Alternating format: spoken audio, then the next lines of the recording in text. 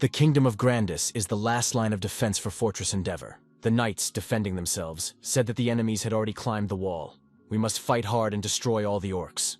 The deputy commander of Fortress Endeavor, Frieren Endeavor, said that the orcs have fallen into a berserk state. It's only a matter of time before the south gate falls. The sheer number of orcs is already causing a lot of trouble. However, the real trouble comes when the orc lord enters the fray. He is different from the previous lords because he is an aura master.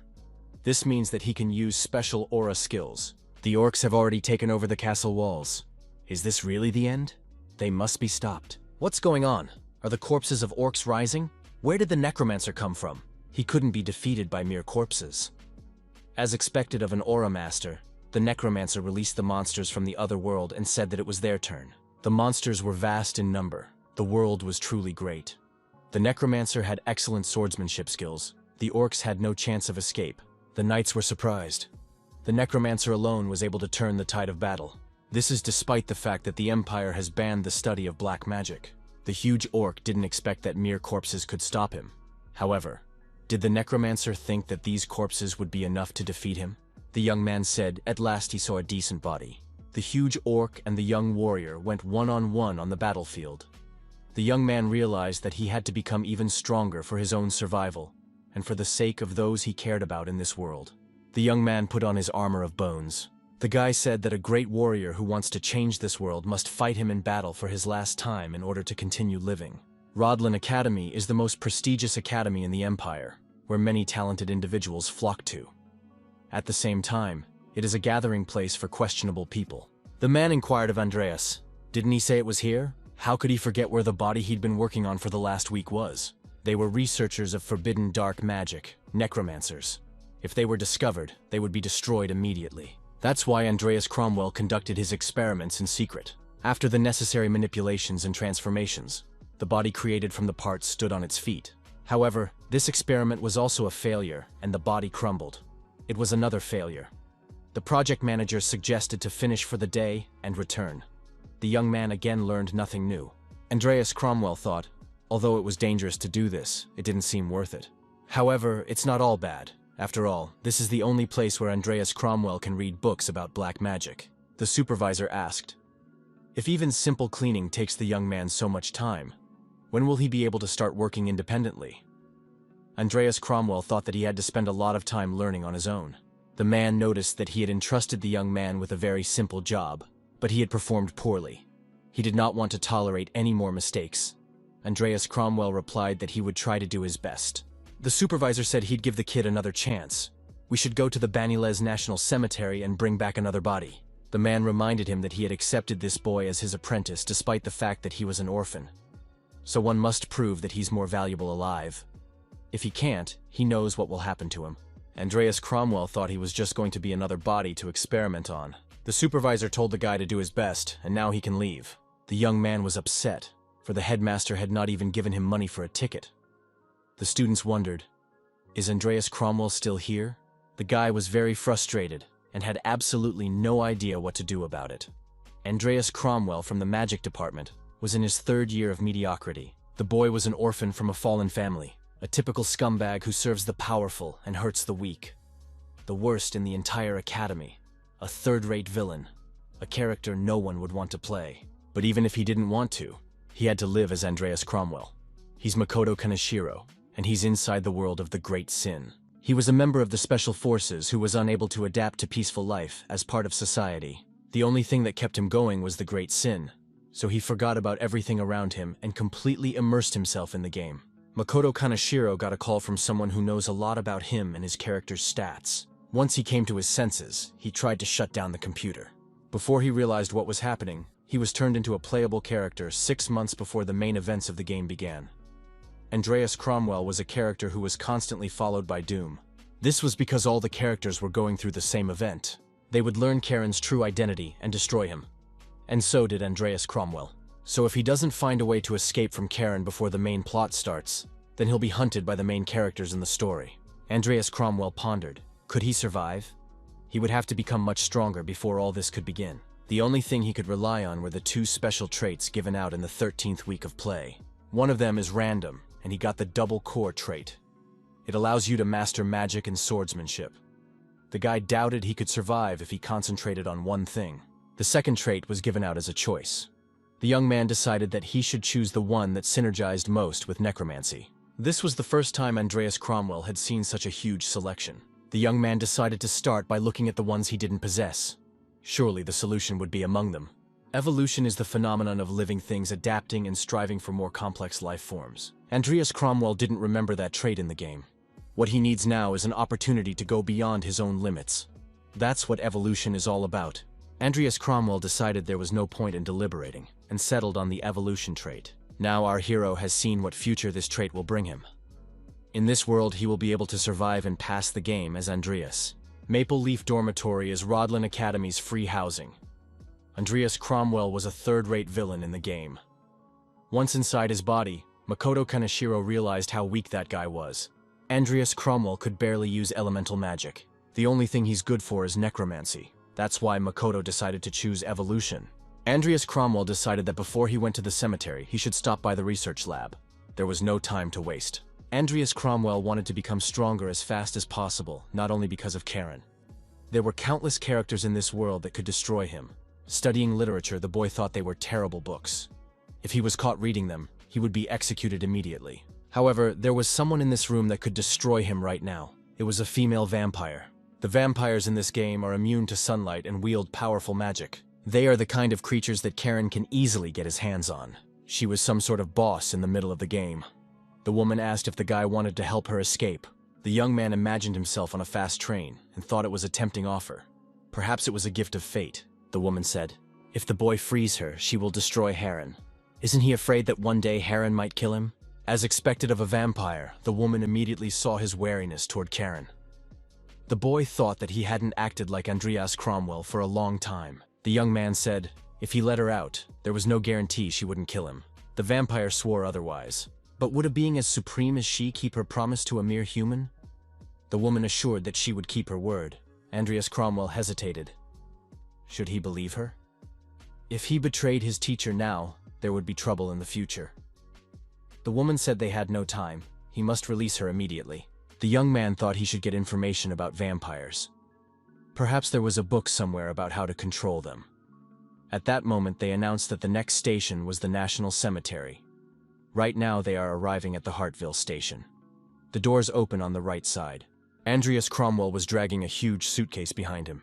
The magician's body was now in all its glory, he thought. Guy realized where black magicians collect corpses, the National Cemetery.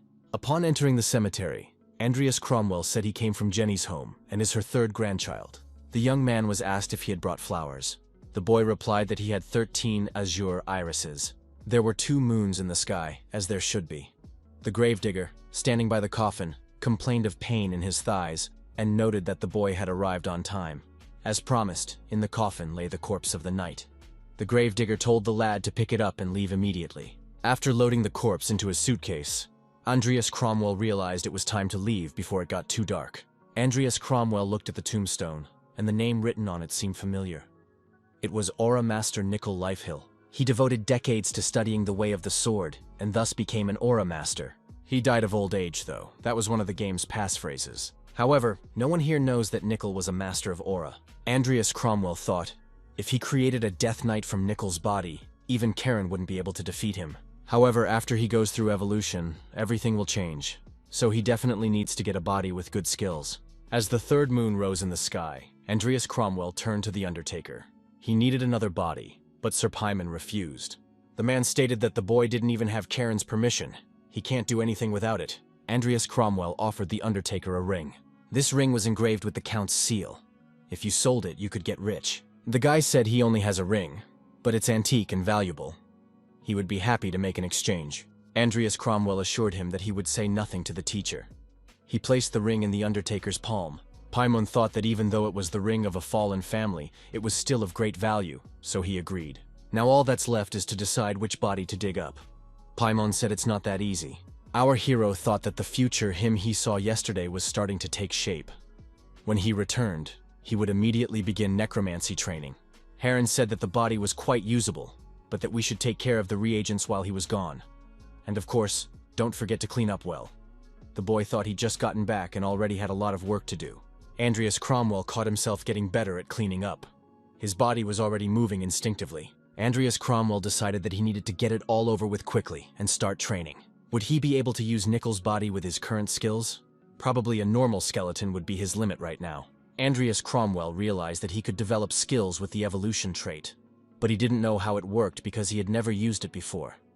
He didn't have any money either, so he wouldn't be able to practice on other bodies. The boy heard himself being asked, "How long is the wait?" The female vampire reminded him that she wasn't going to kill him. Why can't he let her go? Does he really want to be Heron's errand boy for the rest of his life? Andreas Cromwell approached the cage with the female vampire. She waited a long time for him to speak to her. Had the boy made up his mind? Our hero wondered how Karen was able to catch her. But as soon as he read one book, everything became clear. The woman wondered. Why does he look at her like that and remain silent? Does he still have doubts? She advised him to hurry up, otherwise, even if he let her out, she would still destroy him. Andreas Cromwell said he would release her. He doesn't want to serve Karen anymore. The vampire woman told him to remove her restraints in that case. The guy stated that she had to swear on the name of her family that she would not destroy him. Andreas Cromwell thought that judging by her reaction, the contents of the book were true. When a vampire swears on the name of his own kind, there is no way he can break his promise. The woman swore in Lucifer's name. The young man was surprised. Was it really that easy? The system reports that Andreas Cromwell has met the condition.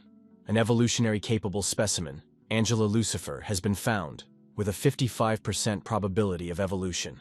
Andreas Cromwell thought that he could use evolution on more than just summoned creatures. Though genetic variations were possible, it was a chance to test the skill before using it on Nickel. Even if something happened, it wouldn't be his problem. Andreas Cromwell agreed to use this evolution trait on a female vampire. Angela Lucifer began to shake and spit. She screamed, "What have you done?" Andreas Cromwell was equally frightened. What had happened to her? Andreas Cromwell told the vampires to pull herself together and get up. He didn't even realize if it had been successful. He had learned something new about the trait. Our hero thought, if he can evolve creatures that aren't his summoned ones, he can definitely evolve his own. So it's safe to summon Nickel. The young man placed the old man's body on the pictograph and proceeded with the necessary ritual actions. Andreas Cromwell activated skeleton summoning using basic necromancy. The guy was surprised at the amount of mana needed to summon a single skeleton. The skeleton summoning was successfully applied. The skeleton moved and rose to its feet. The level of the corpse was very high. Additional effects were added. It turned into a skeleton soldier. He could now adopt some of the spirit part of the original body. The guy thought that this was a huge success. He even became a class above a normal skeleton. Mastery is a state that means one is at the peak of mastery of something and has reached its limit. It was the only trait that could be obtained through putting in effort. It was great, as the skeleton had gotten that skill. Andreas Cromwell asked if the skeleton had been a sword master in his lifetime. The guy said the skeleton would be in his care. After a fruitful work, our hero decided to take a rest. He not unreasonably thought that it was deserved. After studying the characteristics, our hero realized that even without using the summoning skill, the skill would still grow. Andreas Cromwell decided it was worth a shot to get Nickel out. The guy told the skeleton to come out, but it would be bad if someone saw him. We should dress him up somehow. With some ingenuity, our hero dressed up Nickel. Now he looks like a human. Looks like the passphrase wasn't deceiving. He died during training and is practicing even though he died. Nickel was trying to practice sword strokes. Andreas Cromwell thought that was even a good thing. He had finally found a use for the trait. The boy asked that Nickel teach him how to fence. Instead of a ball, our hero had a stick in his hands. That was good enough to start with. The skeleton helped practicing blows from top to bottom. Andreas Cromwell felt his body creaking like a madman. Andreas Cromwell was grateful that Nickel had taught him how to use even a body like this. The boy felt as if he was being trained by a mad aura master. The young man thought, if he did everything right, he would be able to comprehend aura and switch between aura and mana thanks to the dual core trait. He would be able to go the way of a magical swordsman, for he would collect mana in his heart and aura in his dantian. His path will be more difficult than others, but if he can overcome it all, he will be stronger than anyone. Just like Emperor Edmund, one of the founders of the empire. Nickel signaled the kid to concentrate and not get distracted.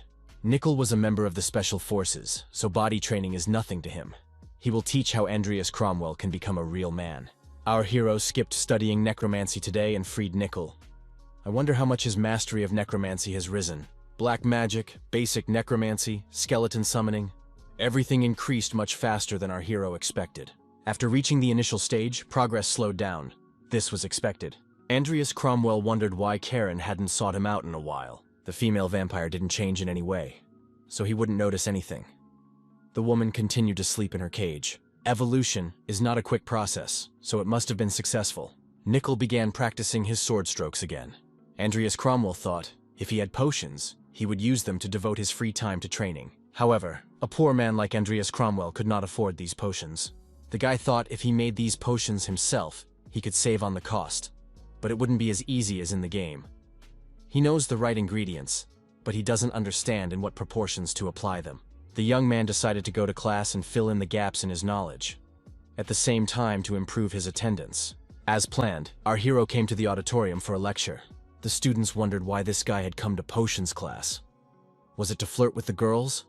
What was he even doing here? Andreas Cromwell tried not to stand out from the other students in the classroom. The teacher called for silence and said he was beginning the third lecture. It was Professor Vauban's lessons, an intermediate course in herbalism. The events and their content were not unlike a game. Our hero waited for the teacher to talk about proportions. The lecturer said that they would now move on to the method of creating a body-strengthening potion. Professor Vauban reminded him that the potion was based on mohin leaves and 3 other ingredients. Our hero thought that the content of the lecture and his gaming experience did not coincide. Although it is an intermediate potion, the professor decided to teach a potion that has a large number of side effects. Isn't this a joke? Andreas Cromwell raised his hand and said he had a question for the professor. The young man asked why Professor Vauban does not add hon pishi extract and matarat root. The professor wondered, why add them? If the young man so desired, he could go straight to the kitchen and make soup. The students laughed. The teacher said he had listed the necessary ingredients to create a body-strengthening potion. Why such a reaction? Andreas Cromwell thought. Maybe this recipe hadn't been invented yet. Having endured everything to attend this class, our hero only to find out that his knowledge is much better than what is taught in class. Andreas Cromwell thought, what if he was self-trained? Andreas Cromwell tried to create the potion himself, but the experience was a failure. He had the wrong system for the potion, and he couldn't find the right concentration. Even though the guy knew the recipe, he needed a reliable method of creation. The materials cost much more than expected. Thus, it was possible to go bankrupt in a short time. Andreas Cromwell thought it would be a good idea to call for help. But who would dare to help someone like him? A fellow student entered the room and said that Andreas was here and expected to see him. Makoto Kaneshiro is worried that a playable character is here to stay. It was Lucia Everlast. This character was very talented at creating potions. However, she shouldn't be close to Andreas Cromwell. So what is she doing here? The girl said that Andreas Cromwell had screwed up many times before. It smelled very badly of smoke in here. The guy thought he would ignore this girl and maybe she would leave later on her own. Lucia asked what Andreas was doing here. The boy replied that it was a secret. The boy thought that not only had he gone to class for nothing, but this problem had come up. Lucia said that young man was a real brute. The girl noticed that Andreas Cromwell was not the type of man to take initiative. Everlast offered our hero a coeducation. Lucia said it might be a good idea. The boy saw no point in refusing. Andreas Cromwell asked what she wanted. Lucia wondered if it was strange that she was looking for a research partner. The girl added that she wanted his gratitude. Lucia assumed that the guy had some talent for creating amazing things. She looks forward to a potion that doesn't yet exist in the world. The young man tried to make the potion by himself. The reason why Lucia is good at potions isn't because of her innate talent. It's all because of the illness that has come over her. Even renowned doctors and pharmacists couldn't cure her. So she had no choice and started to learn everything on her own. This disease came out of nowhere, thanks to the system. But unless she's been through the game, she can't find a cure. Andreas Cromwell thought he was lucky to have met a girl as smart as Lucia.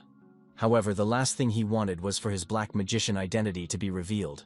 Andreas Cromwell thought that the girl had heard what he had said in class and decided to meet him because of it. Lucia wondered why the young man had such an irritated expression on his face. Our hero thought, if he gets in touch with the girl but something goes wrong, his life could be cut short. Andreas Cromwell told the interviewer that if she was not interested, she could leave. Lucia said that Andreas named a peony mushroom in class to add to the potion. Was that true? The boy thought it was the main ingredient that only he should know about. Lucia asked, if you add it now, won't it make a potion? The girl said she realized it intuitively. If he wanted to, she could help. Andreas Cromwell said that the girl is thinking like that because she is rich. Once she does what she wants, she will leave right away. Lucia says she's giving the guy some time to think about it. She hopes he will change his mind soon. Even without being distracted by anything, the risks were still too great. Learning the art of swordsmanship with the skeleton continued. The young man thought he could find the proportions himself. But the problem was money. First, you have to find a way to make money. Andreas Cromwell thought, is there something he could use? The stick strokes were getting better and better each time. The skeleton knew what he was doing. Andreas Cromwell thought, the skeleton can see when he is distracted. We should carefully consider this point after training. The only thing that came to mind was to ask his sister to send him money, for she had written that she missed him. The young man thought that this was not the way to get money. Our hero was spotted by a girl. If it isn't Andreas Cromwell, he's walking with a book in his hand. Has he decided to change? The girl thought, even if he's changed, there's no way his rotten nature will change. It was Deanna Alwyn, a genius sorceress, the young mistress of the Alwyn family. It was another character who could easily destroy Andreas Cromwell at the academy. The young men got along well when they were children, but due to the enormous amount of debt, the Cromwell family became estranged.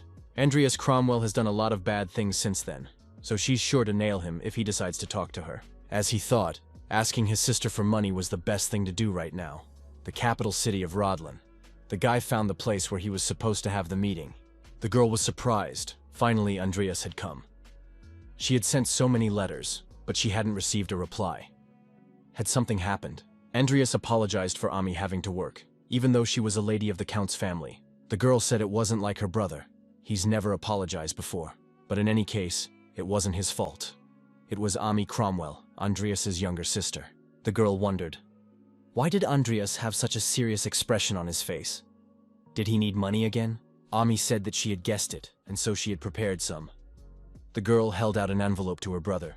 Andreas thanked his sister and said that he would definitely return it. Ami asked where his brother's ring had gone. Andreas replied that he had taken off the family ring so he wouldn't lose it. Ami expressed hope that her brother was taking good care of him. The young man could not tell his sister the truth. The girl, suspecting the truth, asked, he didn't do it, did he? Andreas lowered his eyes in silence. Ami understood and told him to leave. She didn't want to see him again. The nurse turned around and headed for the exit. She told him not to come to her again and not to return the money. Andreas Cromwell thought he should be sure to return this ring. It must be very precious to his sister. It was the first time the boy had seen his sister so angry. Andreas Cromwell decided to return the ring as soon as possible. What is the point of life if one simply exists? Makoto Kaneshiro was also unhappy to be the sole survivor. Andreas Cromwell thought he would take Lucy up on Lucy's offer to get the ring back at any cost. Potion making. Experiment report. The girl needed to wake up and run around a bit, or she was already lying around doing nothing, like a recluse. Lucia did nothing while he worked up a sweat. Devoting all your free time to research and training is very exhausting. But sometimes a girl unexpectedly decides to help him, and the process gets faster. Right now, however, it seemed to the young man that he was the only one working. Andreas Cromwell told the girl to get up and not lie on the bed. Lucia said that the young man should reduce the amount of matter and add some essence of the Todora tree. Her intuition was amazing. Sometimes her clues became the solution to a problem. The guy was doing it for the money, but working together with her was a good idea. The system reported that a body-strengthening potion, intermediate grade, had been made. Andreas Cromwell, smiling, turned around and told his colleague that he had succeeded. This happened very unexpectedly, and this is the end of his report on the experiment. The talent of making potions of the enhancing type has been obtained. The conditions were met. The system reported that the hero had met the conditions. An evolvable specimen has been discovered. Angela Lucifer. The probability of evolution is 55%. Andreas Cromwell was surprised. Could he really be able to break talents? Did that mean he could evolve anything when the conditions were met? However, the chances are slim, even slimmer than the evolution of a female vampire. Andreas Cromwell thought it was amazing. There were no side effects. However, he decided to hang on to his choice. Lucia said it could be used every day, and suggested applying to the potions evaluation committee. Andreas Cromwell said the girl could do it herself, for he did all the dirty work alone. Lucia stated that she would be busy with midterm exams from tomorrow. But if the boy helped her a little, she would take care of everything herself. Andreas Cromwell was indignant. Had he only helped a little? After all, it was Lucia who had been lying down all the time and doing nothing. Angela Lucifer has evolved. The time remaining is a little over 2 weeks. The woman didn't understand what had happened to her. Her whole body was writhing in pain, but she sensed that there was something more behind the pain.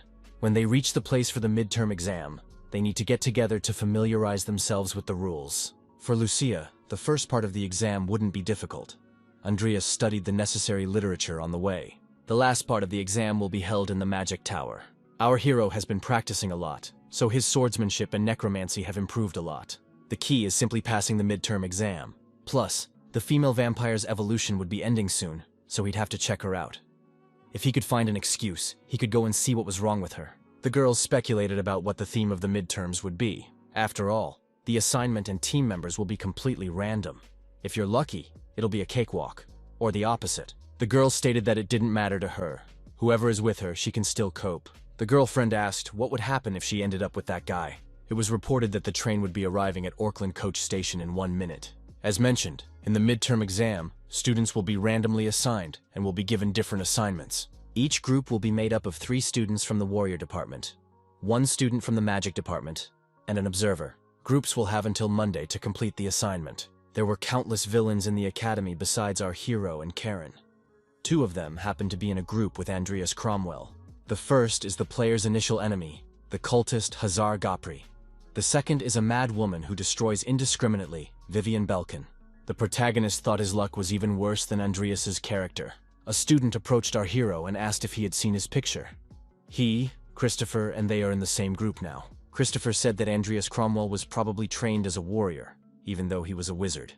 But he was disgusted with him, so it was best to stay out of sight. Andreas wondered, why was Christopher so aggressive? Hazar Gopri also waved and said hello. He said that all warriors are not the most social people. Christopher wondered, who was he to say that? Andreas thought the mob warrior was also in his group. Christopher said he wouldn't ignore a mage trying to emulate the warriors. Hazar Gopri remarked that it was okay to exercise a little. Andreas Cromwell wondered when they would stop arguing. However, our hero realized that these people were not the only problem in the group. Andreas Cromwell was surprised that their observer was a Yankee. Why was that? It was the worst lineup possible. The leader said that when all the members of the group were assembled, they could go for the task. However, they would have to do their best to come back alive. Andreas Cromwell thought it would be difficult to fulfill this condition with such a group. The observer has decided to introduce herself. She is Ivy Claire, observer of Team 9. Ivy Claire showed everyone the assignment and said that it should be studied carefully. It was to explore a village in Baron Baloric's territory. Ivy Claire paused for a moment, then asked if there were any questions. Ivy Claire will be the youngest Aura Master ever. Nothing is known about her. She's very capable, but her identity is questionable. Claire pointed her finger at Andreas Cromwell and said that the green-haired man was trying to emulate the knights. Ivy Claire wondered if a wizard like him could even do a push-up. Andreas Cromwell said he didn't want to hear it from someone who needed to chew jerky to look cool. Ivy Claire told a member that he couldn't smoke here if he didn't want her to cause trouble. When the young men reached their destination, they saw a huge castle, unnatural for an ordinary baron. Baron Baloric greeted the young men and said that they had come a long way. He added that what had happened could be a stain on his reputation, and offered to bring the guests up to speed. The landlord of the village of Trim was his nephew. He was a baronet with no last name. Baloric said that is all he knows. Ivy Claire thanked for the comprehensive information. A servant came up and said something confidential in the baron's ear. The baron rose from his seat and said that he had urgent business to attend to. He wished the young men good luck. The servant apologized and said that the young master was not feeling well. Ivy Claire said they have gotten all the information they need and are leaving soon. Watcher thanked Christopher for looking at the gear. Claire noticed that this baron was very calm for someone who had a nephew missing. The girl asked Andreas Cromwell why he insisted on leaving today. He did not reply that the situation looked suspicious, especially the part with the missing people who went off to investigate the case. The whole story looks fabricated. It was also strange that they had only sent one group even though it had been a whole month. But the strangest thing was the butler's attitude. The butler said that if the group left now, they would not reach the village until night. The man said it would be better for the young men to spend the night here and leave tomorrow. Ivy Claire replied that she would appreciate the concern, but she shouldn't. After they refused to stay, the butler looked as if his plan had failed. The butler and the baron looked agitated. Tremors, confused breathing, and strange behavior. Everything about them said they were hiding something. The young men decided to go now to the village of Trim. This request was not as easy as it seemed at first. Christopher asked the group if they should find overnight accommodations when they arrive. Ivy Claire said that their priority was to investigate. We should start with an inspection of the landlord's castle. The whole affair looked suspicious, but all they could do was just investigate everything. Andreas Cromwell felt his mana suddenly begin to shake. The trembling became more and more intense as we approached the village. What's going on? The coachman started driving the carriage like a madman at breakneck speed. Christopher shouted that there was something wrong with the coachman. Ivy Claire looked out of the carriage and said it was too late to do anything about it. The girl shouted that everyone should be ready to strike. They were about to crash into the main gate. The carriage crashed and fell apart. The people around them behaved in an unnatural way. Christopher wondered fearfully what was going on here. What was wrong with the inhabitants? Andreas Cromwell, as a wizard, should have known everything. Andreas Cromwell realized that it wasn't an easy mana tremor. The fact that his mana was reacting must mean something. Andreas Cromwell felt the onslaught of black magic on the square they were in. Vivian Belkin tried to calm the child who was rampaging in the square. However, he was too strong for a mere child. Because he had been dancing the whole time, his feet were covered in bloody calluses. It's definitely some kind of curse. Hazar Gopri inquired, was their assignment related to this curse? Christopher said that the landlord disappeared about a month ago. If the residents had been dancing until now, they would have died of fatigue long ago. Andreas Cromwell suggested that someone was taking care of them so they wouldn't die. Ivy Claire suggested that they were in some kind of bad business. Our hero knew that Andreas Cromwell did not die in this part of the game. If they had accepted the butler's offer and stayed in the castle, the Baron would have had time to hide everything. However, because they immediately went to the village, events changed. They got involved in a dangerous situation. The mana our hero sensed was roughly at Charon's level, but the fact that he is able to use such a large-scale spell seems strange. Does he possess some kind of artifact? Christopher asked Andreas Cromwell, who is the magician on this expedition. What is wrong here? Andreas Cromwell stated that they have too little information. First, we must see the landlord's house. Our hero understood that the first step was to gather information. Young people approached the house and saw burning human bodies in front of it. Breaking into the house, our hero saw a horrifying picture. There were human corpses lying everywhere. Judging from their clothes, they were Imperial investigators. It seemed like it had been a long time since they had been killed. Andreas Cromwell suggested that they would not be able to resolve this issue on their own. Andreas decided, based on what he saw, that it was the work of a black magician. Ivy Claire asked why such conclusions were made. It looked like someone had amplified the emotions of the people here and transformed them into magic power. After all, the power of black magicians is drawn from human emotions, so we can assume that the landlord must have been destroyed by now. He was probably interfering with their plans. Christopher assumed those burning bodies near the entrance were some type of black magic ritual. Ivy Claire said they will know the truth after they catch the criminals. It is necessary to thoroughly investigate this estate. However, after thoroughly investigating, the young men found nothing. There wasn't even the landlord's body here. Andreas Cromwell looked out of the window outside and saw a huge number of people walking towards the central building of the manor. The boy thought that the black magician had made his move. The young men were frightened. What were they going to do now? They seemed to have been spotted. It was as if the men were waiting for them to enter the manor. Ivy Claire said they need to stop searching and leave this building.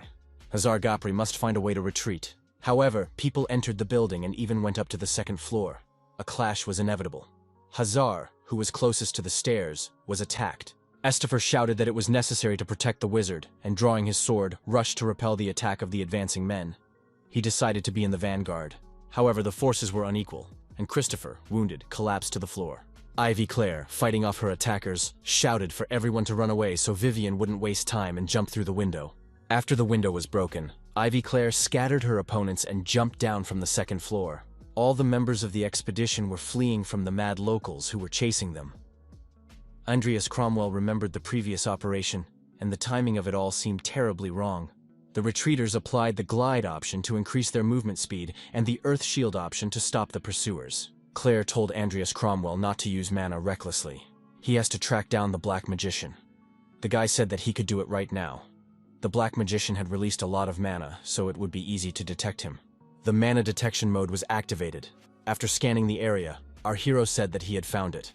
Andreas Cromwell said he found the Dark Wizard. It's a house 100 meters away from them.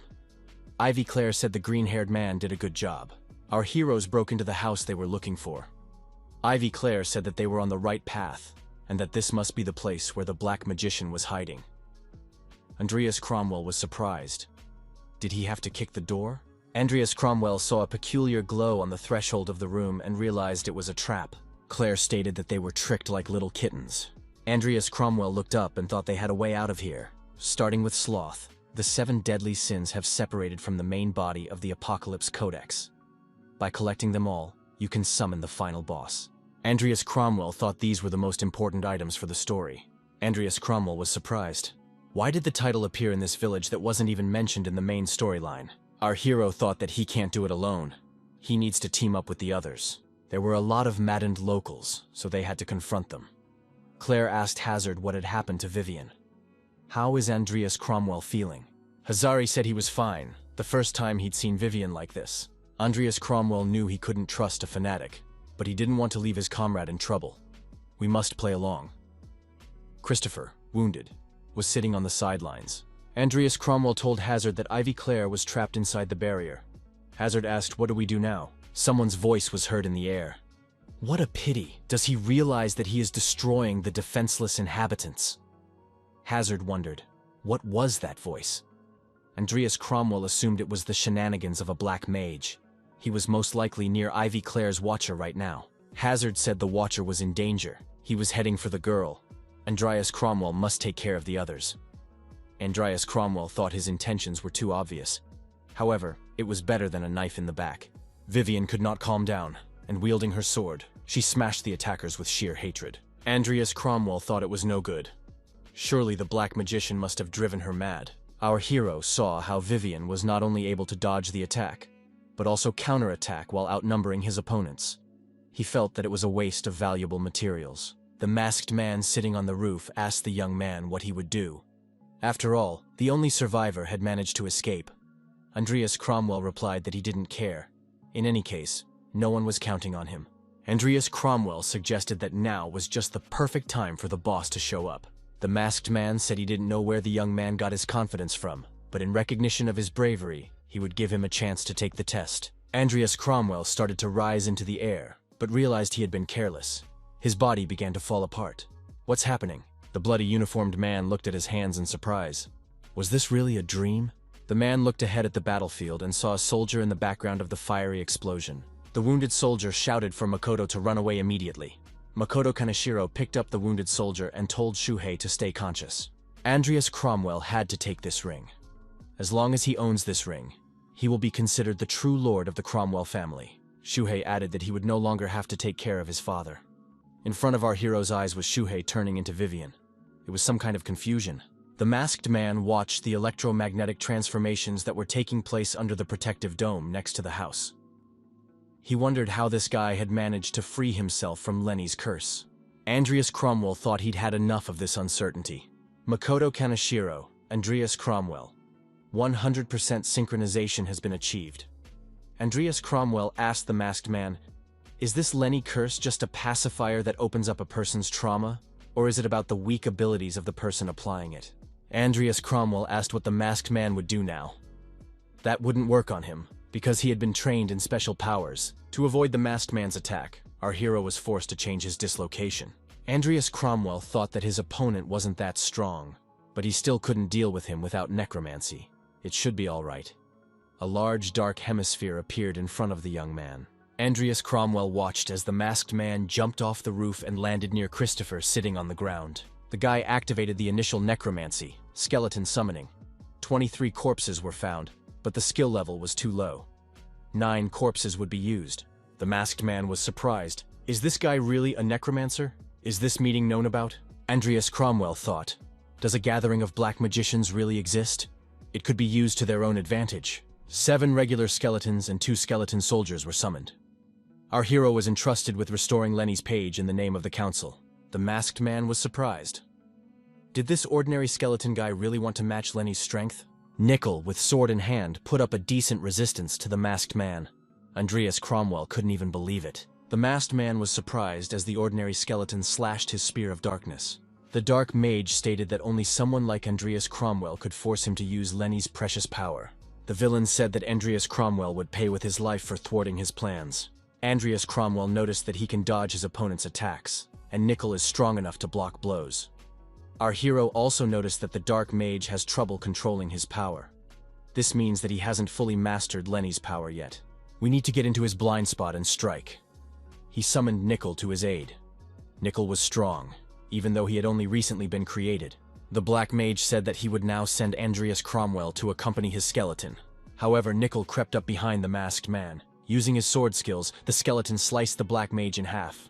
Andreas Cromwell had been wondering all this time who might be hiding behind that mask. Who would have thought that this man turned out to be the Baron's butler? Probably the Baron himself had something to do with it.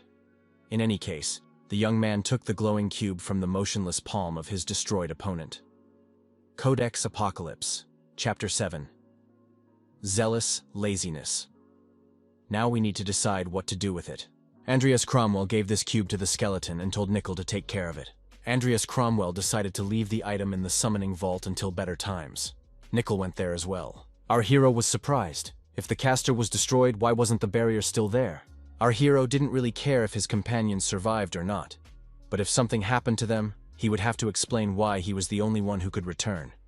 And he won't be able to reveal that he used black magic. This barrier was different from the one he was in. Andreas was surprised when he felt the barrier suck him inside. Andreas Cromwell found himself in an unfamiliar room. In this room was a green-haired girl. Could it really be little Vivian Belkin?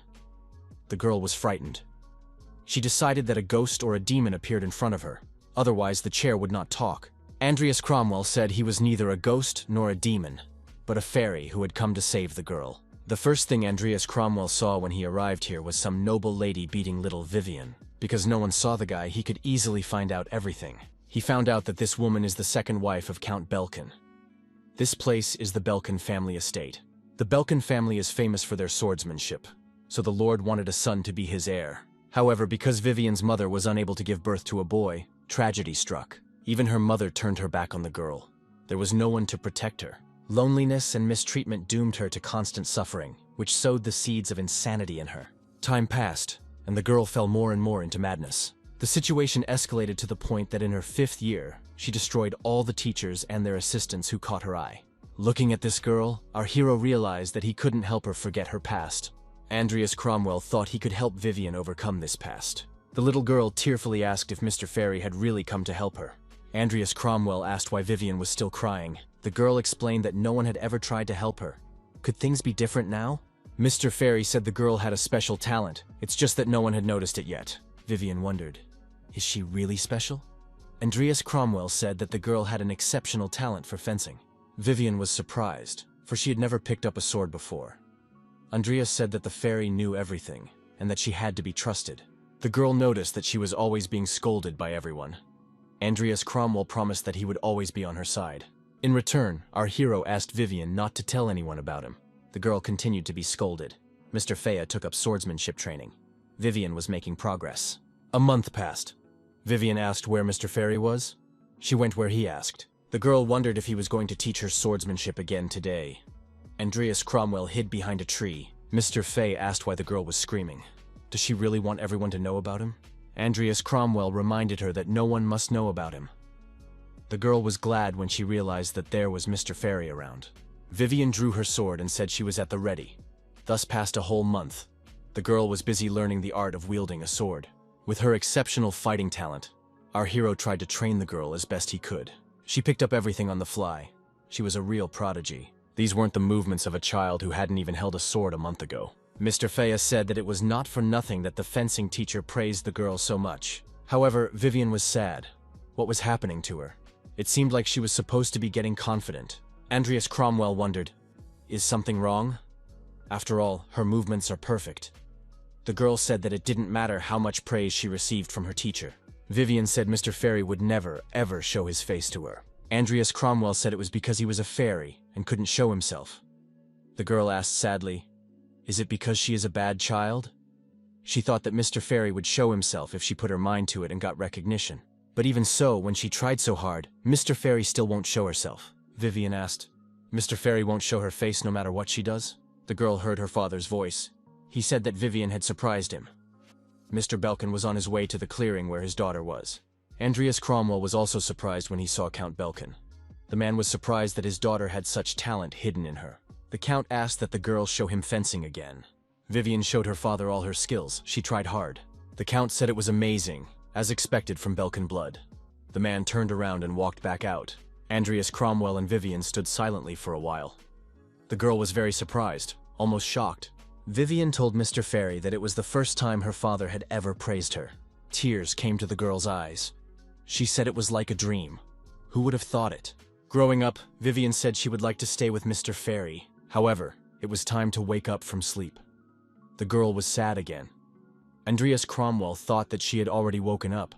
Vivian said that thanks to Mr. Fairy, she was able to find the strength to move forward. The girl added that it will help her from now on not to dwell on the past anymore. Andreas Cromwell took the girl's hand and crossed his little fingers over it. The boy asked as she kept her promise. Vivian said, swearing. Everything around him was falling apart, and the boy didn't realize what reality he was already in. Vivian thanked Mr. Fairy for everything. Andreas Cromwell showed the girl a good dream. If it's Vivian, she can do it. Andreas Cromwell hoped it was the same Vivian from his dream. The young men still kept their little fingers crossed. Baron Baloric is one of those behind the incident in the village of Trim. Andreas told Iwa about it after she got out of the barrier on her own and joined them. Iwa Claire said to the green-haired man to cut off that rascal's head and not to hurt his face. Claire stated that they were going to the Baron's castle right away. The intent to destroy that Iva Claire had was terrifying to our hero. Christopher was dead. Hazard was missing. Is there no surprise in that? In front of the Baron's castle, our heroes were met by knights. They told the men to lay down their weapons. The girl said that she was Ivy Claire, an assistant professor at Rodlin Academy of the Faculty of Knights. From now on, anyone who tries to protect Baron Baloric will be charged with treason and destroyed on the spot. Andreas Cromwell thought, is she really going to destroy all these knights? What Claire showed to the knights left them indescribably horrified. Ivy Claire held the butler's head in her hands. She wondered if the knights would recognize him. Claire added that he is one of those responsible for the incidents in Trim Village. She wants to be taken to the Baron immediately. Ivy Claire, resolutely, in her own style, kicked the door to the study with her foot. Everyone who entered the office was amazed at what they saw. Baron Baloric realized that Evan, his butler, was dead. The Baron pointed at the huge monster and said it was his son, Edel. Baron added that he was supposed to have died of illness several months ago. Our hero now understood why the Baron had resorted to black magic. Baloric said that while he was looking for a cure, a man in a robe came to him. He said he knew a way to help his son. The Baron begged him to save his son at all costs, even if it meant he'd have to bring him to a sorry state. The man got down on his knees and apologized to his son for acting so recklessly. Ivy Claire cast the Baron aside and told him to say these words to the people he had destroyed with the butler. The knights ran up to their lord while the Baron continued to lie on the floor. Ivy Claire ordered the knights to immediately call a team to investigate and get rid of this monster. Andreas Cromwell picked up a stone, used his magical abilities, turned it into a spear, and threw it straight at the target. The stone hit the monster's face, and Edel screamed loudly. The Baron looked at his son with fear. Baron Baloric dropped to his knees again, crawled over to his son, and leaned his arms against him. Ivy Claire asked why the green-haired man had done this without her permission. Andreas Cromwell replied that the creature created by black magic should have been dealt with at once before it did something else. Besides, all important information should be in the Baron's hands, isn't he right? Upon arrival, the Imperial investigation team immediately arrested and led the Baron away. The monster, guarded by knights, was loaded onto huge carts for further transportation. When everyone returned to the academy, Vivian and our hero were called to testify. He was obviously in cahoots with the Black Magician. It was decided to bring the Baron in for re-examination. The commander thanked the young men for their cooperation and said they were free to go. Baron Baloric was informed that the consequences of associating with black magic would be very serious. Andreas Cromwell thought the Baron should thank him. If he hadn't massacred his son then, a group of mindless wizards would have subjected him to the cruelest of experiments. Vivian asked, "Didn't Mr. Fairy do it on purpose?" She is referring to the Baron's son. Vivian asked, "Didn't Mr. Fairy massacre the Baron's son so that he wouldn't suffer?" Andreas Cromwell asked Vivian which fairy she was talking about. Vivian said Andreas Cromwell sounds like Mr. Fairy, same voice and same intonation. Lucia approached our hero and asked if he had finished with his business. Andreas Cromwell confirmed that the hearing was over. Lucia showed the clipboard and offered to take a look. Andreas Cromwell was now a celebrity. There was a report that the students of Rodlin Academy had defeated the Black Magician and received special praise from the Imperial investigation team. Lucia remarked that it had been a little while since the potion had been publicized. Andreas Cromwell replied that he really wanted peace and quiet. Lucia shouted that now Andreas Cromwell had his reward, and for that he should treat her to a delicious meal. Andreas Cromwell refused, for the money from the bounty must be divided among everyone. Lucia pointed to Vivian and asked, "Wasn't that girl on the news too?" Andreas Cromwell introduced his companion to Lucia. Our hero introduced the girls, Lucia Everlast and Vivian Belkin. Lucia said she wanted to return to the subject, for Andreas Cromwell had gotten the money, one way or another. So it was necessary to have a festive dinner and celebrate the successful release of their potion. Andreas Cromwell said the judges haven't ruled yet, so they will have dinner another time. Lucia went about her business and said that in that case they would meet tomorrow at the Magic Tower. Andreas Cromwell said he would not forgive her if she was late. Rodlin, the Magic Tower. The young man knew this would be the end of it. He put Lucia on his back and transported her to the Magic Tower. The man checked the information and told Andreas Cromwell and Lucia Everlast to follow him. The man said that the space in the Tower of Magic is constantly changing, so you have to follow him step by step. Lucia asked what kind of relationship Andreas Cromwell and Vivian had. The guy replied that they were not in a relationship. Lucia wondered if they were going to dinner. Andreas Cromwell wondered why Lucia was asking him for a treat, since she was a rich woman. The man said that the young people were not nervous at all. It looked very impertinent. Andreas and Lucia looked into each other's eyes. The voice sounded familiar to them. A blindfolded man appeared beside the young men and put his arm around their shoulders. A huge eagle hovered above him.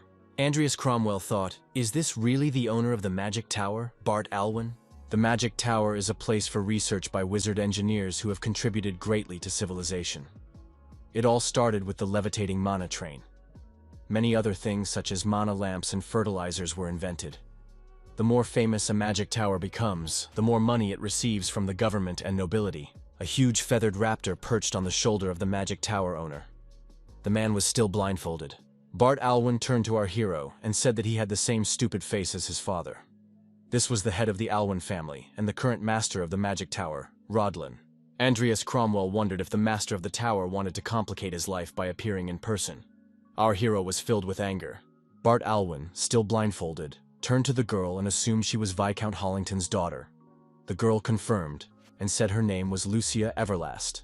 Bart Alwyn stated that if young people want their names to be remembered, they need to look less ordinary. The master of the magic tower added that he would help the young people with this. Lucia assumed that the tower master was indeed a monster capable of using such a complex spatial magic spell. However, it felt like he was just showing off. Bart Alwyn stated that he could even hear them whispering. The magic tower master and the young men walked over to a long table where 3 people were seated. Bart Alwyn asked these men, "Is the potion evaluation still in progress?" One of them replied that they had just finished the efficacy test. The only thing left was to ask a few questions about the method of production. The magic tower master tasted the contents of the vial, a red liquid. Holding the liquid in his mouth, Bart Alwyn said, "Essence of the Todora tree, moehin leaves, jahaz fruit, and peony mushroom." The master turned to Lucia and asked if there was more to it. The girl replied that there is also hongpishi extract and matarat root. Bart Alwyn moved closer to the girl. Rumors had reached him, but he couldn't believe it was possible to create such a potion at such a young age. The master said that if the evaluation is complete, the potion must be approved. Bart Alwyn inquired as to why the son of the Cromwell family was here. The man remarked that on paper they have a joint effort. However, in reality he is not doing anything, is he? Lucia said that without this person, she would not have been able to create this potion. The girl added that the guy did most of the work and she only helped a little. Bart Alwyn was surprised and said he would check it out now. Lucia quietly told our hero that the master could not use magic outside the magic tower. The guy saw that the girl was even now analyzing his actions. Bart Alwyn said to have Andreas Cromwell make the potion right now. All the ingredients are in the vault. He thought if he used something he hadn't used before, he'd be in trouble.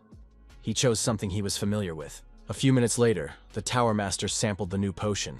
The man admitted that the young man made the potion correctly. Bart Alwyn inquired why the young man had added the hoon-pishi extract. Andreas Cromwell replied that he added this ingredient to get rid of the side effects and enhance its effects.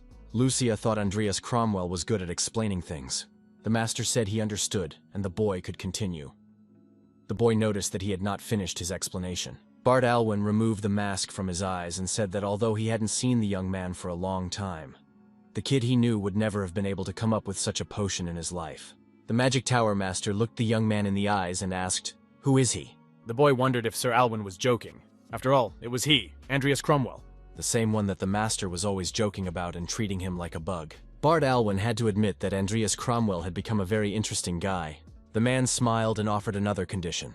If the young man makes another potion this year, and it passes the test, it will pay all the debts of the Cromwell family and fulfill his one wish. However, if the guy fails, he will immediately leave Rodlin Academy. The Tower Master asked if the young man would agree to such an offer. The young man realized that the conditions were not easy, but he agreed. As heir to the Cromwell family, he could not refuse such an offer. The Tower Master hoped that the young man would actually succeed at something, given his confidence. Bart Alwyn, remembering a young Andreas Cromwell, said he was looking forward to it. Exactly as time expired, the female vampire rose to her feet in her cell. Using the strength that appeared, she used one hand to shatter the cage separating her from freedom. Angela Lucifer remembered the oath she had made to the green-haired boy on behalf of her kind. The female vampire hadn't forgotten about this guy, Andreas Cromwell. Our hero was reimbursed for some of the cost of materials, so the need for money was slightly reduced. Andreas Cromwell thought that as long as he made the potion, he would be able to concentrate solely on training. The only snag was Lenny's page. No matter how much he thought about it, our hero didn't know how to use it properly. Perhaps he should exchange it for necessary things. There was no way out, so the guy decided to use Frieren. The young man got off at the right station and traveled to his destination. After a while, the guy was already at the target. Walking through the park, our hero heard a suspicious sound. Andreas Cromwell assumed that he had heard what he heard, and proceeded onward. A hooded girl was sitting in a tree, watching our hero closely. Angela Lucifer, and it was she, had no trouble tracking down Andreas Cromwell. Frieren received the young man and said that the hot topic of discussion in the academy had finally decided to visit him as well. The man inquired, "Was this really the potion?" Andreas Cromwell said that he had come to report immediately after the exam was over. Frieren said, confused, "The kid researched this potion in secret from him, and now he's trying to pretend to be a good student." Andreas Cromwell stated that he didn't plan anything. Frieren told the boy to shut up and just follow him. He added that he would teach him what it meant to be his apprentice. Andreas Cromwell was surprised. Had Frieren taken offense at him? It was so petty, after all. Andreas Cromwell followed Karen down the steps into the secret passage. The boy decided that he would not be able to bring up a topic of interest to him today. Andreas saw no point in talking to Frieren when he was in a bad mood. Right now, he could content himself with checking the vampire's condition. What our hero saw really struck him. Everything around him was destroyed and mutilated. Bodies were lying wherever they could find them. Andreas Cromwell thought the vampire's evolution had been a success. The female vampire was nowhere to be seen. The boy sadly thought he wouldn't be able to see her again. She was a good specimen, after all. Charon saw the broken chains and became furious. The man asked Andreas what he had done about the restrictions on Angela. Andreas Cromwell said he did nothing, for he was not bored with life. Our hero thought it was Karen's own fault, so be it. The man screamed loudly with anger and hopelessness.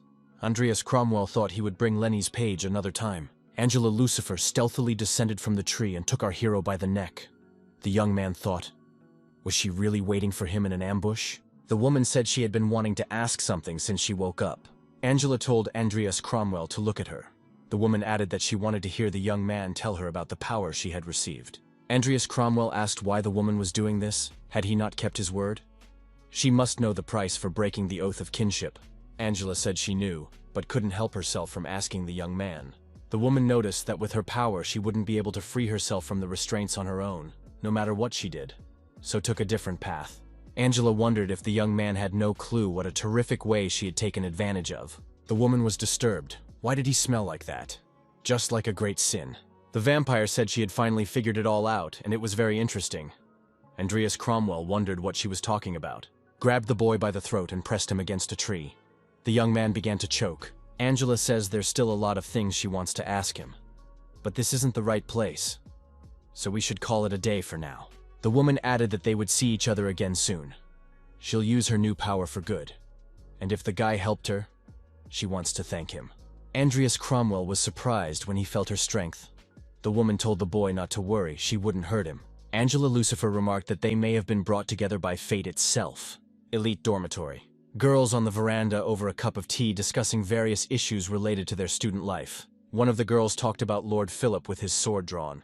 The girls assumed that apparently Lucia Everlast's potion had passed the Magic Tower's evaluation.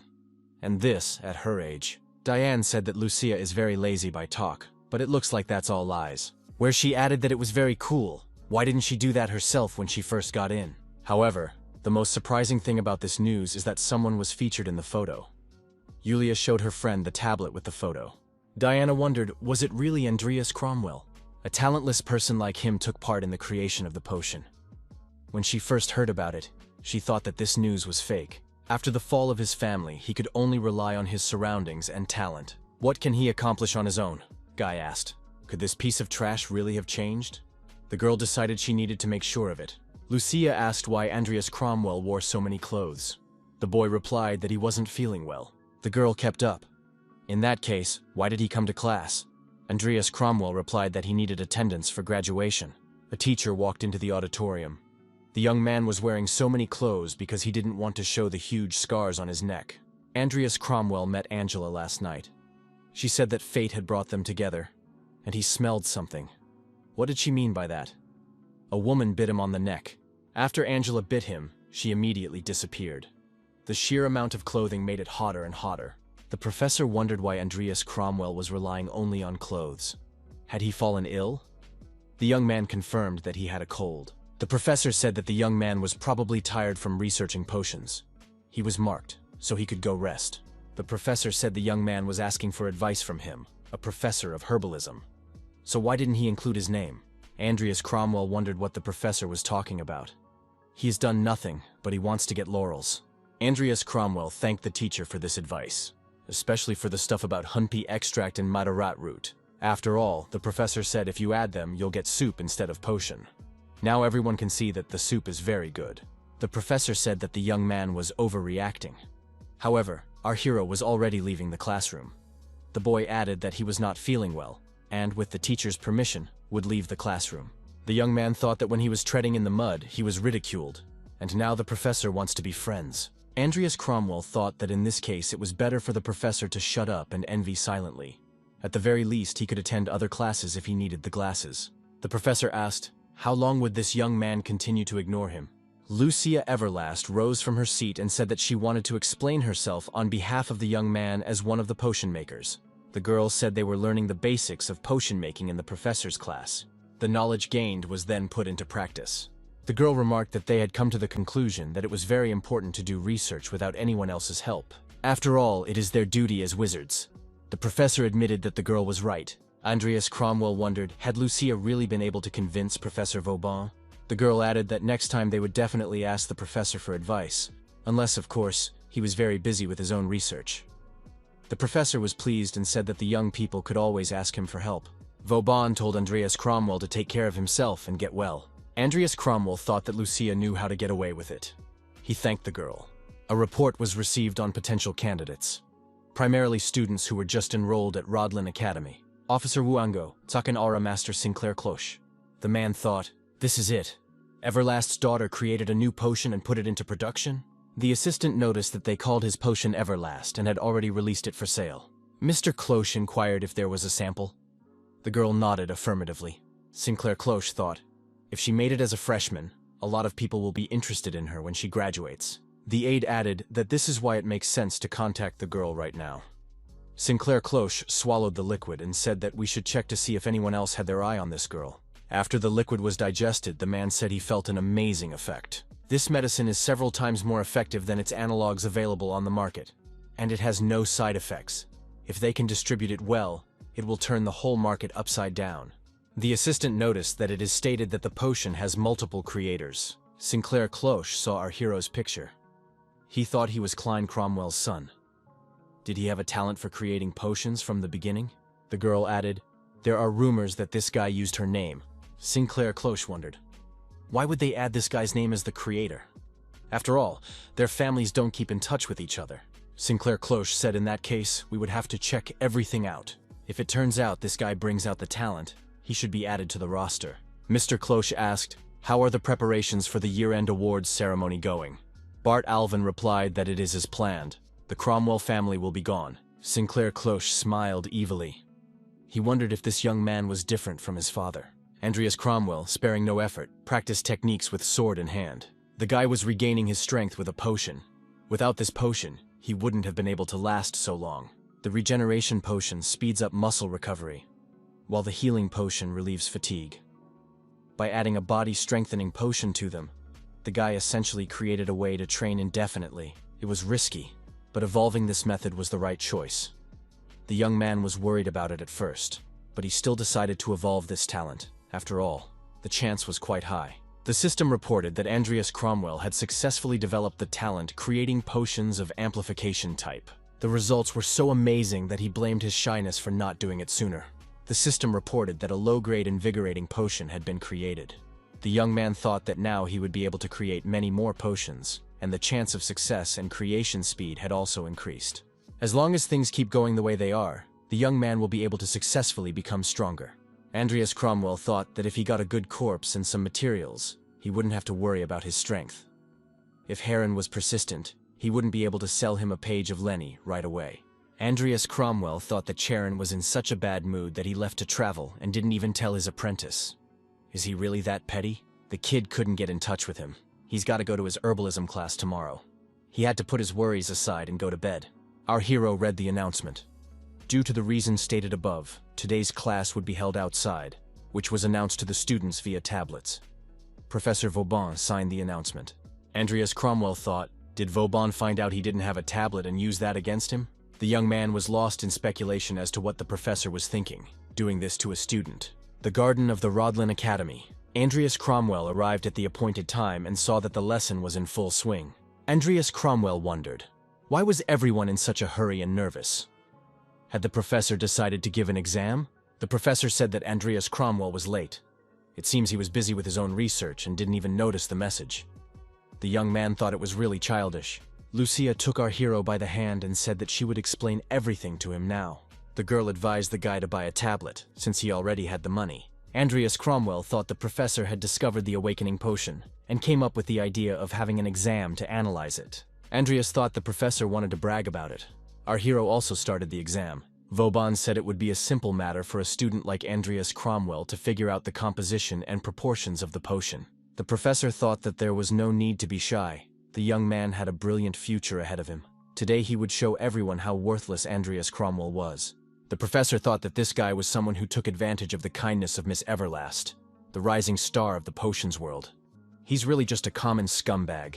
At the end of 4 hours, the professor saw that Lucia and Andreas Cromwell had solved the task at hand. No rule violations were found during the exam. The students realized that Andreas Cromwell really did have a talent for creating potions. Professor Vauban realized that he had lost to some student. Lucia said the greenhead did a good job. The guy said he wasn't greenheaded, he was Andreas. One of the students ran up to the professor and asked why he was treated like that. The student asked why the professor appropriated a potion he had made on his own. The professor, after all, knows firsthand how much effort he put into creating this potion. The pupils wondered, could Herolf be mistaken? After all, a teacher can't do that. Andreas asked the girl what she thought about it. Lucia answered that it seemed to be true. Andreas Cromwell said he thought so too. The girl wondered where Andreas was going. Lucia thought that she had saved this guy as recently as yesterday. But now she won't help him anymore because he's stupid and green-headed. Andreas Cromwell turned to the professor and said he had a question about the potion ingredient. Vauban replied that it was not the right time to ask questions. Andreas Cromwell stated that this is precisely because of the situation that has been created. If the professor himself invented this potion, he can prove it with his answer. Isn't that so? The apprentice wondered, is this really proof like a grade in a magic tower? Andreas Cromwell explained, if the professor really created this potion, he could easily explain the use of each material. Or was he not sure? The man was outraged, for he is a professor at the prestigious Rodlin Academy. In that case, would the professor be able to answer the question why he substituted apri resin for cytamine petals? The professor thought he had been so focused on the day of the show that he had completely forgotten to check this part. A student, the author of the potion creation, asked the professor why he was silent. The student said that by using petals, they could reduce the cost. If the professor was the creator, he would know that. Vauban was angry. What kind of circus was being set up here? Only a magic tower can conduct potion evaluation. Andreas Cromwell asked another question. Why did the professor use the more expensive jelly beetle instead of Papa's powder? The young man wondered why the professor wasn't answering. Everyone realized that the professor had indeed stolen this potion. How could one misappropriate his own student's research? The professor screamed because the poppy powder has a hallucinogenic effect. That's why he replaced it with bugs, even if they are more expensive. The fat man told the professor that was not the reason he replaced the powder. The reason for this is that the powder gets very hot during the creation of the potion, which can cause stomach pains. Vauban shouted again that the student was wrong. It was all because of the hallucinogenic effect. The creator said he just remembered. The professor said the powder had a side effect. However, the professor did not say that this effect was hallucinations. Can the professor explain how he arrived at this answer? The students asked, "Does Mr. Vauban even have a degree in science?" He went so far as to decide to steal his own students' merit. The professor should capitulate immediately. The professor yelled that it wasn't all true. They were cheating. These two have to admit that they lied. The professor shouted that he would report these students to the disciplinary committee. The students suggested that the professor boycott. This Vauban really hit rock bottom. Andreas Cromwell said that if the professor was so unhappy, he could ask Sir Alwyn to look into things personally. The guy pulled out a card and said Mr. Alwyn was sponsoring him. Lucia wondered, this guy is threatening with a map. Maybe the professor would fall for it. The professor's expression changed. Andreas wondered, didn't Vauban want justice? The professor knelt down in front of the young men. Mr. Alwyn, appearing by his eagle, said that if this teacher caused such a mess, he would have to answer for it. The Tower Master thought that this young man was indeed not stupid. However, it was impertinent to use his name. Andreas Cromwell knows the theory and composition of the Awakening Potion. Maybe he could actually create a new potion before the end of the year. The Tower Master had left the Academy grounds. He would be looking forward to this moment. In the Academy's dining hall, the young men decided to grab a bite to eat and talk over a cup of coffee. Lucia thought this guy had decided to treat her to a meal, but of all places, he chose the Academy cafeteria. Andreas Cromwell said that if the girl didn't want it, he could take her food away. Lucia replied that she would eat it all. Andreas Cromwell told Lucia to behave at the table as befitted a rich lady. Andreas showed me how to do it.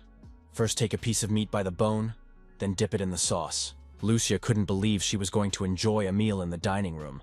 Vivian couldn't believe it either. Lucia asked when Andreas Cromwell plans to buy all the tablets. When he has one, he will be able to get information about what is going on and not be late for classes. Andreas Cromwell said he was still saving money. Lucia noticed that the tablet was quite inexpensive. Vivian thought that Mr. Fairy had given her meat. Andreas Cromwell said that Lucia could always afford everything, because she came from a rich family. Vivian asked if Mr. Fairy wanted her to give him something too.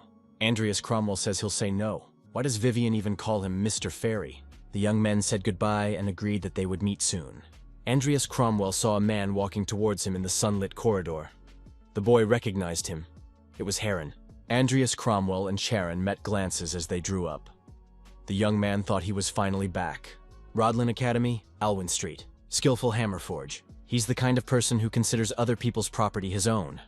And he'll probably try to take Lenny's page by force. So it's worth being prepared. Andreas Cromwell chose a sword and said that this one would suit him. The blacksmith asked if he needed a sharpening stone. The girl saw the young man and asked what Andreas Cromwell was doing in the forge. Andreas was surprised to see Diana. Andreas Cromwell said he needed a sword. The girl wondered why he needed a sword since he was a mage. The boy replied that he could use a sword for self-defense. The girl, pointing to the box, said it was a gift for her brother. Andreas Cromwell realized that it was Carlos Alvin. Carlos Alvin, the eldest son of the Alvin family. He is trained in the way of the warrior. They used to get along very well. Carlos had already died when the game started, so the game just bypassed him. Andreas Cromwell looked at Diana intently. He hadn't seen the girl in a long time. Carlos died at the end of the year at an event at the Academy. After Hazar escaped from Duke Bularic's territory, he joined a religious cult. Andreas Cromwell asked Diane if Carlos was also participating in the end-of-year event. The girl confirmed. Andreas Cromwell said it would be great if all three of them met. Diana, after asking others about this guy and seeing him, realized that he was different somehow.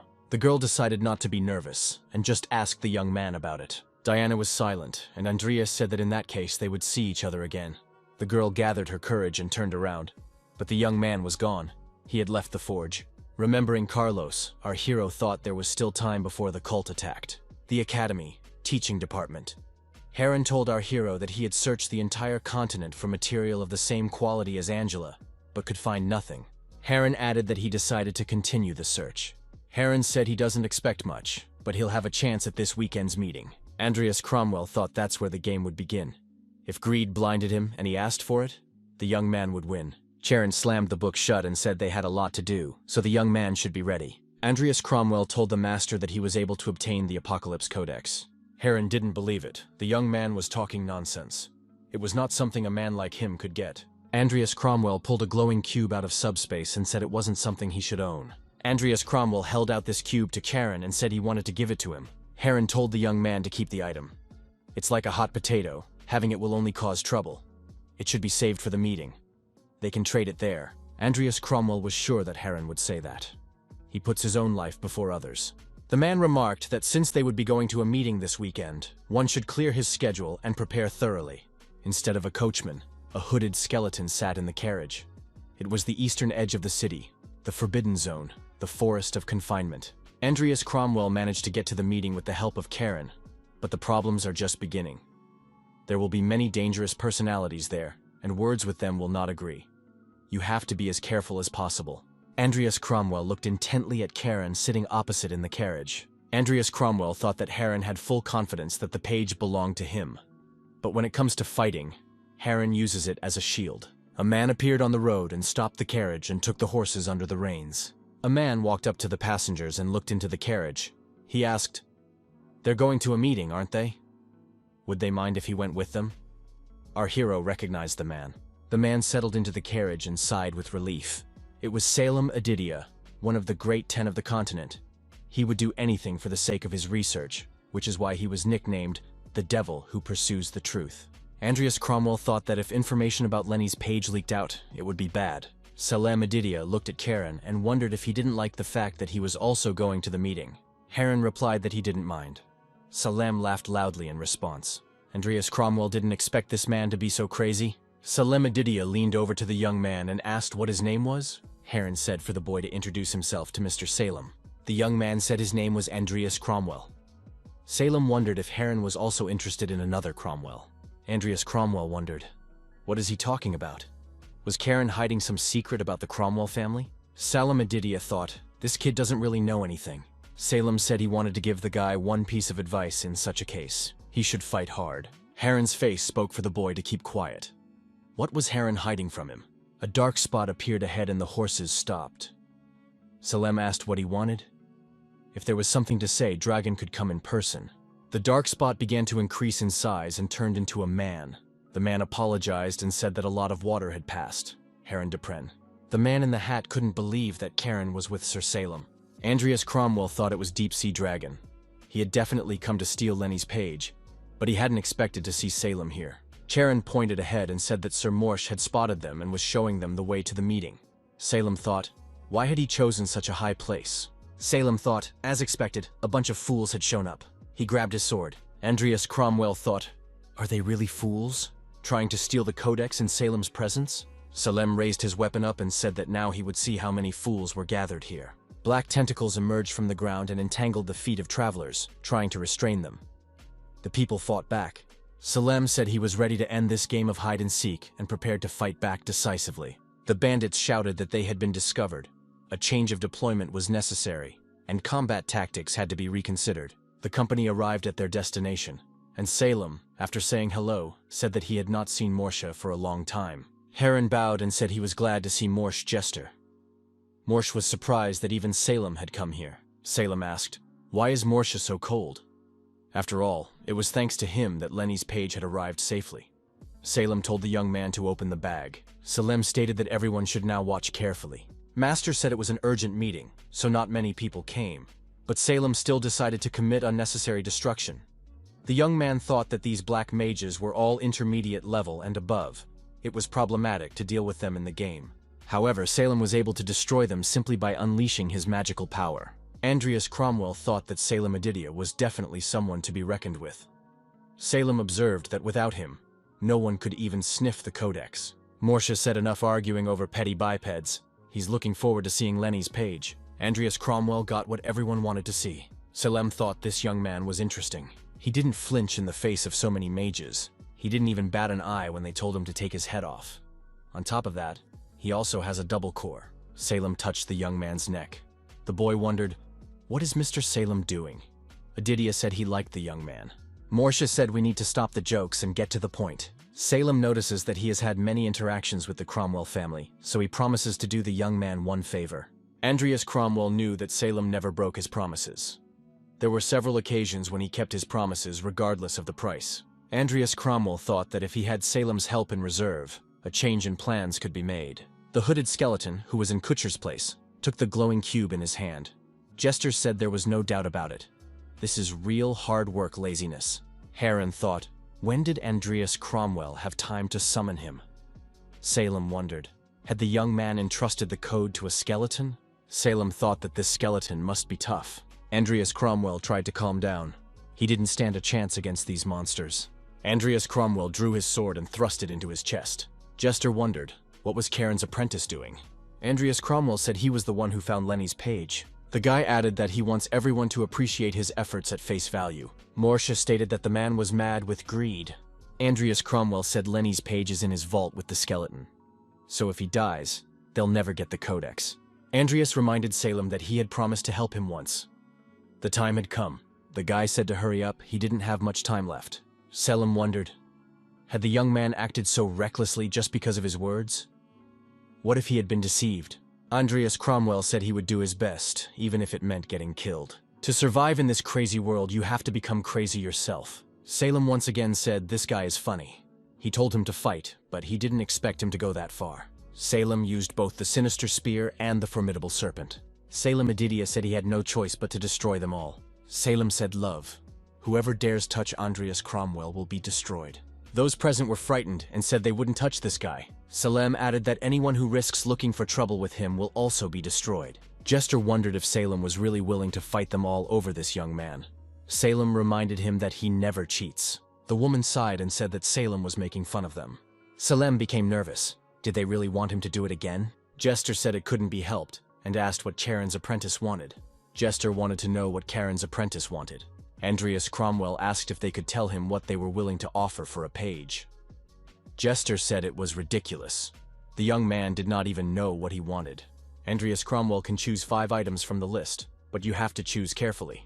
There are even powerful corpses here. Andreas Cromwell thought this was a gathering of black magicians. No wonder there are corpses here. Former Fairy Queen, Milena, and Tiger King Timur. The guy thought these were first-class materials. He owed it to himself to get them. The Dark Magician said these corpses have already been sold to Mornay. If you hand them over, Mornay will be furious. Andreas Cromwell thought that these corpses were bought by one of the strongest necromancers. If he is insulted, there will be many problems. We'll have to give up these corpses. Mornay said the young man could take them for nothing. Frieren was agitated and told the master not to do that. Frieren added that Andreas Cromwell did not yet have the skills to use such strong corpses. Mornay repeated that he didn't mind. The corpses were in his spatial bag. They can be picked up. Our hero didn't understand why Mornay was being so generous, but he couldn't pass up the opportunity. Andreas Cromwell bowed and thanked him for his generosity. Guy added that he would pick out the remaining items, including these corpses. Frieren regretted that he hadn't brought this page to Lenny himself. The young man explored all possible subject options. The choices were varied. Salem stated that there are better things here. Is the young man sure that is what he wants? Andreas Cromwell replied that these items are more important to him. From what he chose, our hero could make 4 potions that would cost more than a few hundred million. He also found the necessary ingredients to extract Lucia's diseases. Jester said the young man could now give them Lenny's page. Andreas Cromwell tossed the dark mage a glowing cube. Salem told the young man to get ready to run, and grabbing him by the scruff of the neck, rushed away. Andreas Cromwell asked Salem, did the dark magicians really want to get rid of him when he would give them the page? Salem confirmed this assumption. Salem said that, having made a promise, he would take the young man to safety, and inquired where to take him. Andreas Cromwell said he'd like to return to the academy. He can be left at the nearest station. Salem wondered if Bart knew that the young man was a black mage. Andreas Cromwell remarked that if Bart had known this, he would no longer be alive. Salem said that the boy would understand everything when the time came. The boy didn't even understand what he was talking about. Salem reiterated that the young man just had to fight as hard as he could for as long as he could survive. He would surely find the answers to all the questions. Andreas Cromwell took the body of a tiger out of the subspace bag. The boy was surprised. How did such a huge thing fit into this bag? Andreas Cromwell thought that he could only summon Nickel as a skeleton. But for these 2 corpses, it would be better to raise his necromancy skill and use a higher level spell. The boy decided to save them for now. Andreas Cromwell decided to familiarize himself with the book he had chosen. It was Mornay's Book of Black Magic. a high-level skill book written by Mornay personally. Andreas Cromwell thought, is this really a gift from Mornay? This book contains knowledge that cannot be obtained from the library of Karen. If you master its contents, you can turn the corpses you receive today into high-level creatures.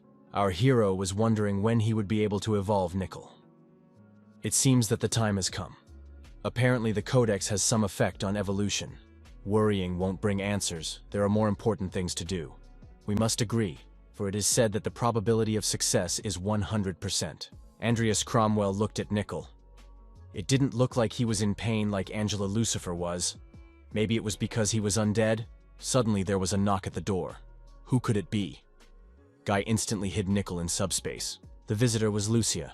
She asked if her older brother had a minute to spare. Salem told his old friend that he had a question. The reason the old man told him about Lenny's page was because he needed someone to protect Andreas Cromwell. The old man said that Salem had taken very good care of Cain, and now he was taking care of his son. Salem assumed his old man had been forced upon him by the Empire, and it was hard to teach him due to his lack of talent. The old man asked, Salem knows the necromancer's origins, doesn't he? Salem wondered, why the question?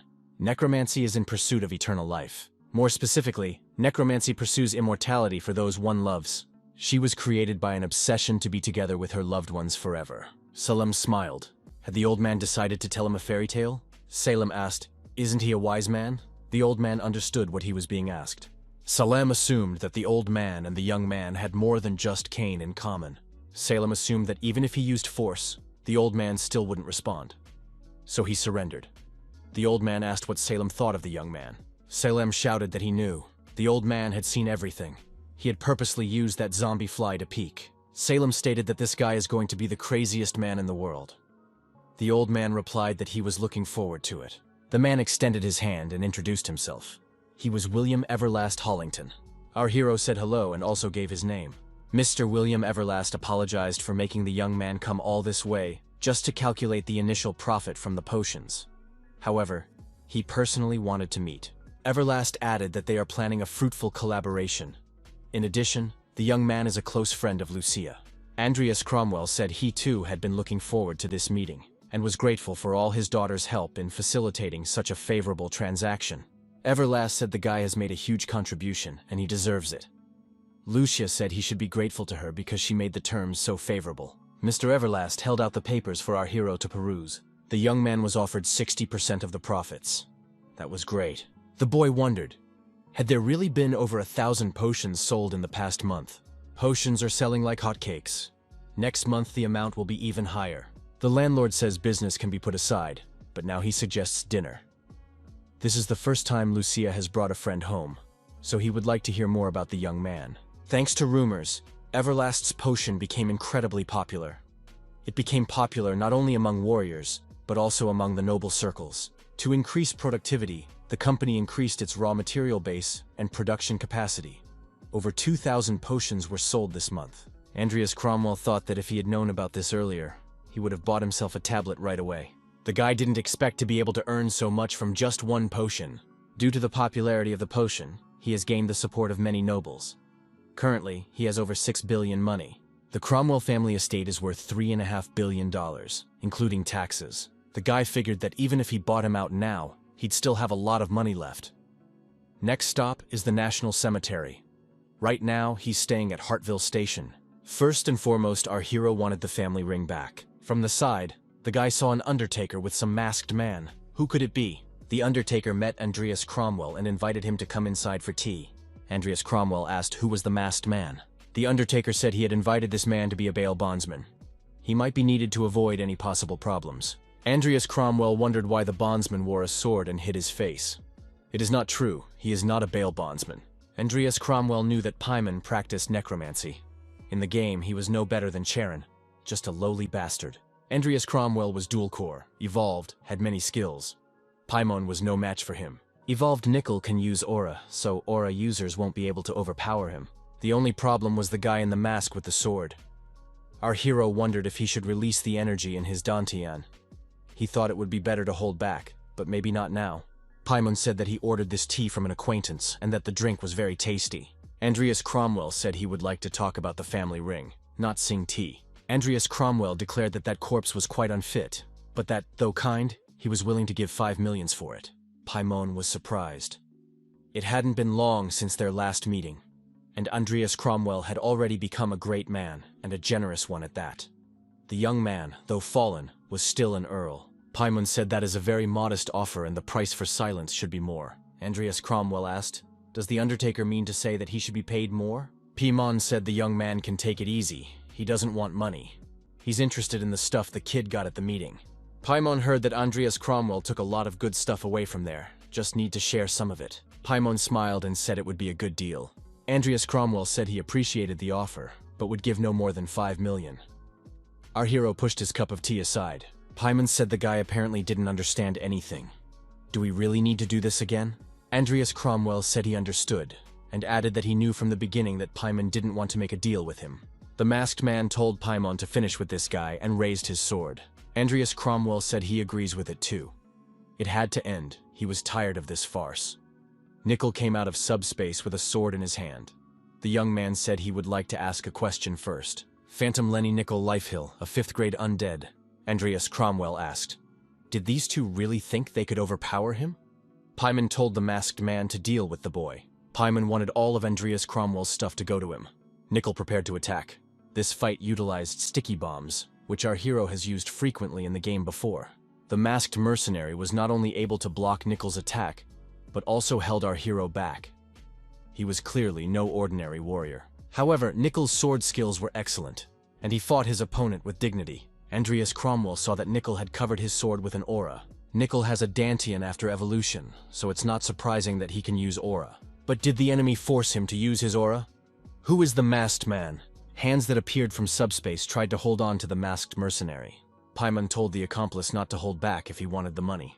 Andreas Cromwell realized his opponent had summoned the undead while he was distracted.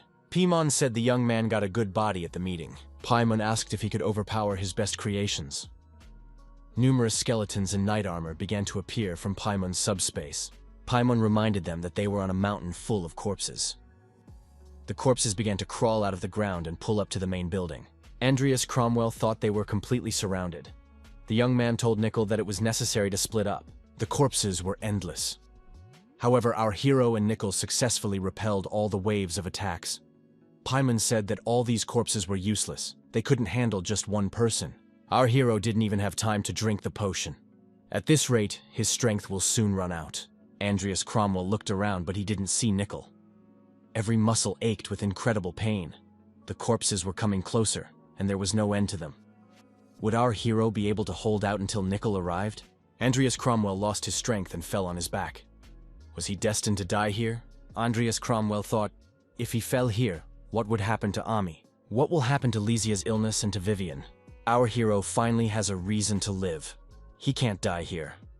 Through hard training, talent, and many battles, the aura has been awakened. Dantian activated. It became possible to use the aura. Thanks to the dual core trait, one can use mana and aura at the same time. Andreas Cromwell thought he had finally found the place where he belonged. The boy grabbed the sword in his hand and pulled back the skeleton's skull. The second awakening achievement had been obtained. The whole area was strewn with corpses that had learned the second doom. Nickel drew his sword and thrust it at Paimon. Andreas Cromwell asked where the ring was. Paimon suggested putting the weapon down first and then talking. The Undertaker said the mercenary was already dead, so they could definitely work out a deal. Andreas Cromwell looked at the masked man lying there and his sword. Our hero decided that first and foremost, he needed to get that sword. Andreas Cromwell swung his sword and severed his opponent's arm. The guy said he had no intention of discussing anything with Paimon. The Undertaker was scared and bleeding and said that the ring was in the closet on the bottom shelf. Paimon began coughing up blood and fell face down on the grass. Andreas Cromwell looked at this sword and thought it was poisoned with poison. Who was this skillful swordsman with poison on his sword? Andreas Cromwell remembered what Paimon had called the mercenary. Was it really Bloody Dan? To make sure of his assumptions, the young man removed the mask from the mercenary's face. Andreas Cromwell put a mask on himself and his appearance changed. These are really artifacts for changing appearances. It all makes sense now. Bloody Dan was the instigator of the war in the game. A little later in the story, he is hired to kidnap the child of the head of the northern barbarians, causing a terrible war between the North and the Empire. In the story, the war spread to the entire continent, and our hero was involved in it. He seems to have inadvertently changed the course of history. In any case, this man is not one to live to a ripe old age. Andreas Cromwell thought he would find a good use for that mask. The boy told Nickel to find the ring. Andreas Cromwell decided to familiarize himself with the news in the press. Horror in a national cemetery. Necromancer Paimon and the swordsman he hired got into a fight over money. Now it was time to move on to more important matters. The money for the villa, including fees and taxes, had been spent. The young man wondered how Ami would react. The girl came up behind him and covered his eyes with her hands. He had to guess who it was. Young didn't do well on that assignment. Lucy said he was very boring. The girl wondered, what was this reaction to her? After all, she had come to visit him. The boy thanked for the treat. The girl asked what had happened to him. Andreas Cromwell replied that he just overdid it in practice. Lucia said if he continued like this, he would die one day. Vivian entered the room. Vivian saw the young man's condition and rushed to him. The girl said she was very worried. Andreas Cromwell explained to Vivian that he was fine. There's no need to be so worried. Lucia watched the scene in silence. A week passed. The young people traveled in a carriage. The sister thought Andreas had something to show her. What was it about? Amy thought she treated him badly because he returned the ring, but Andreas has locked her in this carriage and won't show her where he's taking her. Amy thought, where did her brother even get the money for such a luxurious crew? Amy asked her brother where they were and what he wanted to show her. Andreas answered that his sister would understand everything by herself. The girl thought her brother was right. She would really understand everything when she saw it. The carriage came to a stop. The door opened and a woman said she was glad to see Lady Ami home. Ami wondered what was going on. What was Lupina doing here? Andreas Cromwell had said that he had asked her to work as head maid again. Ami wondered. It's not like she and her brother could afford it.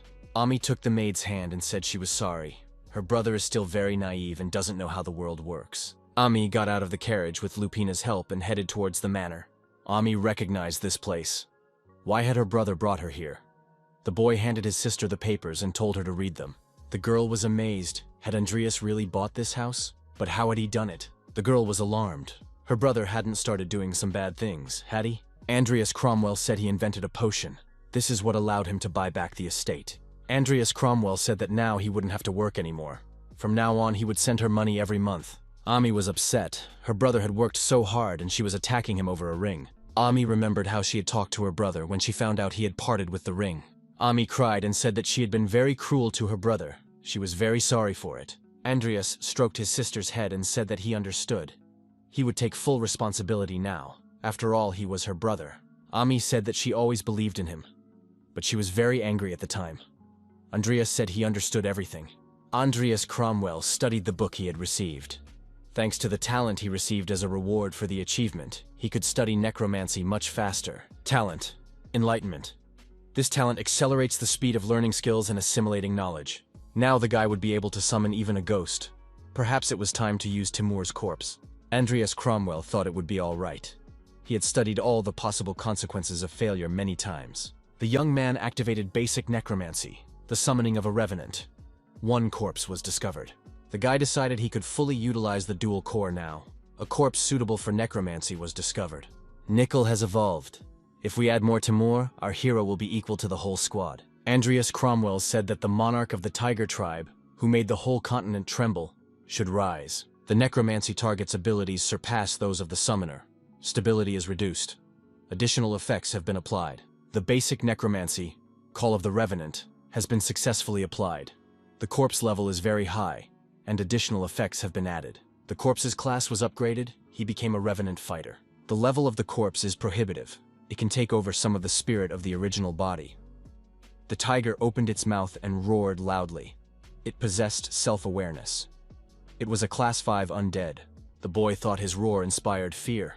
Good thing he used soundproofing magic. The huge monster knelt down and lowered his head before our hero.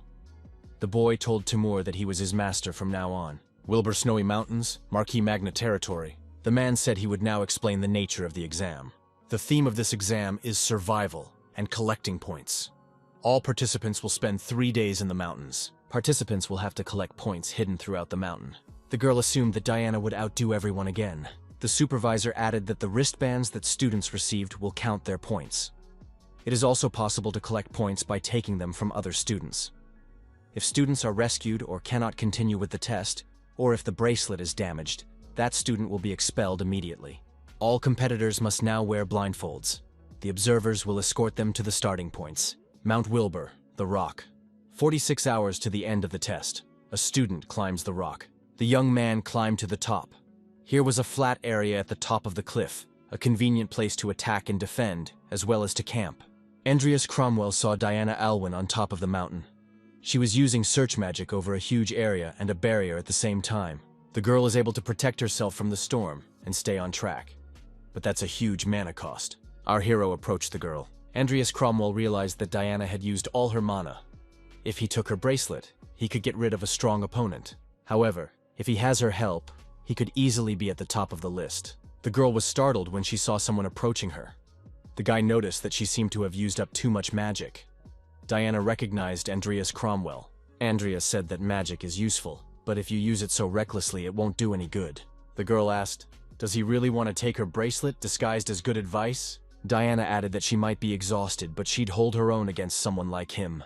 Andreas moved closer to Diana and said he had a proposal. The girl shouted at him to stay away and suggested that he speak from a distance. Andreas wondered if she really hated him that much. Diana asked what he wanted. Andreas suggested that she join forces. The girl wondered, why would she want to do that? The boy replied that if he was left alone, he would be vulnerable to unforeseen circumstances. It is much better to have a comrade in case of emergency, isn't it? Diana thought that might be true, but she couldn't trust a type like him. Andreas asked the girl if she could see what he had in his hand. It was chocolate. The girl was hungry, and she was even drooling. Diana agreed to join forces. The orc showed the picture, looking for the man with green hair. The huge monster said he had bad eyesight. The orc explained that that guy must have green hair. The villains said they were paid. They have no other choice. You have to accomplish everything, even in bad weather. The orc was very unhappy that he had gotten such a bad job. A strange creature that looked like a magic ball announced that these two, instead of chattering, could have gotten together and found that man by now. The hooded man said that was exactly why he didn't want to use talentless people like those two. The villain said as he did a bit of research on their target. Why would Kidwell send them to massacre an ordinary student? Was he really going to come here too? Kidwell said it was none of his business. He must do what Master Jester said. Kidwell added that the two must find and destroy that green-haired young man. The giant and the orc decide to take some time off and go in search of Andreas Cromwell. The human odor only came from the students and observers. If they destroy everyone they catch, they will meet their target sooner or later. Moreover, these students would become their enemies anyway, and they had a chance to get rid of the threat. Kidwell said these two are incapable of anything. There's nothing more to expect from them. Kidwell thought that they would be his bait, at which time an explosive formation would be created at the top of the mountain. The mercenaries expected to bury Master Jester's target soon. There were also students who stole bracelets from their colleagues. 2 of those caught were hanging upside down from a tree. They were screaming for release, blood rushing to their heads. Andreas Cromwell and Diana, after taking these students' bracelets, put them down so that these 2 were the first group in rank.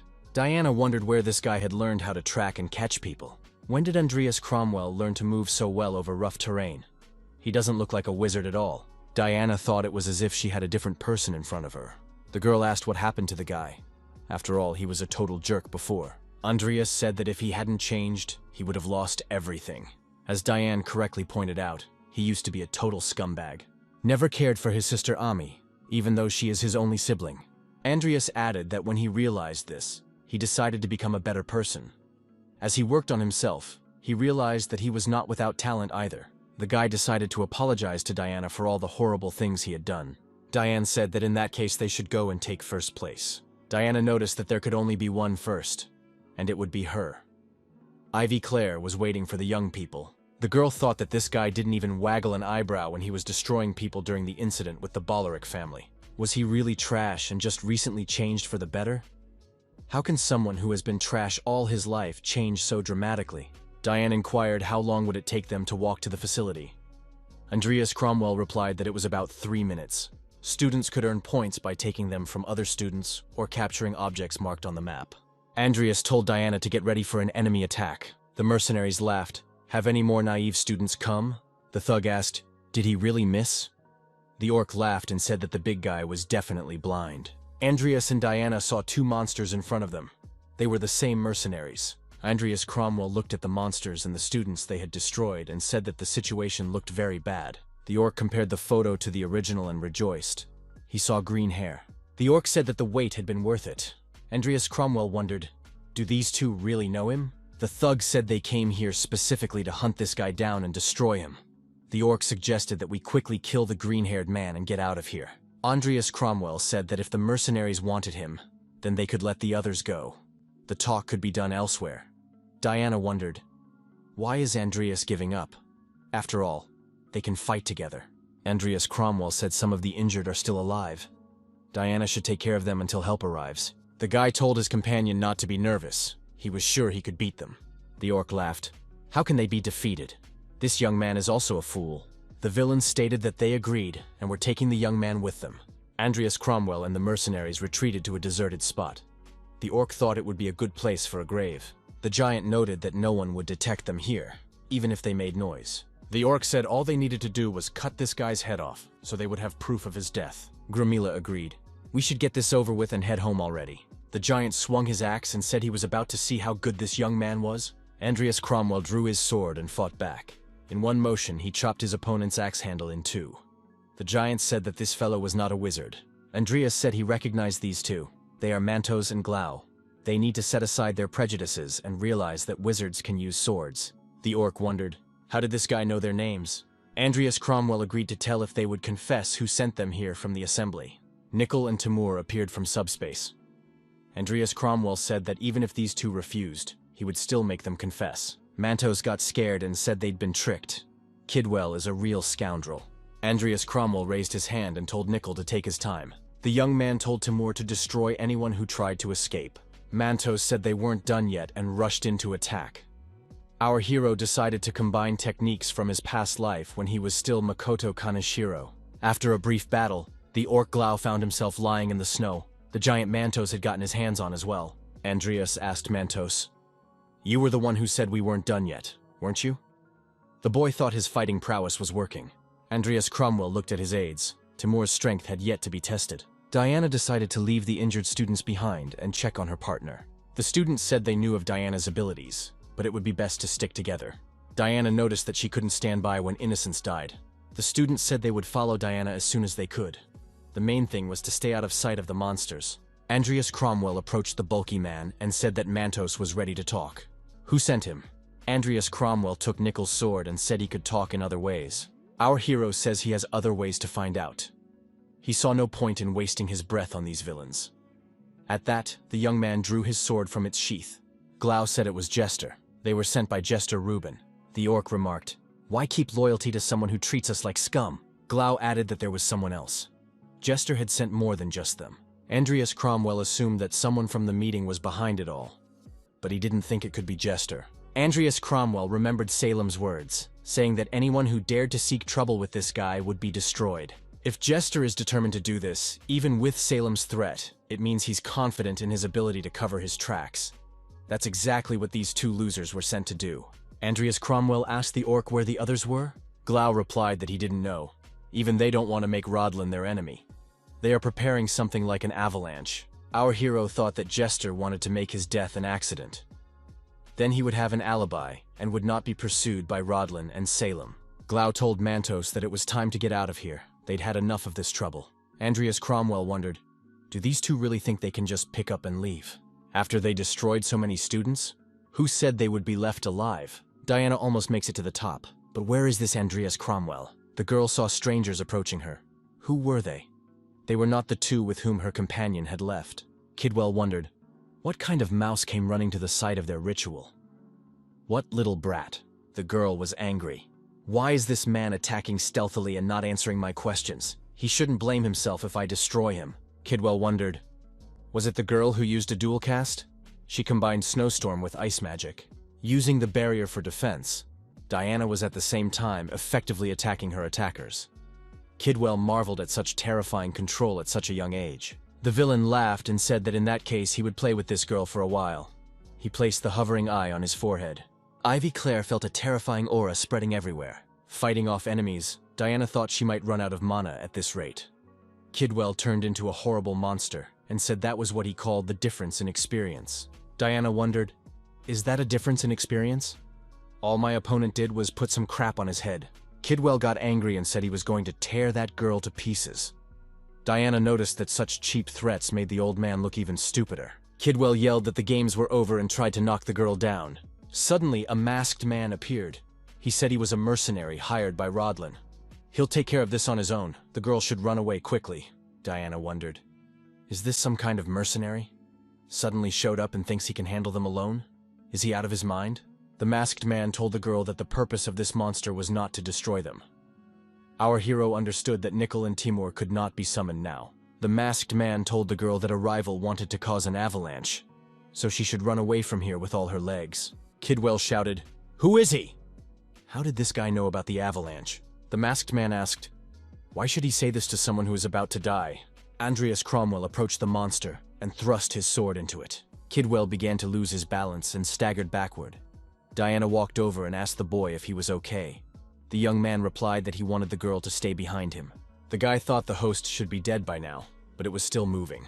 The monster took control of his body. Kidwell summoned his mana to his aid. The masked man told Diana to get out of here immediately while he distracted his opponent. The girl didn't know who the masked man was, but she realized that he had just saved her life. Diana couldn't just pick him up and leave him. She had to do something.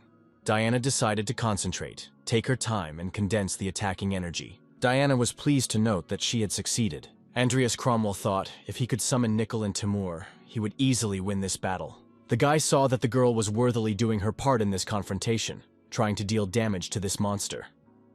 Why hasn't this girl run away yet? The confrontation continued. A blob of attack energy was sent straight into the mouth of the horrible monster.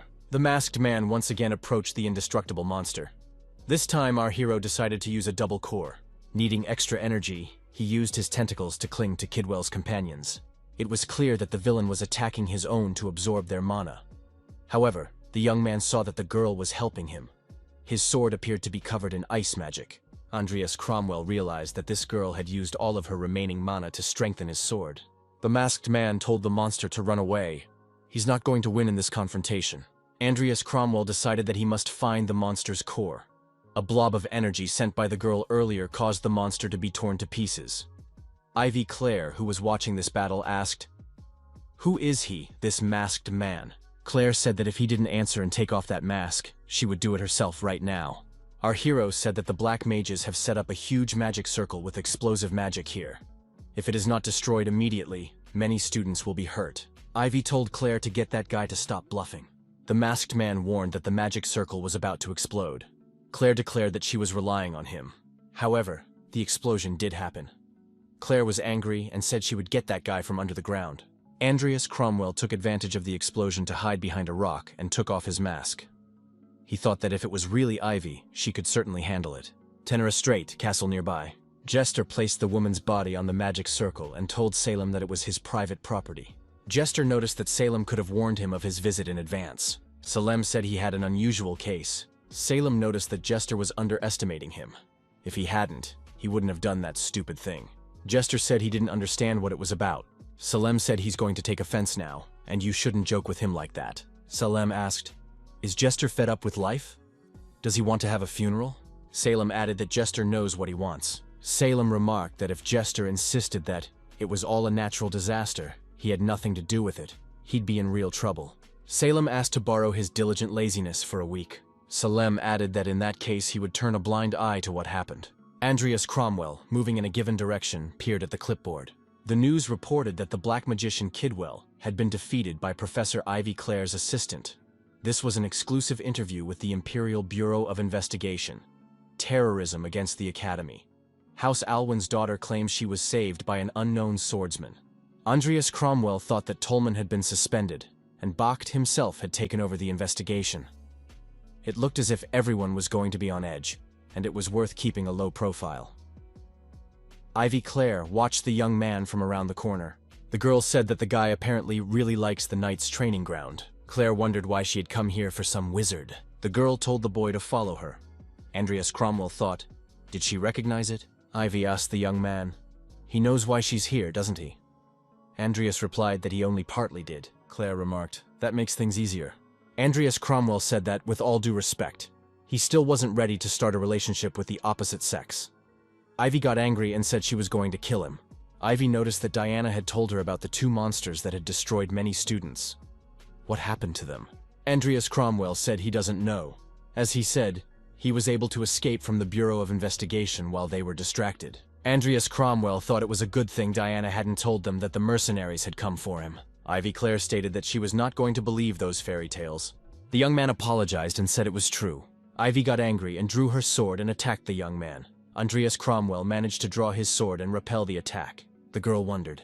A skinny mage was able to block her attack? An assistant professor of the Faculty of Knights? Andreas Cromwell thought he had merely blocked her sword. Ivy said it all looked kind of suspicious. Andreas Cromwell wondered.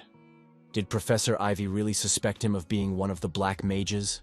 Vivian, quite by chance while passing by, heard this and thought, is Andreas Cromwell a black magician? Claire said that was the only logical answer. Wherever black mages were involved, the young man always behaved suspiciously, and in the case of the Balric family, he was able to overpower the mage who trapped her. Ivy remembered the masked man and thought his voice was different, but his build was similar. How does this guy do that? Andreas Cromwell asked if Ivy Clare didn't believe what he had told the Bureau. Ivy replied that she naturally did not believe it.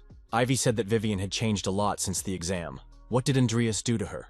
Andreas replied that he had merely saved her.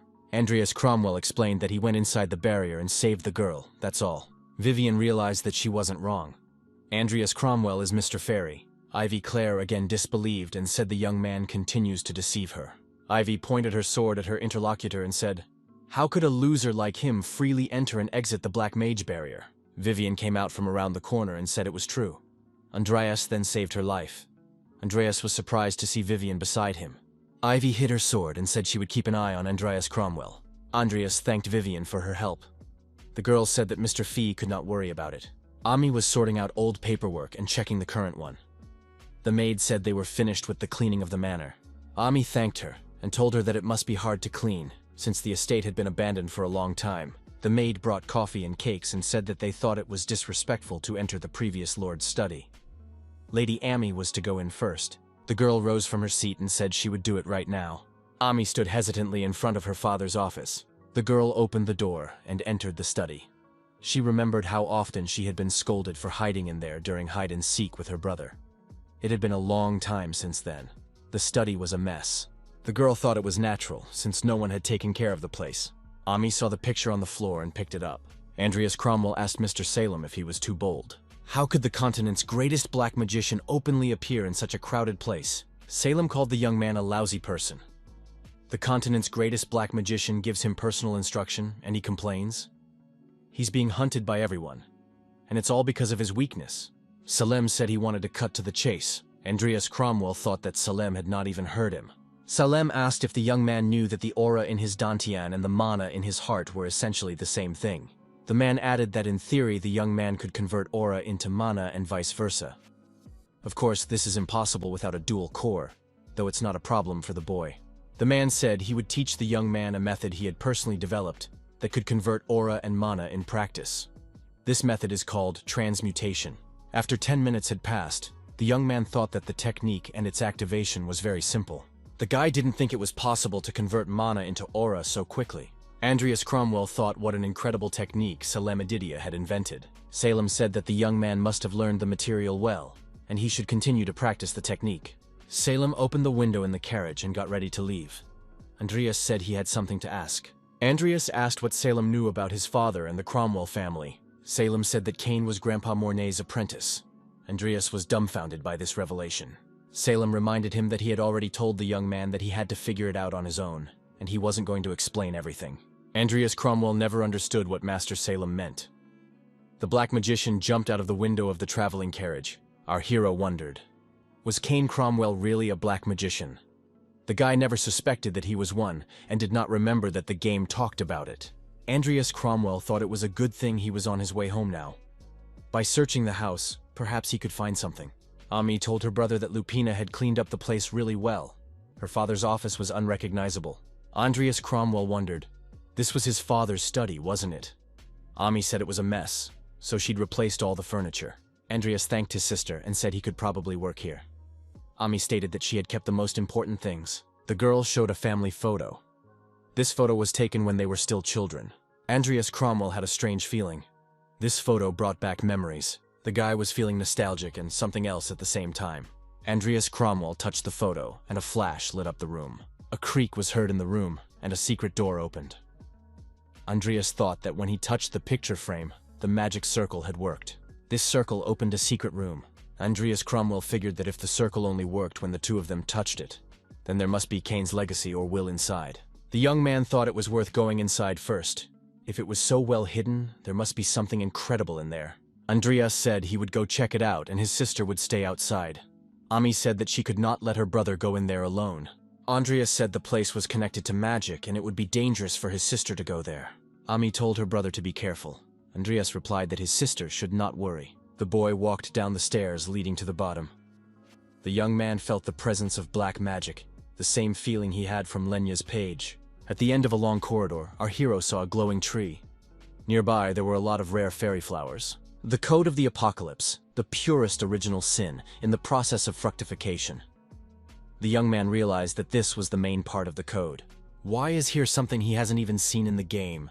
There was a note hanging on a tree branch. The note was tied to the tree of original sin. It was from Kane. Andreas Cromwell familiarized himself with the contents of this note, and then it began to disappear. A man approached the young man from behind and put his hand on his head. Kane planted the bone in the ground, and a sprout sprouted from the ground. A man was holding a bleeding girl in his arms. A bloody knife lay on the floor beside him. The old man held out his arms to the young children, Ami and Andreas Cromwell. Fuzzy outlines of a Cromwell family photograph. Andreas Cromwell thought he now realized what had really happened. The Empire and the Black Magicians are in cahoots with each other. Just as Salem said, the Emperor handed Kane over to Morna. Kane studied black magic and cultivated original sin. But as soon as he did, they decided to get rid of him as he had lost his value. The death of his wife and his mysterious illness, on top of his family's downfall. Kane soon realized it was all the Emperor's doing. So Kane decided to take revenge on the Emperor by hiding the tree of original sin in a place where only his children could go. The man behind the young man asked if Andreas Cromwell had seen his father's memories. The man inquired. Or should he call the young man Makoto Kaneshiro? Andreas Cromwell drew his sword from its sheath and pointed it at the stranger. The young man asked who he was. The man was surprised. He thought that the boy had already realized who he was.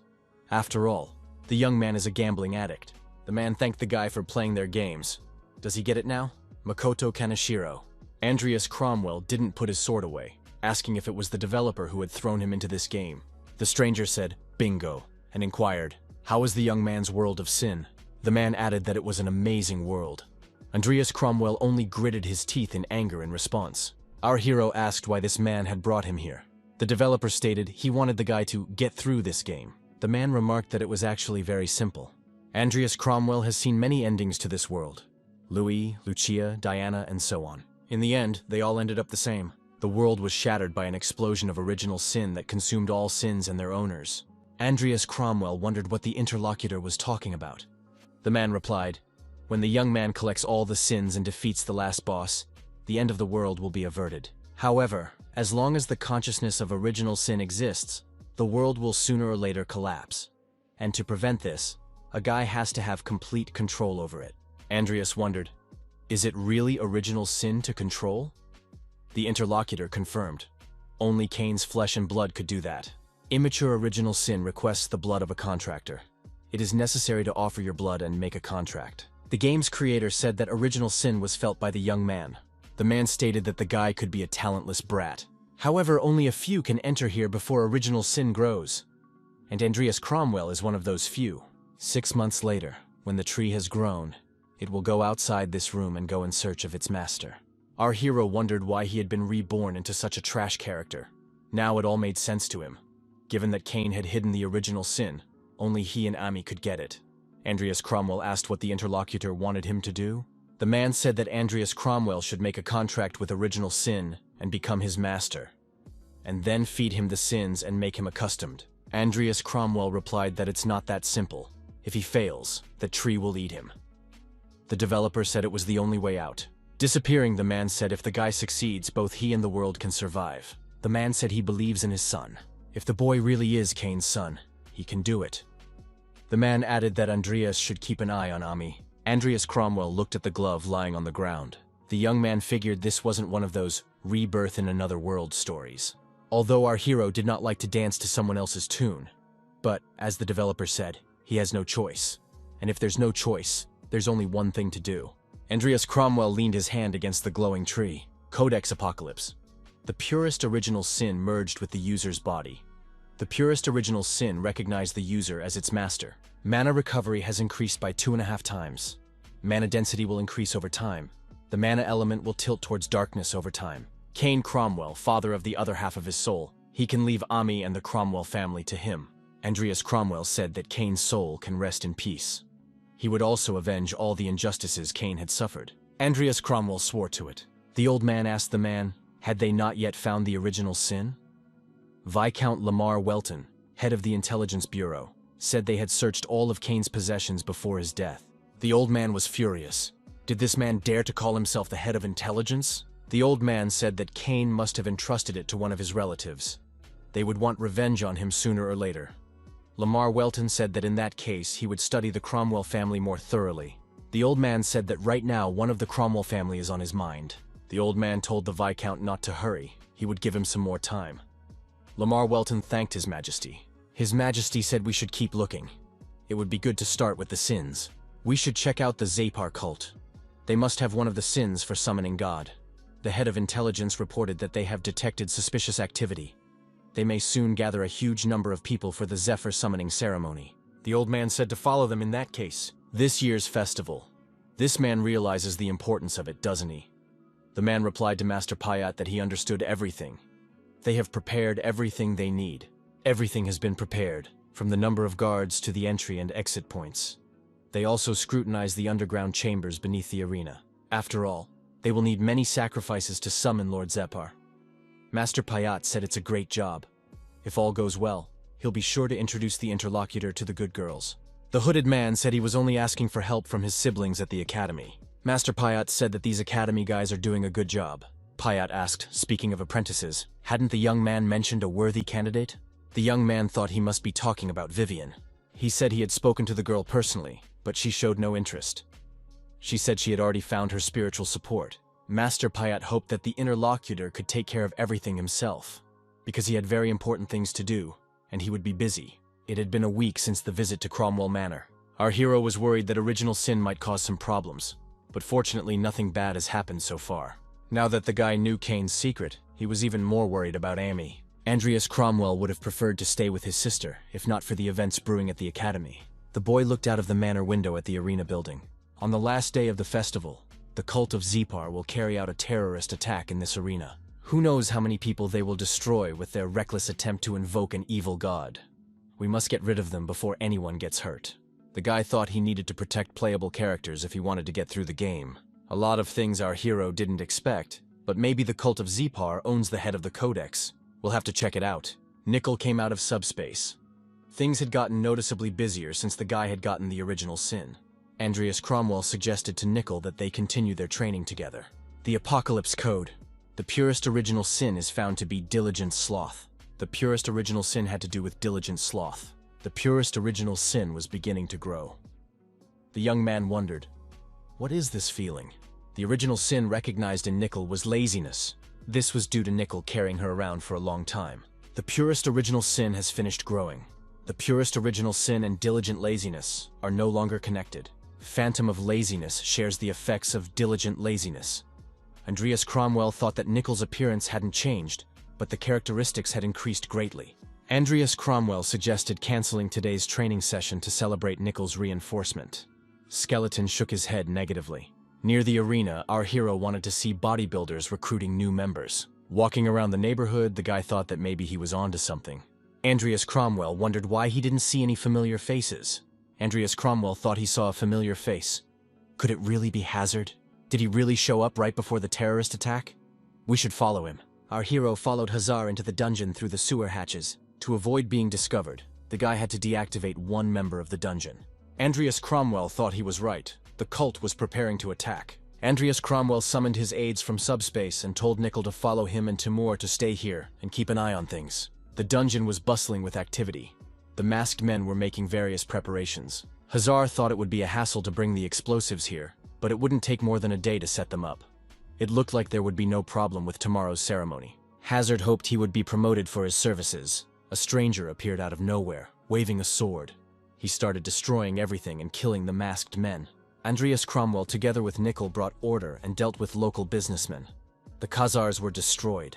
Andreas Cromwell thought Nickel's fencing was as impressive as ever. Andreas Cromwell tells Nickel that they've sorted it out here, and now they need to get all the explosives together. Our hero called Timur for help. Master Payat saw Timur's head and said that he had decided to finish his business faster and come early. What happened to Hazar? Payat looked at Andreas Cromwell and asked if he was the one who destroyed Hazar. Andreas Cromwell wondered, was Payat Koban really in front of him? Payat said that this young man has already gotten too carried away. This was one of the highest members of the cult who only appears in the middle of the game. He wields power comparable to an aura master. Andreas Cromwell knew that Payat Koban was much stronger than even Ivy Claire. Given the low grades, could Timur and Nickel win? In addition, Payat is the worst opponent for them. He has skills that enhance muscular and physical strength. All of this makes cuts and blunt blows ineffective. Payat said, he doesn't know who is in front of him, but the guy seems strong, so he won't hold back. After Payat dealt with Nickel and Timur, he grabbed our hero by the hair and lifted him off the ground. The black magician said this guy was his perfect type. Payat wrapped his arms around our hero and pressed him down with all his might. Andreas Cromwell cried out in pain. Payat said that this boy made a beautiful sound. Andreas Cromwell thought, am I going to die here? After all, there must be some way to avoid it. The purest original sin answered its master's call. The young man decided to use sloth. Strange sounds were heard. Payat wondered, what was it? From all the bodies lying around, rivulets of blood began to flow down to our hero. Payat was frightened. What was this ominous feeling? The villain was frightened and bounced away. Andreas Cromwell stood in a pool of blood. Andreas Cromwell, scattering stones in different directions, moved towards his opponent. Payat was frightened. What was this in front of him? As no further action followed, Payat asked, is that really all? Andreas Cromwell said this guy is very annoying.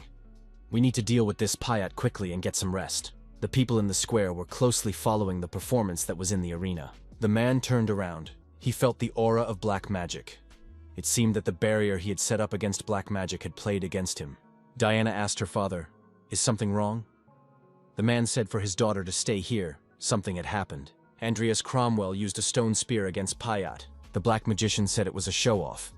Is he really going to be surprised by basic magic? Payat repulsed Nickel's attack and said, does this boy really think of destroying me with a few spears? Tiger Timur grabbed his opponent and pinned him down. At this moment, stone spears pierced the black mage's body. The duration of the special skill laziness is over. The payoff is coming. There will be inability to move, inability to use aura and mana. There will be severe damage to the body due to the tremendous strain. Andreas Cromwell fell to the ground. It felt like his body had been torn to pieces. The guy wanted to get to his feet because he needed to finish off Payat. Undead was recalled due to mana depletion. A condition has been met. An evolvable specimen has been discovered. Andreas Cromwell felt his strength leaving him. The boy agreed to use evolution. The man said that the cult of Zephyr is a very vulgar kind of cult. The man wondered what they had forgotten in the sewers of Rodlin. They must have something to do with what he had recently felt. However, there was no point in pondering about it. First thing to do was to check everything in the neighborhood. The man continued to advance through the sewer tunnel. He could feel faint traces of black magic. The man saw the battle site and wondered if the destroyed black mage was here. He smelled the odor of gunpowder. If that much gunpowder were to be detonated under the arena, it'd be too much to bear. In such a case, a lot of people could die, including his children. The man saw the young man lying on the ground and recognized him. It was Andreas Cromwell. What's that boy doing here? The man approached our hero and determined that this is where the trail of black magic ends. Has this young man inherited the original sin of Cain? Andreas Cromwell has evolved. The transformation is complete. The dual core trait is gone. The vessel trait has been formed. The boy opened his eyes and remembered that he had agreed to evolve. The Tower Master said that the young man's wounds were so severe that he should have definitely died. However, he was able to recover almost completely in just 2 weeks. The Tower Master was once again blindfolded. Andreas Cromwell wondered, is Sir Alwyn really in front of him? The Tower Master told the guy to answer him honestly about what he was doing there. Alwyn clarified, he is asking about the case in the sewer. Andreas Cromwell thought he should keep it a secret. The young man replied that while he was walking, he saw a fight between suspicious people. He tried to run away, but eventually he was caught. The Tower Master inquired, in that case, where was everyone else? Because when he arrived, the young man was there alone. Andreas Cromwell thought he would answer everything unequivocally, that he knew nothing. Sir Alwyn said this boy was hiding something from him. Andreas Cromwell repeated that he was not hiding anything. Alwyn remembered Cain asking him to take care of his children. Alwyn said that instead of asking around, it would be easier to catch the pawns of Zepar's cult snooping around the city. The Tower Master expressed doubt that someone who barely made it out alive had any useful information. Andreas Cromwell wondered, why did Sir Alwyn retreat so quickly? The Tower Master said he'd probably go. Sir Alwyn reminded of their pact. The young man has a week left, he waits impatiently. Andreas Cromwell was surprised. Despite the Tower Master knowing who was in front of him, he decided to let him go. Salem also didn't look like he cared whether Bart knew about it or not. The young man saw Bart in his vision at Cromwell Manor, so there can be no doubt that he knows all about him and his father. Diana and her brother entered the room. The girl asked how Andreas was feeling. They said he was badly wounded. Andreas Cromwell wondered, why did Diana and Carlos show up here? The girl said her father had told her everything, so she came to visit the young man. Carlos said that when it's just the three of them, it reminds him of the old days. Carlos asked how Andreas was feeling. Our hero thought that in his past life, all attempts to save someone failed. In this life, he will try to make it not so. Andreas Cromwell said he too was glad the three of them were back together again. Carmen Regaff got the win at the tournament. Looks like Bach did a good job on the media. There hasn't been a single news story about a cult terrorist attack. It was astonishing that such an organization was able to infiltrate the heart of the academy. The original sin had been quiet all this time, so there was no need to worry about it for the time being. The man said that Andreas Cromwell arrived quite early today. The man said Sir Bart was expecting a young man and asked him to follow him. The aide reports that Andreas Cromwell is already here. The Tower Master stated that the young man had shown up just in time. Bart said he was looking forward to the boy showing him his potion. Andreas Cromwell was surprised. The Tower Master pretends that the events in the sewers as if they never happened. Whose side is Bart Alwyn on? The Emperor's or his father's? The Tower Master tasted the new potion. It was the first test. The man noticed that the young man cleaned up the side effects just like last time. Andreas Cromwell noted that he had no doubt that the Tower Master would recognize this immediately. The young man offered another potion. He also took away the side effects of Deeran's potion. Bart Alwyn was surprised how this guy was able to create 2 potions in such a short time. Andreas Cromwell replied that it was all thanks to the Tower Master's materials and his moral support. Alwyn said that the young man could have made 1 potion quickly and shown him right away, but he decided to make him wait. That was very rude. The Tower Master agreed that the young man had won the bet. Bart Alwyn said they're going to the warehouse now, and he's keeping his word as promised. Andreas Cromwell thought he could feel the spell. At the warehouse, Alwyn said the young man could take whatever he wanted. In this warehouse, our hero saw many things, much more than he had realized. A guy saw a cursed knacked box. The music from this box is filled with magical power. There was also a pocket watch of Mithras here, capable of storing Manu. Any item found here was worth more than 10 million coins. Andreas Cromwell saw the sealed sword of Galaxur. It was a named item that our hero had only ever heard of in the game. Who would have thought that this sword would be in Bart's possession? The young man said he wanted that sword. Bart Alwyn remarked that it was very odd that the guy had chosen that particular thing. The man said that he had found this sword in one of the dungeons.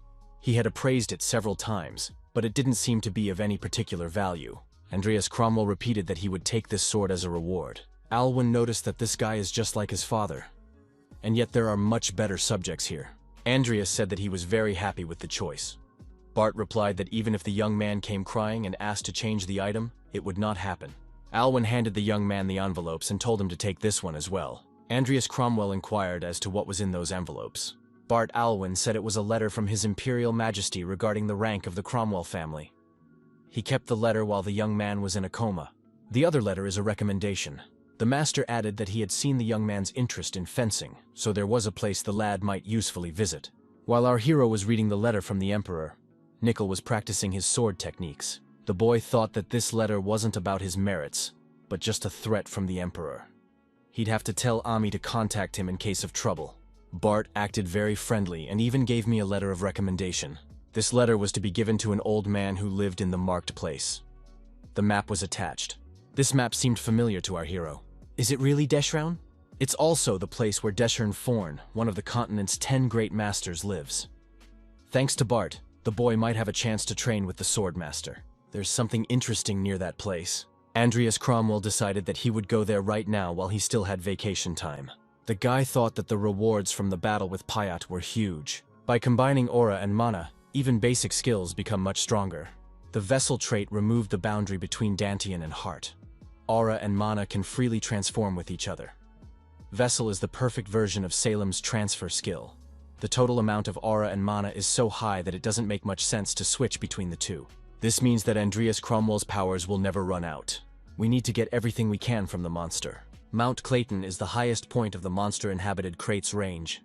It is here that you can find Desh'run. There are secret locations in this place, the Giant's Lair.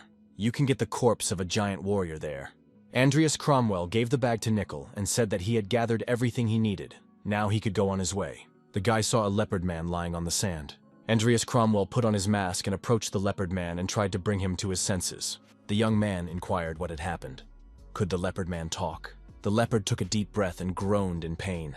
Though he is forced to live in remote locations due to the Emperor's discrimination against other races, each of the leopard men is a skilled warrior, proficient in close combat skills. Who could have rattled him so badly? Suddenly our hero saw a huge insect. The boy had time to draw his sword. It was a huge beetle that could fly fast. But the young man managed to cut it in half with his sword. Andreas Cromwell suggested that only Rannox, the bug manipulator, could control it. His army of bugs can destroy an entire village in just half a day. Now he must search for treasure on the orders of the jester. The leopard man said these huge bugs attacked his village. Andreas Cromwell thought he had come here for the Lunapult crystal. It's the only treasure the leopard men have. Andreas Cromwell asked the leopard man if he could take them to the village. The leopard hesitated for a moment. Even though he was attacked, should he risk bringing this mysterious man to the village? The masked man remarked that if he were the enemy, he wouldn't be offering his help. The leopard decided to bring this man and his companions to his village. The direction of travel coincided with the goal of our hero. When they arrived at the village, it was clear that the bugs had attacked the settlement. It was the very place where Andreas Cromwell was supposed to arrive. It was in that cave that the giant's corpse was located. The battle between the beetles and the leopard men was in full swing.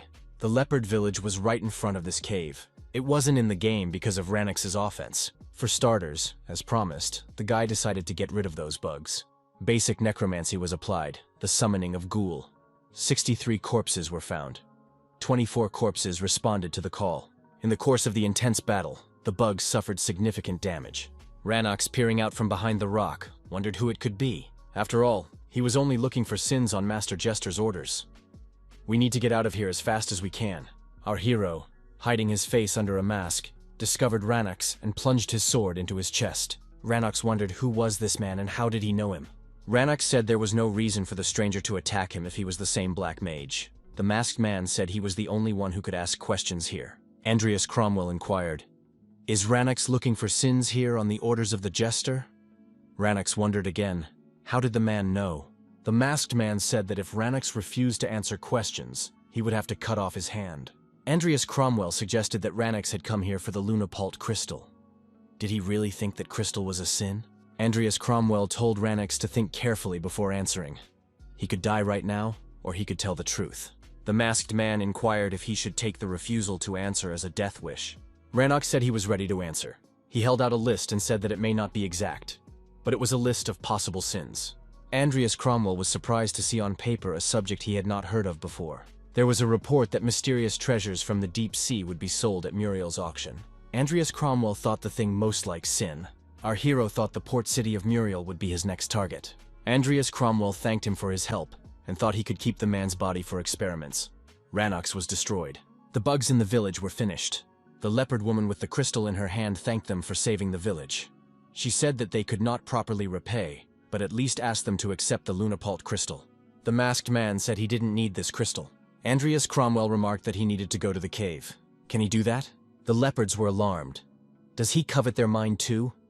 As expected, humans could not be trusted. The leopard woman with the crystal in her hand allowed the young man to go inside the cave. Many leopards did not support the elder. No matter how much they owed the man, the elder said that if it wasn't for this man's help, their village would have been destroyed. And then it wouldn't matter if the mine belonged to them or not. Andreas Cromwell said he was not interested in the mine. The young man said that's not why he came here, because the mine had everything he needed. The guy stopped at a certain place and said it was around here somewhere. The elder was surprised, for here was just a stone wall. The masked man told Timur to break through that wall. Tiger slammed his fist into the wall with all his might, and shards flew in different directions. The leopard elder thought that this tiger warrior had terrifying strength. The deputies told the elder that it could be dangerous here. After the wall was breached, a room filled with crystals appeared. There were a lot of them. The elder said that the young man needed crystals after all. The guy said he knows their value very well, but he's not interested in them. The elder wondered, in that case, what had brought the young man here. Our hero pointed to the statue. Andreas Cromwell said that is exactly what he is interested in. The leopards wondered what such a huge statue was doing here. Andreas Cromwell said he would leave all of Lunapult to the tribe, but in return they should leave him here alone for a while. The elder asked to know the reason for such a request. As the head of the tribe, she should know. The masked man said there was no need to worry. If he had intentions to harm, he would have done it long ago. One of the leopards said it was unacceptable, even though the human was their savior. The elder stated that for the man not claiming his power, she would trust him. The elder said that the young man is the first person they made a promise to. He should appreciate that. When our hero was alone, he breathed a sigh of relief. Since this knight died a long time ago, our hero decided to turn him into ghoul. The basic necromancy, ghoul summoning, was applied. One corpse was discovered. Insufficient skill level, basic necromancy. Ghoul summoning failed. It was not as simple as our hero had expected. The young man took off his mask and put his sword beside him. Andreas Cromwell thought that no matter how long it took, he would still make this knight his own. Ghoul's summon failed again, also due to insufficient skill level. No matter how much our hero tried, the result was the same all the time. Andreas Cromwell has been trying for over a week now, but all his attempts have been unsuccessful. Should he surrender? However, this place was no longer a secret to others. There was no guarantee that the giant would still be here if one came here next time. The guy decided to try and increase the amount of mana invested. Basic necromancy was used again, ghoul summoning. One corpse was found. Andreas Cromwell thought he still had time. He would keep trying. Basic necromancy, ghoul summoning was successful. One ghoul titan has been summoned. The corpse level is very high and additional effects have been added. The level of the corpse is prohibitive. The class has been upgraded. Andreas Cromwell thought that this ghoul might adopt some of the spirit of the original body. It is an undead of mythic level, inheriting certain traits while alive. Self-awareness, monstrous strength, fighting spirit, indomitable. The ghoul turned out to be very intimidating. The warrior knelt before the young man and lowered his head in acknowledgement. Andreas Cromwell thought that he was now the only one who could order a member of the tribe of giants. Now our hero is not afraid of hordes of enemies either. It's good that all his efforts were not in vain. The dark mage Jester sat at his desk and studied the necessary literature. Jester was told that Ranox was dead. The black magician thought he had many more pawns. A bird of prey flew up to Jester and said that His Imperial Highness wanted to see him. Jester said he understood and would be here soon. The black mage thought he had just the thing to tell the Emperor. A lonely house on top of a mountain. A man sitting in lotus posture contemplating the mountaintops. The man asked, was he sent by the Empire? Andreas Cromwell came to this hut and saw an old man. The old man turned his attention to the stranger approaching him. The guy said he was here on Duke Alwyn's recommendation. The old man looked back and wondered, had that little boy really sent him? The old man decided to see what this young man could do. Andreas Cromwell, with sword in hand, thought that this man's aura was even more overwhelming than Salem's. It's scary to believe that this is just a test. The old man was surprised. Had he told the young man that he could attack first? Andreas was upset. Did this man really decide to fight with a stick? He didn't take him seriously at all. Andreas Cromwell swung his sword and decided that he must overpower the old man with the stick. After a while, the man said he got a rough idea of the young man's abilities. What this guy needs is not fencing. It's a lame fighting style. He relies on nothing but tricks. The old man grabs our hero by the arm and flips him in the air. The young man's movements are too obvious and held only by his speed. This kid is not even capable of seeing his opponent's intentions. The old man effortlessly pulled the young man to the ground and said that it was all because of his lack of experience. However, the guy didn't have to worry. Once he got here, he could easily get away from this problem. Training on Mount Clayton, Day 1. The old man still held a stick in his hand. Our hero tried to attack him. Training, Day 7. The young man had potatoes in his hand. Training, Day 15. The boy tried to dodge the swaying logs while wielding his sword. Day 22. The old man grabbed the young man by the throat. The boy pumped for the teacher to stop. Training, Day 27. The young man dodges the stones flying at him. Training, Day 33. The old man holds a sword in his hand. The boy attacks him effectively.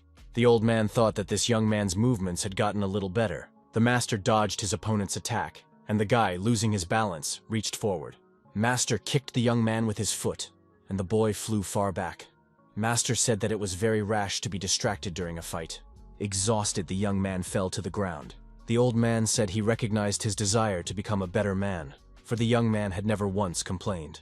Andreas said that even a sword master could let his guard down, and he wouldn't be so easy to catch next time. The old man thought it was very inept. However, the guy just gathered his aura and released it. Did he really use her instinctively? This guy exceeded all expectations. Speaking of talents, Luis told him that he would be entering Rodland soon. The old man thought it would be a good idea to watch them fight. After the young man came to his senses, the old man inquired, "Was he finally awake?" The master asked, "Could the lad repeat the sword art he unleashed before passing out?" Andreas Cromwell thought it was about that thing he did before he was beaten unconscious. The young man said that he was just desperate. The old man said that he would then take this opportunity to teach the boy some sword arts, while also teaching him basic aura control. The teacher said when a guy uses a sword art, he should visualize the aura enveloping the blade like a scabbard. Then the scabbard must be sent flying. The old man took a swing and easily chopped the wood as if it were butter. Although this is the basic form of a regular kick, it can be used in many ways. It just depends on the performer. The boy was amazed at how the old man had split such a huge tree with ease. The teacher said to try infusing aura into one's body instead of a sword. In that case, the young man would be able to move as fast as he did. The mystic aura technique is the pinnacle of aura application, based on the same theory as the technique the old man showed him. The young man must cover his body or sword with an aura that will enhance it. The master said that now the young man must repeat everything and try to use the art of the sword. The old man watched the guy's movements and told him not to stop and keep putting in more and more effort. Our hero fulfilled the conditions. A target capable of evolution was discovered. The guy did not even expect that his talent would reach the conditions for evolution. Anyway, that was good news. It will be much easier to train now. The old man looked at the young man and thought that this guy was an even bigger monster than originally thought. It was unbelievable that such a talent could exist. Volg, Luis, and even him have never been that good. If this guy is properly mentored, he will shine brighter than anyone else. The teacher stopped the training and said that was enough for today. It was time for the meal. The old man was the one who told the student to dig up potatoes and boil them. Andreas Cromwell was upset. Potatoes again. He couldn't see her anymore. The boy was surprised. Had the master just called him an apprentice? The old man asked, "Doesn't the young man like it?" Andreas Cromwell wondered, why had Deshran decided to make him his apprentice, even though he had spent over a month here? The old man handed the young man an old book. He said he had written it while he lived on the mountain. Andreas Cromwell wondered, why was the master giving this book to him? It was the Book of Skill written by Deshran Foorn, the Soulless Sword. It contained extensive knowledge of his swordsmanship. The boy realized that it was a Deshran skill book. It is comparable to Mornay's Black Magic Notes. This means our hero will be able to use Deshran's soulless sword. Andreas Cromwell clutched this priceless book tightly in his hands. The old man laughed. Did the boy really hate his personal admonitions so much? He added that sometimes overcaring could put talent to death. The master noticed that the young man's body was full of aura.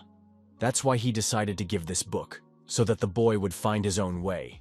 Andreas Cromwell thought that the master of the sword had personally accepted him as his apprentice. Deshran said that now that he had finished his training, it might be time to come down the mountain. If he stayed here, his skills might weaken. Andreas Cromwell inquired as to where the master would be heading. The old man replied that his way would be to the alliance of the southern kingdoms. Andreas Cromwell declared that he was heading in the opposite direction. The young man was exhausted as he made his way through the gorge. He was hungry, and very hungry. How long had he been walking? Grandpa and everyone else in the village died. He was the only one left. The boy didn't know what to do now. He fell face down on the ground, exhausted. Dark clouds appeared in the sky. Lightning flashed, thunder rumbled. The young man continued to lie on the ground, the pouring rain pissing down on top of him. A man who appeared nearby placed his hand on the tired traveler's head. The green-haired, hooded man looked at the face of the tired traveler and wondered. Andreas Cromwell recognized the fellow, for it was Benjamin Anakius. Andreas Cromwell's mind reeled. Had he really met a game character in such a place? It's a swordmaster who possesses the Sword Lord trait, so the young man has the demonic sword Reuben with him. This sword was sealed in Benjamin's village for years. The fact that it's here means the village was destroyed. In the game, he somehow managed to escape with a demonic sword. This encounter cannot be ignored. After all, our hero needs the game characters to be in his debt. Andreas Cromwell brought Benjamin to his senses and warmed him near the fire. Consciousness began to return to Benjamin, though he still felt a sense of hunger. Andreas Cromwell saw that Benjamin Anakius had woken up. Dinner was almost ready. Andreas Cromwell handed the young man a roasted carcass of a wild animal on a spit. Benjamin was frightened. Who was this man? There was fear in Benjamin's eyes. Despite his hunger, he hesitated to accept food from the stranger. Andreas Cromwell told the boy to calm down. If he wanted to do any harm, the young man would be out of breath by now.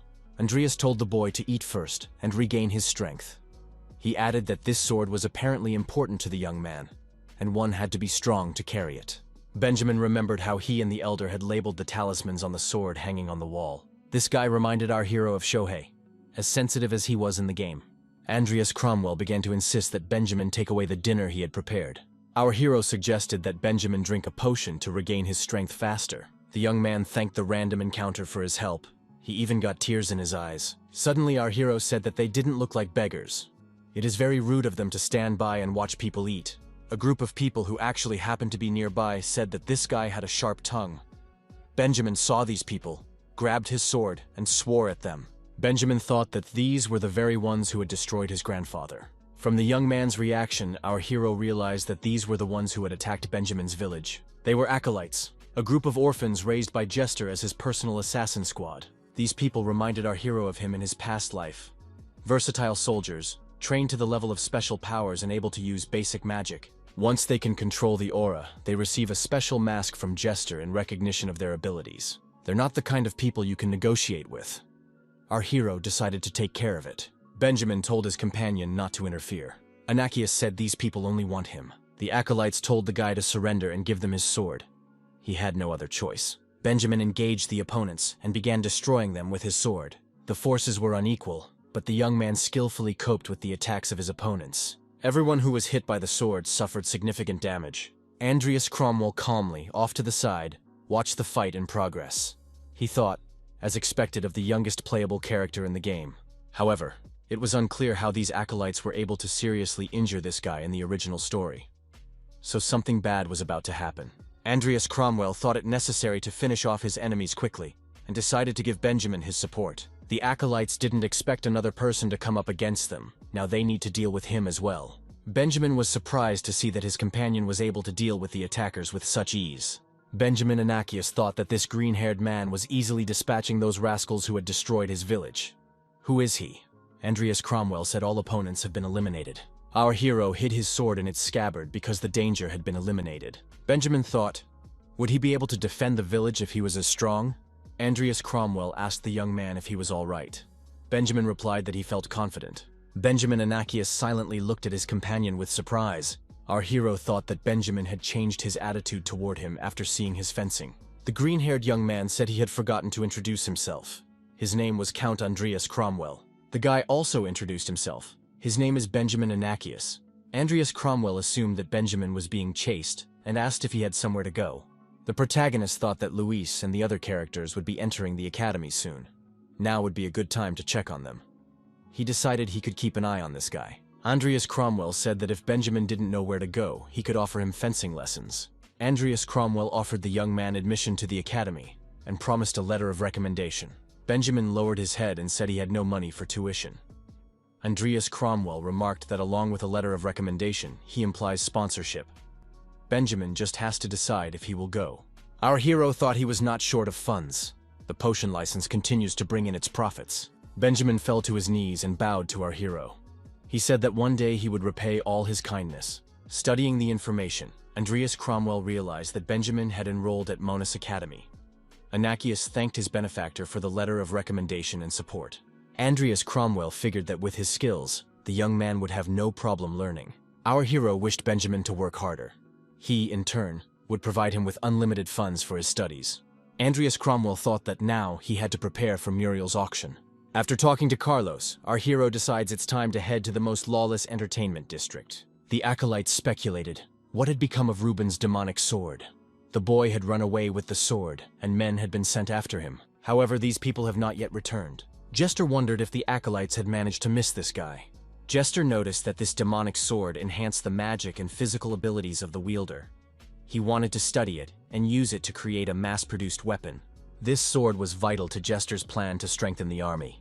Jester held the monster's head in his hand. He thought that this young man was already in his hands. How could he have slipped away so easily? Jester crushed the monster's head and said that it was necessary to send the Hosan to Muriel. He should join Aleb at the auction. Jester wanted the crown at any cost. If he's there, he can bring her back anyway. The port city of Muriel, the entertainment district's largest auction, is the night of current gold. All present were in masks, wishing to remain incognito. The main target of our hero was Sin, but if possible it was necessary to take away other lots as well. While studying all the lots, the young man saw a sword. White Nightmare. It was a famous sword with high mana conductivity. Andreas Cromwell thought that if he acquired this sword, he could send it to Benjamin. Carlos said that meant the rumors were true about Andreas being interested in fencing. Andreas Cromwell said he wanted to give it to someone. Carlos said that sword looks pretty good. Andreas Cromwell told Carlos that bidding has just begun, so the price will rise gradually. The White Nightmare sword was sold for 23 million coins. Our hero's bid wasn't that far off the final price. The next lot was a map that many scientists have tried to decipher, but no one has ever been able to do so. It was a secret map that led to the tomb of the Red Dragon Krevmak. Andreas Cromwell thought it was just an Easter egg. He didn't realize that it really existed. Many of the attendees wanted to get their hands on this lot because the corpses were very important to them. The starting price of the card was 2 million coins. Andreas Cromwell thought that if he could get a dragon, he would be stronger than an entire country. The encrypted map was sold for 5 million. One of the bidders looked at the young men and thought they seemed to have a lot of money. It doesn't matter what they are excited about because the main goal here is the crown. The more money spent, the less chance they have of getting the crown. The auction host introduced the next item, a chargeable teleportation scroll that would allow you to go anywhere, anytime. Andreas Cromwell purchased the item. Then there were ancient alchemical devices, practical and stylish. Our hero purchased this lot as well. Carlos wondered, does this guy even think when he buys? The host announced that the long-awaited final lot would now be presented. A relic collected from the deepest depths of the sea. The attention of those present was drawn to the Lord of the Seas. The purest original sin discovered the power of generous greed. Andreas Cromwell was surprised. The starting price was 1 billion coins. The bid was 10 million. Our hero thought it was some absurd price. Andreas Cromwell thought he'd make a few bets, but if he couldn't, he'd have to give up. Carlos said that he would buy this crown for Andreas Cromwell. The young man wondered, why was that? Carlos said that his father had tracked down everything to him about what had happened, that Andreas had been injured in the sewers when he had tried to rescue them. Andreas Cromwell said it all happened very quickly. The boy wondered how much the Tower Master could tell his son. Carlos said he was about to show his friend the wealth of the Alwyn family. The fat man wondered, did these people still have money left? The man decided to rub their noses in it by using the master's wealth. He announced a price of 1.5 billion coins. The price was pushed up and it was already 7 billion. Someone raised the price by almost a billion more. The auction host announced 10 billion. Carlos said it was getting interesting. However, he wasn't going to get out of the bidding. Andreas Cromwell thought Carlos, as always, likes to compete. Our hero thought that in that case, Carlos had better win, and then he wouldn't be in debt. The auction host announced that the bid had reached 50 billion. Would anyone be able to give more? The presenter announced the price, 100 billion. Representative Jester thought, should he continue? The fat man remembered the master's words. He must make sure he would win the bid, whatever the price. The fat man was confused, for he had not inquired about the upper limit of pricing. While Fatty was pondering, the Sea Lords had been sold for 100 billion coins. The man said that Aleb had screwed up. The fat man wondered, was Sir Hosan really here? Hosan said that the master predicted that Aleb might screw up, so he sent him. Hosan added that even if Aleb had won the bet, given the price, the master would have buried him alive anyway. Aleb should go back and wait. Hosan didn't know who the buyers were, but he decided to let these young men savor the taste of victory before they perished. Carlos assumed that he would get a scolding at home after his father found out about the amount. He added that he was hungry, and suggested that his friend eat somewhere. Andreas Cromwell thought Carlos had done a good job of showing him the wealth of the Alwyn family. Andreas Cromwell tried on that crown. He noticed that this crown suited His Highness Andreas Cromwell very well. Our hero thought, how can Carlos treat the codex like a toy? Let it be his privilege who bought it. Carlos offered a good meal and a drink to this purchase. Andreas thanked his friend. After all, thanks to him, our hero was able to get greed, and it looked like the meeting wasn't going to do anything about it yet, if nothing had happened to them so far. Suddenly, someone knocked on the door of the room. Carlos shouted that you couldn't come in here. However, the doors were broken open, and Hosan appeared on the threshold, accompanied by the acolytes. Hosan noticed that he had interrupted the young men's meal. Carlos inquired who they were. Hosan declared that if these men would give him the crown, he would destroy them painlessly. Andreas Cromwell thought the situation was not an easy one. Of all people, it turned out to be Jester's dog, Devil Sword Hosan. Although he can't use mystic techniques, he's still powerful as an aura master. Passionate about his talent, Hosan constantly quarreled with his mentor. Eventually, he left the master and went underground. After that, he was hired by Jester, who discerned his abilities. Andreas Cromwell originally thought he could get out of here without a problem. He told Carlos that they should run away. Hosan said he would not let them escape and ordered the acolytes to capture the men. However, Carlos and Andreas broke the window and jumped outside. Hosan looked out of the window and followed the fleeing men. Hosan told the two of them to try their best. He doesn't want to be bored. It's hunting time. The empty boat docked at the riverbank at the edge of the forest. Carlos said the pursuers couldn't catch them if they crossed the river. Murid is a lawless zone not subject to the power of the Emperor. Andreas Cromwell told Carlos to go first and call for help. Andreas Cromwell said they couldn't just run away from pursuers. It was too dangerous to move out together. Our hero added that it would be easier for him to escape if he were alone. Carlos thought his friend looked adventurous, as always. He agreed, and added that he would get help here as fast as he could. As he looked at the boat, the young man thought that Carlos was safe now. Andreas Cromwell thought that now he could hold back no longer. The pursuers had just discovered him. The acolytes surrounded the young man and asked, "Where is the other one? The crown must be on him." Andreas Cromwell suggested that the strikers come up and take the crown if they could do so. The villains asked, "How dare this young man mock them? Now they will tear him to shreds." Andreas Cromwell, swinging his sword, successfully repelled the attack of the assailants. Andreas Cromwell decided to summon his aides and ordered them to rebel. Hosan realized it was an undead summoning spell. A huge hand appeared from subspace. The acolytes were startled and stopped. Andreas Cromwell told his opponents not to get distracted and went on the attack himself. Hosan thought that not only was this guy skilled in black magic, but he also knew a thing or two about the way of the sword. Hosan asked who the young man was. The boy invited his opponent to guess. Hosan assumed that he had seen this sword in some book. He can't let the sword stay in this young man's hands. Andreas Cromwell suggested that Hosan was stronger than Payat. The young man thought that he could defeat his opponent if he used laziness. Hosan said he would add this guy's sword to his collection. Andreas Cromwell said that the thief in front of him is actually a show-off thief. Andreas Cromwell found himself surrounded by his aides, Nickel and Timur. Andreas Cromwell thought, if the opponent relies on the help of items, then we should crush him with quantity.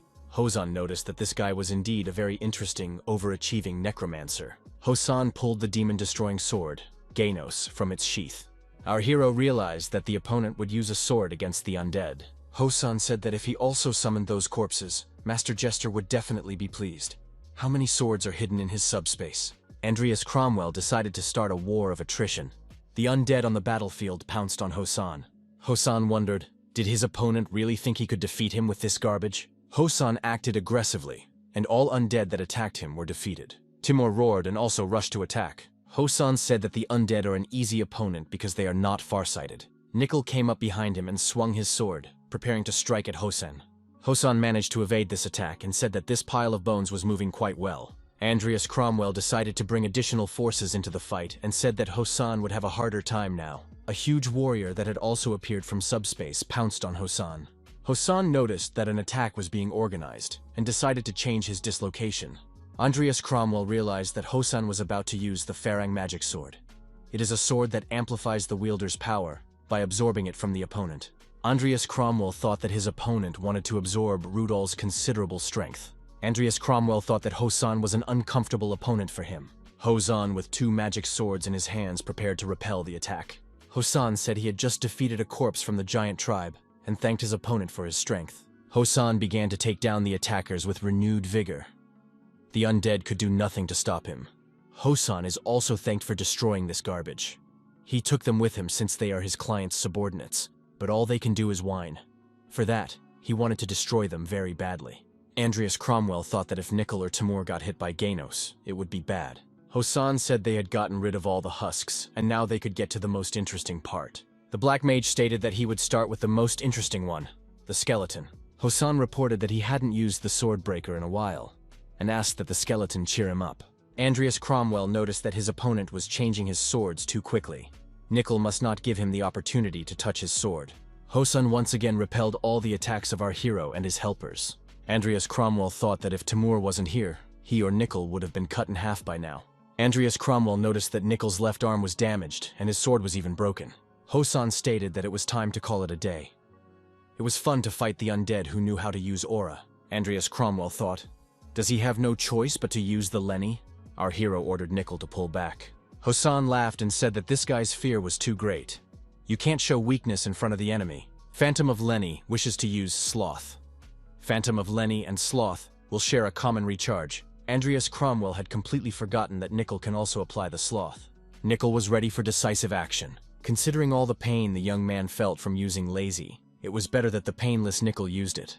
Hosan said his opponent must have run out of holds. It's time to call it a day.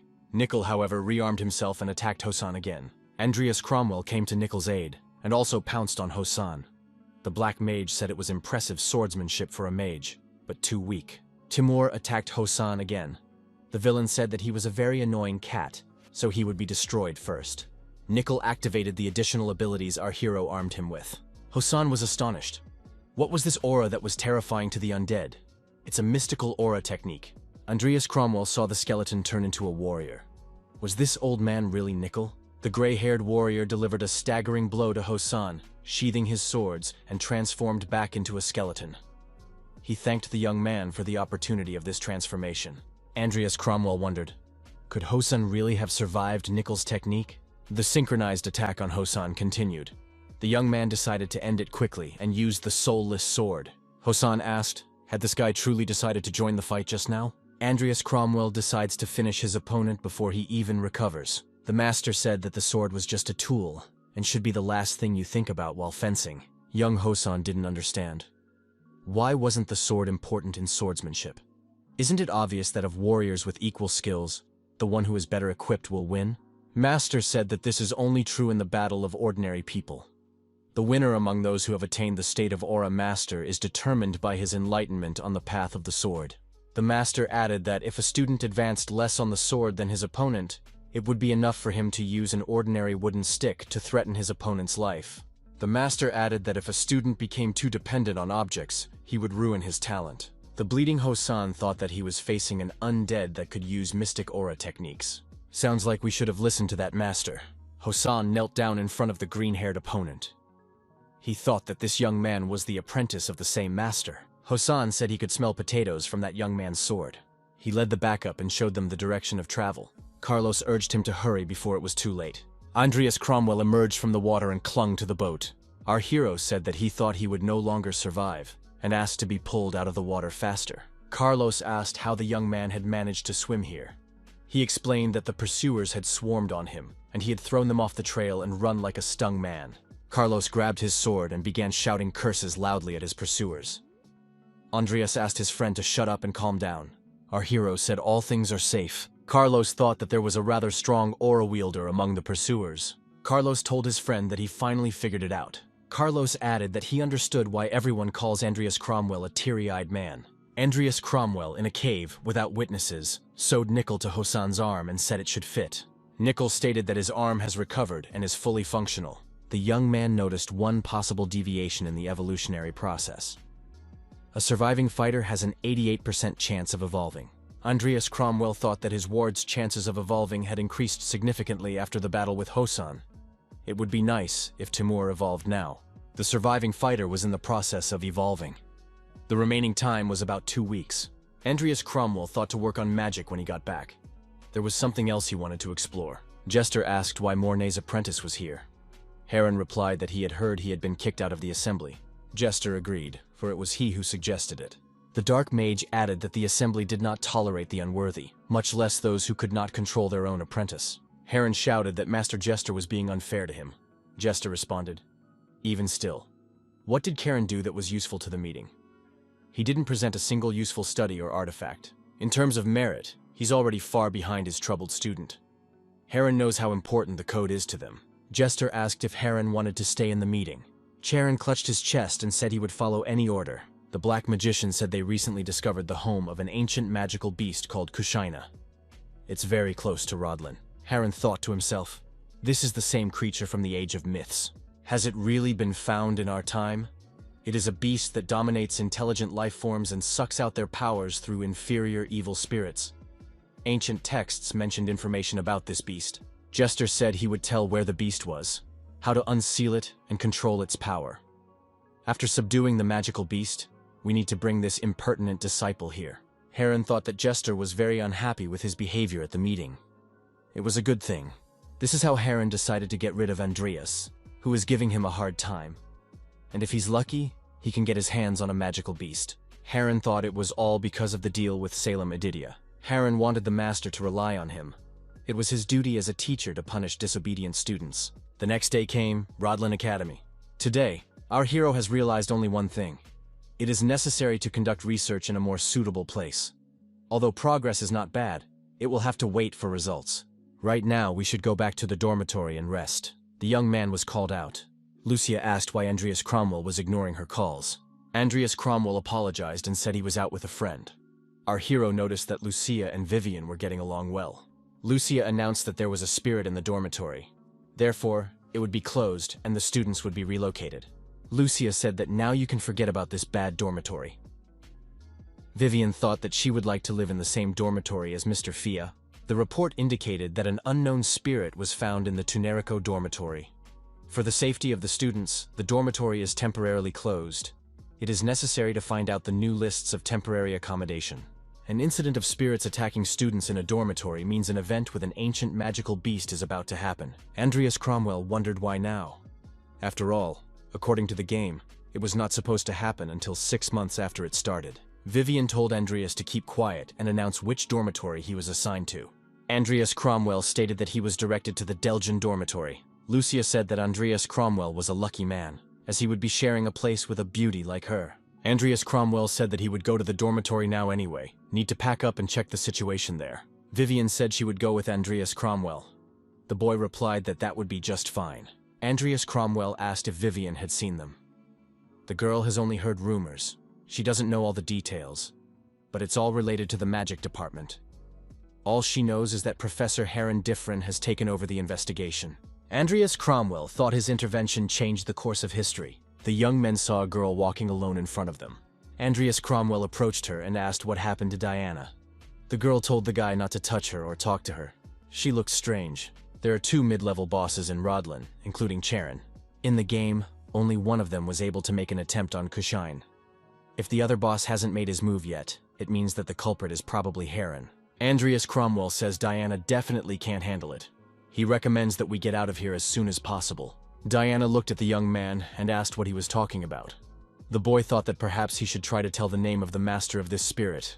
Andreas called out the name, Kushine, and the girl immediately began to act differently. Diana slumped to the floor and grabbed her head.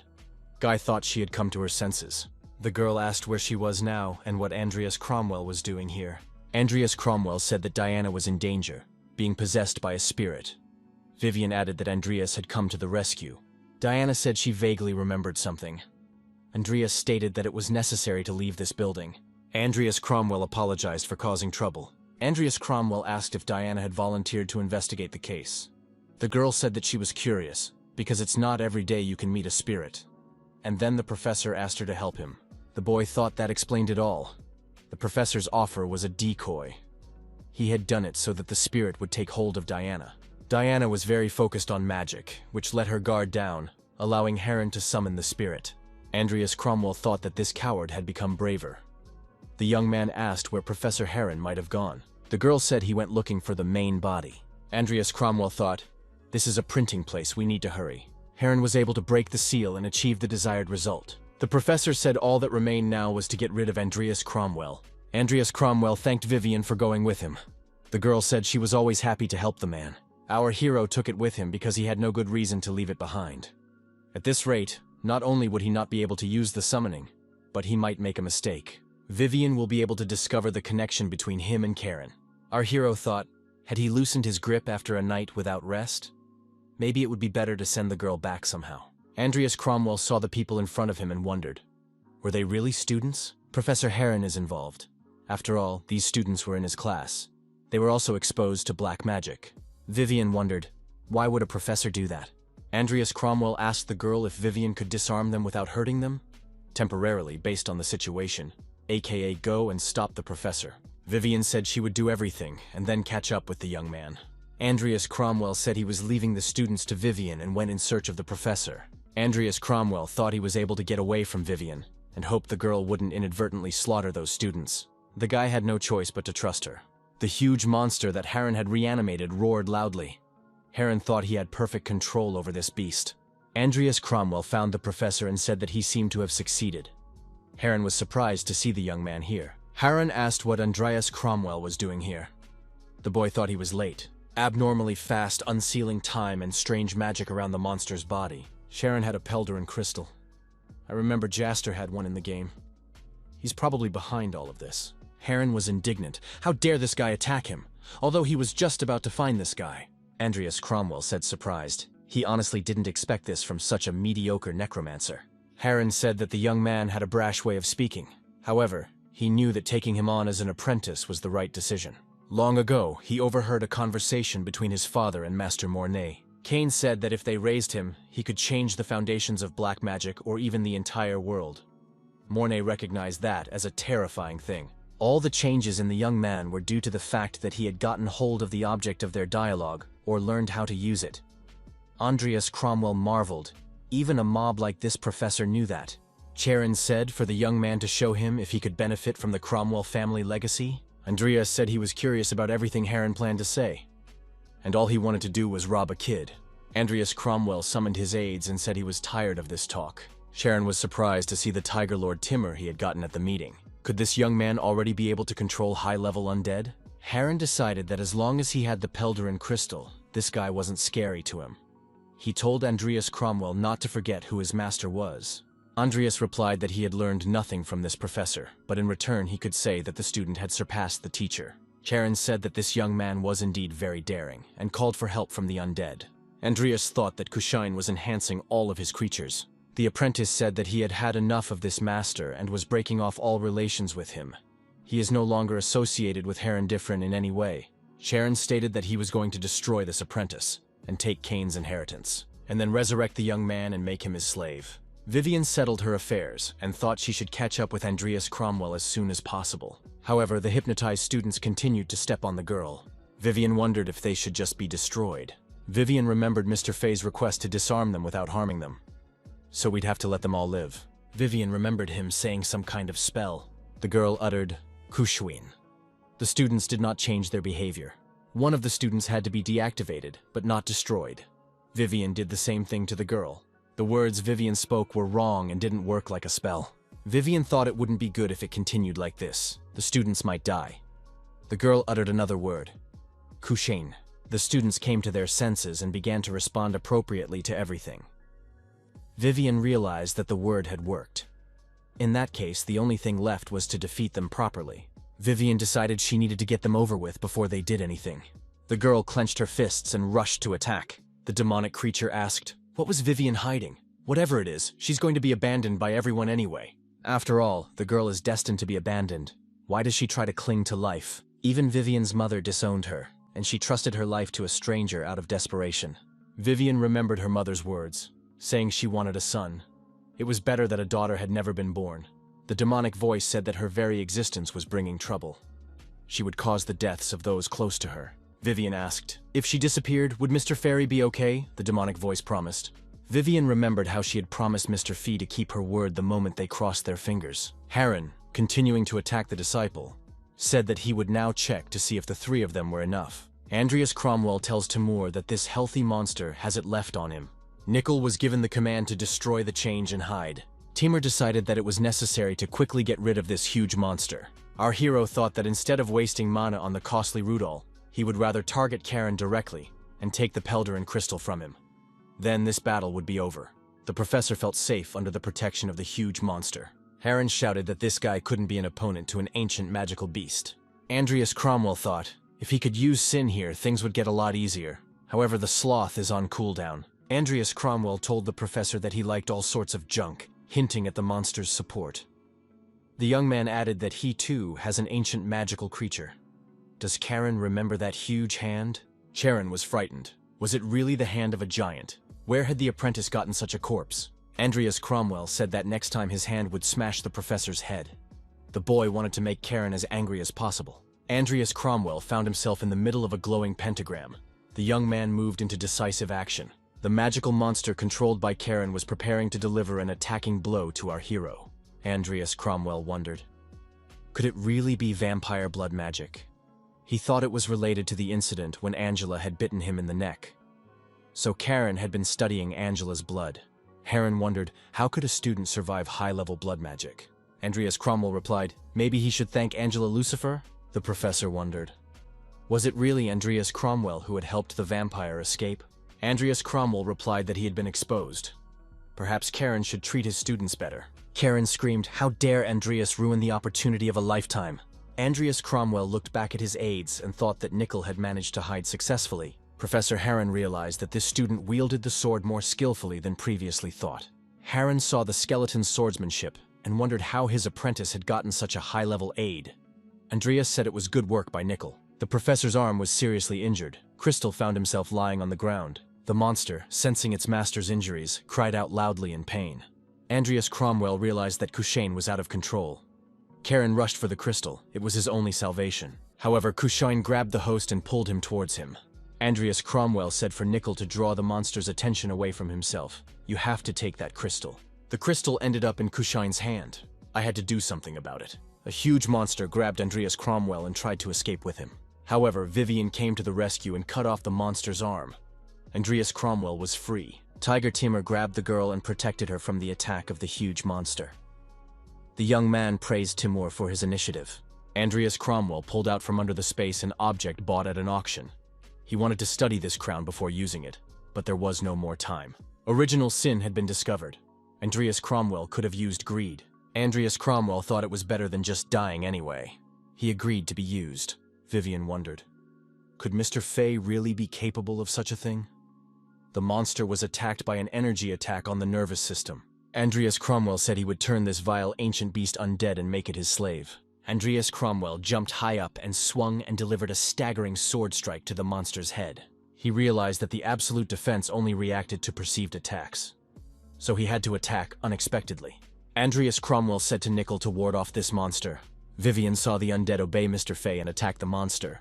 Andreas Cromwell began striking the monster and said that he would now make an undead out of it. Sealed Sword Galaxur discovered the blood of an ancient magical beast. The absorption of the blood of the magical beast is taking place. The duration of greed is over. Now is the period of receiving returns. Andreas Cromwell lost his balance and began to fall to the ground. Vivian escaped from the tiger's clutches and rushed to Mr. Fairy's aid. The blood of an ancient magical beast unlocked Galaxur's first seal. Andreas Cromwell never thought that the blood of an ancient magical beast would serve as the key to breaking the seal of Galaxur. Vivian asked, "Is it really over?" Andreas Cromwell apologized to the girl for putting her in danger. Vivian said it was okay as long as Andreas was safe. Andreas Cromwell apologized to the girl for hiding his real abilities from her. Vivian stated that it didn't matter to her who he really was. To her, he will always be Mr. Fairy. Andreas Cromwell thought, is there anyone else who trusts him that much? Rodlin Academy's 111th commencement ceremony has officially begun. The Elder asked Louis Artman to come on stage. From that moment on, the game truly began. Louis Artman has demonstrated brilliant academic ability and exemplary behavior. Somehow, our hero managed to survive despite a terrible start and lack of information. The number of people he needs to protect has increased. However, at the same time, the protagonist became even stronger. From this point on, the various events will become even more, and our hero will have to face all the black magicians. This is a war of sins. Now everyone listened to the words of the oath from Louis Artman, the best in the class. The young man vowed to stand shoulder to shoulder with the older students from Rodlin Academy. He also promised to do his best to be the spear and shield of the Empire and the people. The young man promised that he and his colleagues would become heroes, who would bring glory to this empire. It was Louis Artman, the freshman representative. Louis Artman looked at the seniors and thought they looked convincing and pretty strong. Louis Artman looked at Andreas Cromwell and was a little surprised. His robe meant he was from the Faculty of Magic, but why was this student carrying a sword? Rodlin Academy seems to have a lot of famous personalities. Battles between students without faculty divisions sounded interesting. All of this was at the spring tournament. The freshmen were talking about not getting too excited about the lack of today's classes. Next year, it will be their turn to shine in the tournament. Now they could watch the battle in peace. It would be very educational for them. Louis Artman thought that watching battles could be useful. You can see many different skills and techniques. Besides, the Faculty of Magic is also involved. Artman was thinking, and accidentally hit a high school student with his shoulder, which caused him to spill the coffee he was holding in his hand. The high school student cursed, and Artman apologized. The high school student did not appreciate the apology and attacked Artman, striking him with his fist. However, the blow was blocked. The high school senior wondered, was that freshman really able to block my kick? It seems that the fame of being the best among freshmen does not deceive. Luis thought his opponent's punch was not very fast, but very heavy, so it was hard to block it completely. The senior said that his uniform was very expensive, and now it has coffee stains on it. However, he was willing to forgive it to the freshman if he paid 100,000 coins. Lucia next to him said that it was outright extortion. The girl asked if the man had any virtues. After all, he's not a beggar. Diana agreed. It seemed that the senior Todlon didn't mind being disqualified for creating a conflict situation on the street. Diane added that following that logic, Todlon should be the one to pay her. Diane showed the stain on her sleeve that had appeared after the first-year student had hit her desk while falling. Todlon was annoyed, for Diana Alwyn found herself witnessing this conflict. Todlon said Artman got lucky this time. He turned around and walked away. Luis Artman thanked the girls for their help. Diana told Luis to ignore Todlon. Lucia recognized the boy. He was the freshman who had spoken at the academy's opening ceremony. The young man admitted that his name was Luis Artman. Fourth-year student Diana Alvin also introduced herself. Lucia Everlast from sophomore year also gave her name. The girls recognized that this freshman was getting into trouble very quickly. Diana said that Todlon is one of the best knights on the faculty, but Artman was pretty bold. Vivian got up from the table and said she was leaving. Andreas Cromwell's show would start soon. Artman recognized Vivian. She's a senior student from the Knights faculty. The boy said he was very happy to meet her. Luis held out his hand to the girl for an introduction. Vivian didn't react. Lucia said that Vivian was a little weird, and added that she wants to see that performance too. Would Luis go along with them? Diane wondered if Lucia was interested in that kind of thing. Lucia admitted that sometimes she found those things interesting too. Diana asked if Lucia was going to participate. Diana also asked if Luis was going with them. The boy admitted that that was exactly where he was going. Diane suggested that they all go together. Luis agreed to the girls' proposal. Louis Artman said it's an incredible match, as expected from Rodlin. They're on a whole other level. Diana acknowledged that it's not bad. The start of the next match was announced. In the blue corner was the Knights faculty representative, Todlon Terry. There were great expectations for him in this tournament. In the red corner was the representative of the Faculty of Magic, a fourth-year student, Andreas Cromwell. Vivian smiled and continued to watch with undisguised interest. Andreas Cromwell received increased attention after his invention of a new potion. Louis Artman thought that this was the exact student he had seen at the entrance ceremony. Is he really going to fight a knight with swords? Todlon asked his opponent. Is this really the same mage pretending to be a swordsman? Andreas Cromwell stated that he is by no means pretending, but if his opponent feels that way, he is fine with it. Todlon swore traditionally, and said that he would show his opponent the true power of the sword. Having swung, the swordsman pounced on our hero. The host announced that Todlon immediately decided to launch an attack. Lucia asked if Diane had heard. Diane asked, "What was it about?"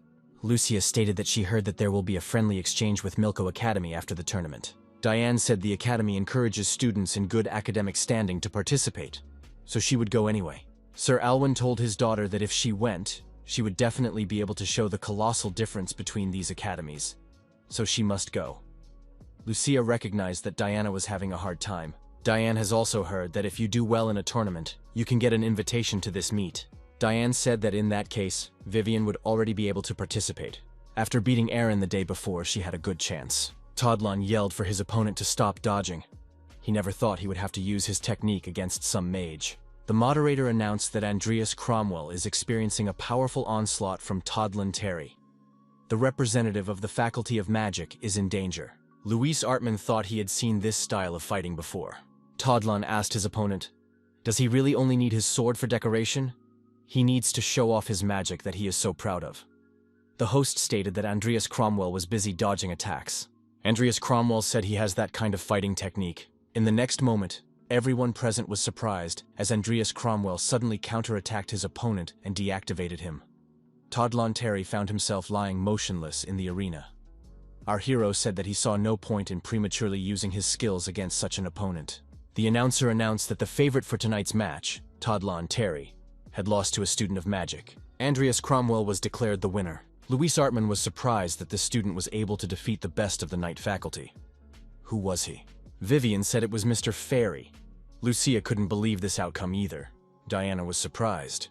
Was the mage really able to use the knight's aura to enhance their bodies? Sir Alwyn thought it was all due to the double core. The Tower Master thought that this young man was able to use the dual core in such an unconventional situation. So the young man no longer intends to hide his strength. It looks like a storm is coming. The host announced that the battle between the top 16 will take place tomorrow. Viewers can follow the latest battle information on their tablets. The friends called out to our hero. Andreas Cromwell saw that with the girls and the freshmen. Lucia said that Andreas was incredible. Our hero wondered what they were all doing here. Diane said that this meeting is just a coincidence. Andreas Cromwell thought that among the girls he had forgotten Luis after all. The freshman said hello to the winner of today's tournament and introduced himself. He said he was very happy to meet him. The protagonist also gave his name. Our hero thought that seeing the first character he played as live was a real nostalgia. He was even a little worried. Diana said it was an amazing sight. She didn't know Andreas Cromwell could wield an aura like that. The girl asked if Andreas Cromwell hadn't studied fencing before because he didn't know about his special physique. Was that why he had only recently started practicing with a sword? Andreas Cromwell replied that Diana was right. The boy thought that the girl had studied everything thoroughly. Luis wondered how Andreas Cromwell could move like that if he had only recently started learning fencing. Vivian wondered when Lucia had had time to snuggle up to Mr. Fay. Louis Artman wondered if Andreas Cromwell might know some special training method not taught at the academy. Andreas Cromwell thought that they had just met, and this guy was already so assertive. It must be this desire for strength and good talent that is the basis for his growth. Andreas Cromwell replied that he was just using his aura to strengthen his body. That was his secret. Andreas Cromwell realized that he was still a long way from the master's instantaneous movements. After Hosan's departure, he was the only pleasant student the master had had. Andreas had given some advice to Luis because he was interested in his talent. Luis Artman wondered, is it really possible to use aura to strengthen the body? The freshman asked to be shown in practice because it was difficult to understand in words. Andreas Cromwell wanted to show him, but it was not something that could be learned in 1 or 2 days. Besides, this guy would also have his own ways to become stronger in the future. Andreas Cromwell said he is busy preparing for matches, maybe later when he has time. Luis Artman thanked the senior apprentice. Our hero said that the young man's eagerness to learn is very commendable considering that he has just entered here. Lucia said that Andreas had done a terrible thing. They had been studying potions together for 6 months, and the partner hadn't said anything. Andreas Cromwell apologized because he didn't want to stand out then. Vivian was surprised. Had they really been together for half a year already? Lucia asked, why does Andreas Cromwell want to do this now? Our hero replied that he wanted to participate in a meeting with Milko Academy. It's hard to rise to the top, relying only on magic. The guy thought that he was actually hiding himself, because otherwise he would have been destroyed by the game characters. Andreas Cromwell remarked that he had been working on fire magic for some time now. Lucia wished him luck. Our hero had never encountered an exchange between academies in the game. It didn't make much sense for him to get involved in all that, but there was someone he wanted to meet. That's another game character. Kechlun Violga. Vivian said that she too will do her best to participate with Andreas Cromwell. Lucia added that this high school student is very ambitious. Diane said that if they were going to participate, it would be nice to get first place.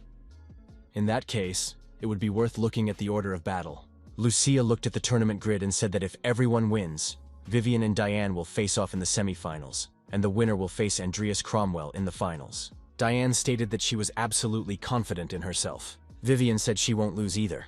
Andreas Cromwell stated that he would give his best. Diane encouraged everyone to try their best. Lucia remarked that all the favorites to win had gathered here. Luis Artman recognized that he had encountered some amazing people. It's been 5 days, the finals of the tournament.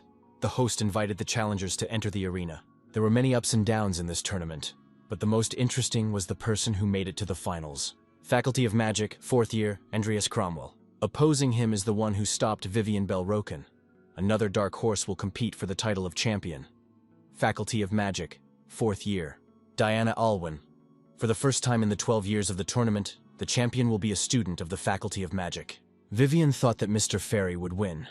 Lucia thought that when Andreas Cromwell fights, Vivian looks very different. The unexpected circumstances of the tournament generated a huge amount of interest from the public.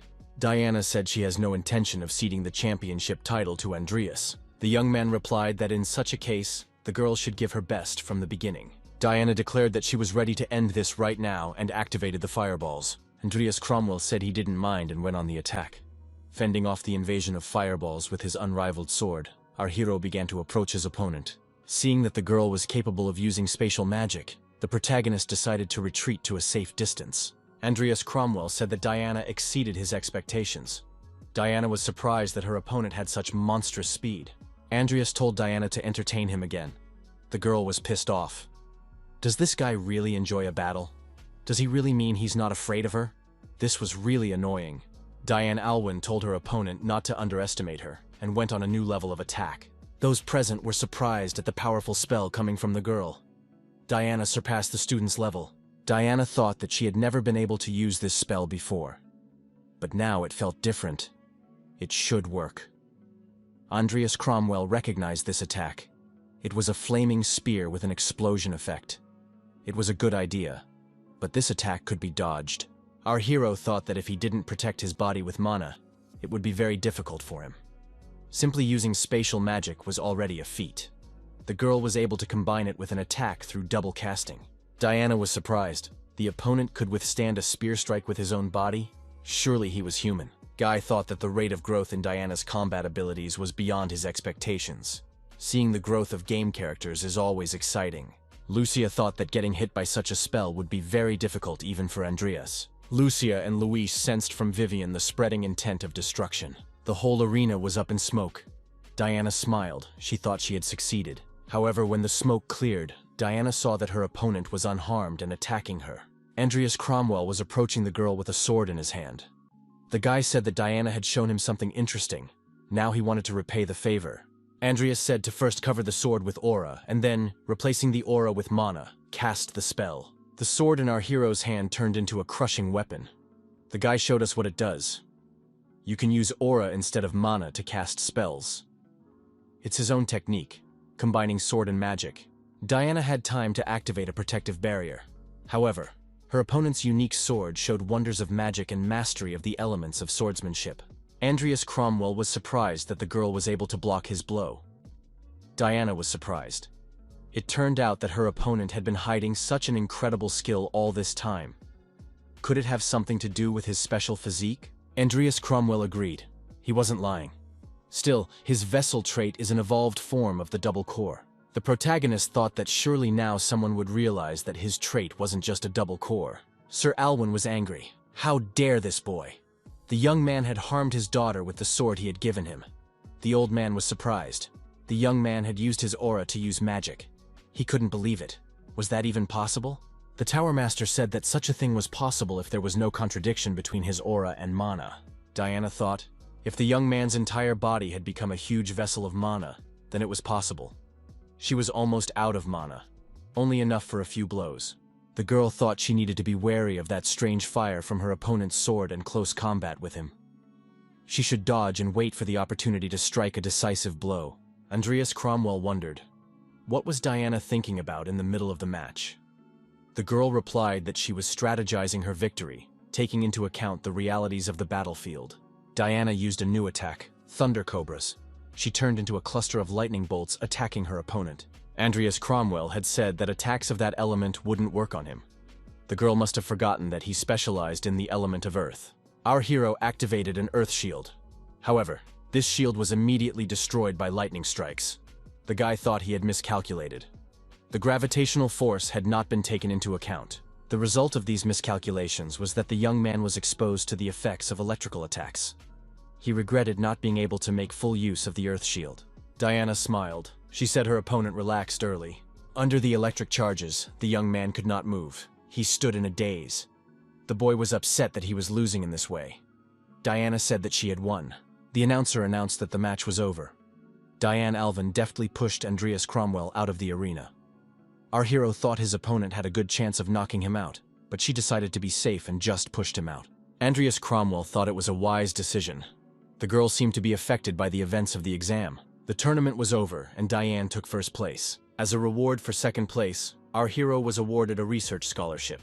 Diana received an elixir that increases her mana supply on top of this reward. Vivian, who came in third place, was awarded her final year's tuition as a reward. Our hero entered the new room. It was a little smaller than Heron's laboratory, but it was quite tolerable, and the security level was not bad. It would make it easier to dissect corpses and study black magic. Thanks to the prize, our hero was able to save money on the purchase of a lab. He realized that he had a lot of work to do. He needed to combine sword skills and defense skills with black magic. Thanks to the reward, he no longer needed to worry about tuition fees. Andreas Cromwell checked his bank account. His fortune was currently 9 billion coins. Even after deducting the cost of the house and other expenses, selling potions made him feel free. Andreas Cromwell was satisfied that he had plenty of money. It looks like Diana is going to get even stronger. Thanks to the vessel trait and original sin in the protagonist's body, there's already a huge amount of mana. But considering his future, it's necessary to increase his mana reserves even more. However, because of that incident, our hero's mana has increased a lot, so he thinks he's okay for now. The Code of the Apocalypse, the purest original sin, revealed generous greed. Generous greed merges with the owner of the purest original sin. The purest original sin temporarily owns generous greed. In fact, the young man didn't realize what was happening. The purest original sin was now connected to generous greed. The nature of mana was gradually becoming closer to darkness. Andreas Cromwell thought that after that incident, the amount of mana he could use had increased significantly. The first time he summoned Nickel, he spent about a quarter of his mana. Now, however, he was spending less than 1%. You also have to keep in mind that Nickel is not a simple skeleton right now. With all this, our hero can summon a huge army and use a fusion of magic and sword. And even his trump card is Original Sin. The only thing that bothered our hero was that his intervention changed the course of events. In the original game, there was no exchange between academies. What mattered now was not the fact that events had changed, but how and by whom. Even if things change, our hero will still have a wealth of information.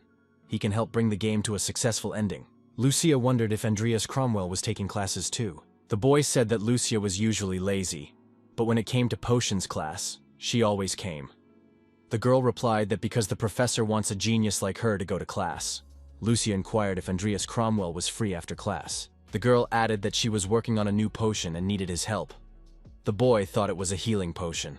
Lucia explained that she had once mixed mucus from a pollock frog's tongue with fairy pollen, then added a solution of yttrium and a core of mucus. Lucia said the solution took away all the special properties, dissolved and disappeared. Andreas Cromwell was surprised because he hadn't told her anything. It turns out that the girl herself had found the key to creating the cure potion. Our hero thought that both Lucia and Diana were very talented game characters. The girl noticed that progress stalled after that. Andreas Cromwell wondered, what could he do to help? The guy remarked that it was difficult for him to spare the girl's time now, but he would definitely help in the future.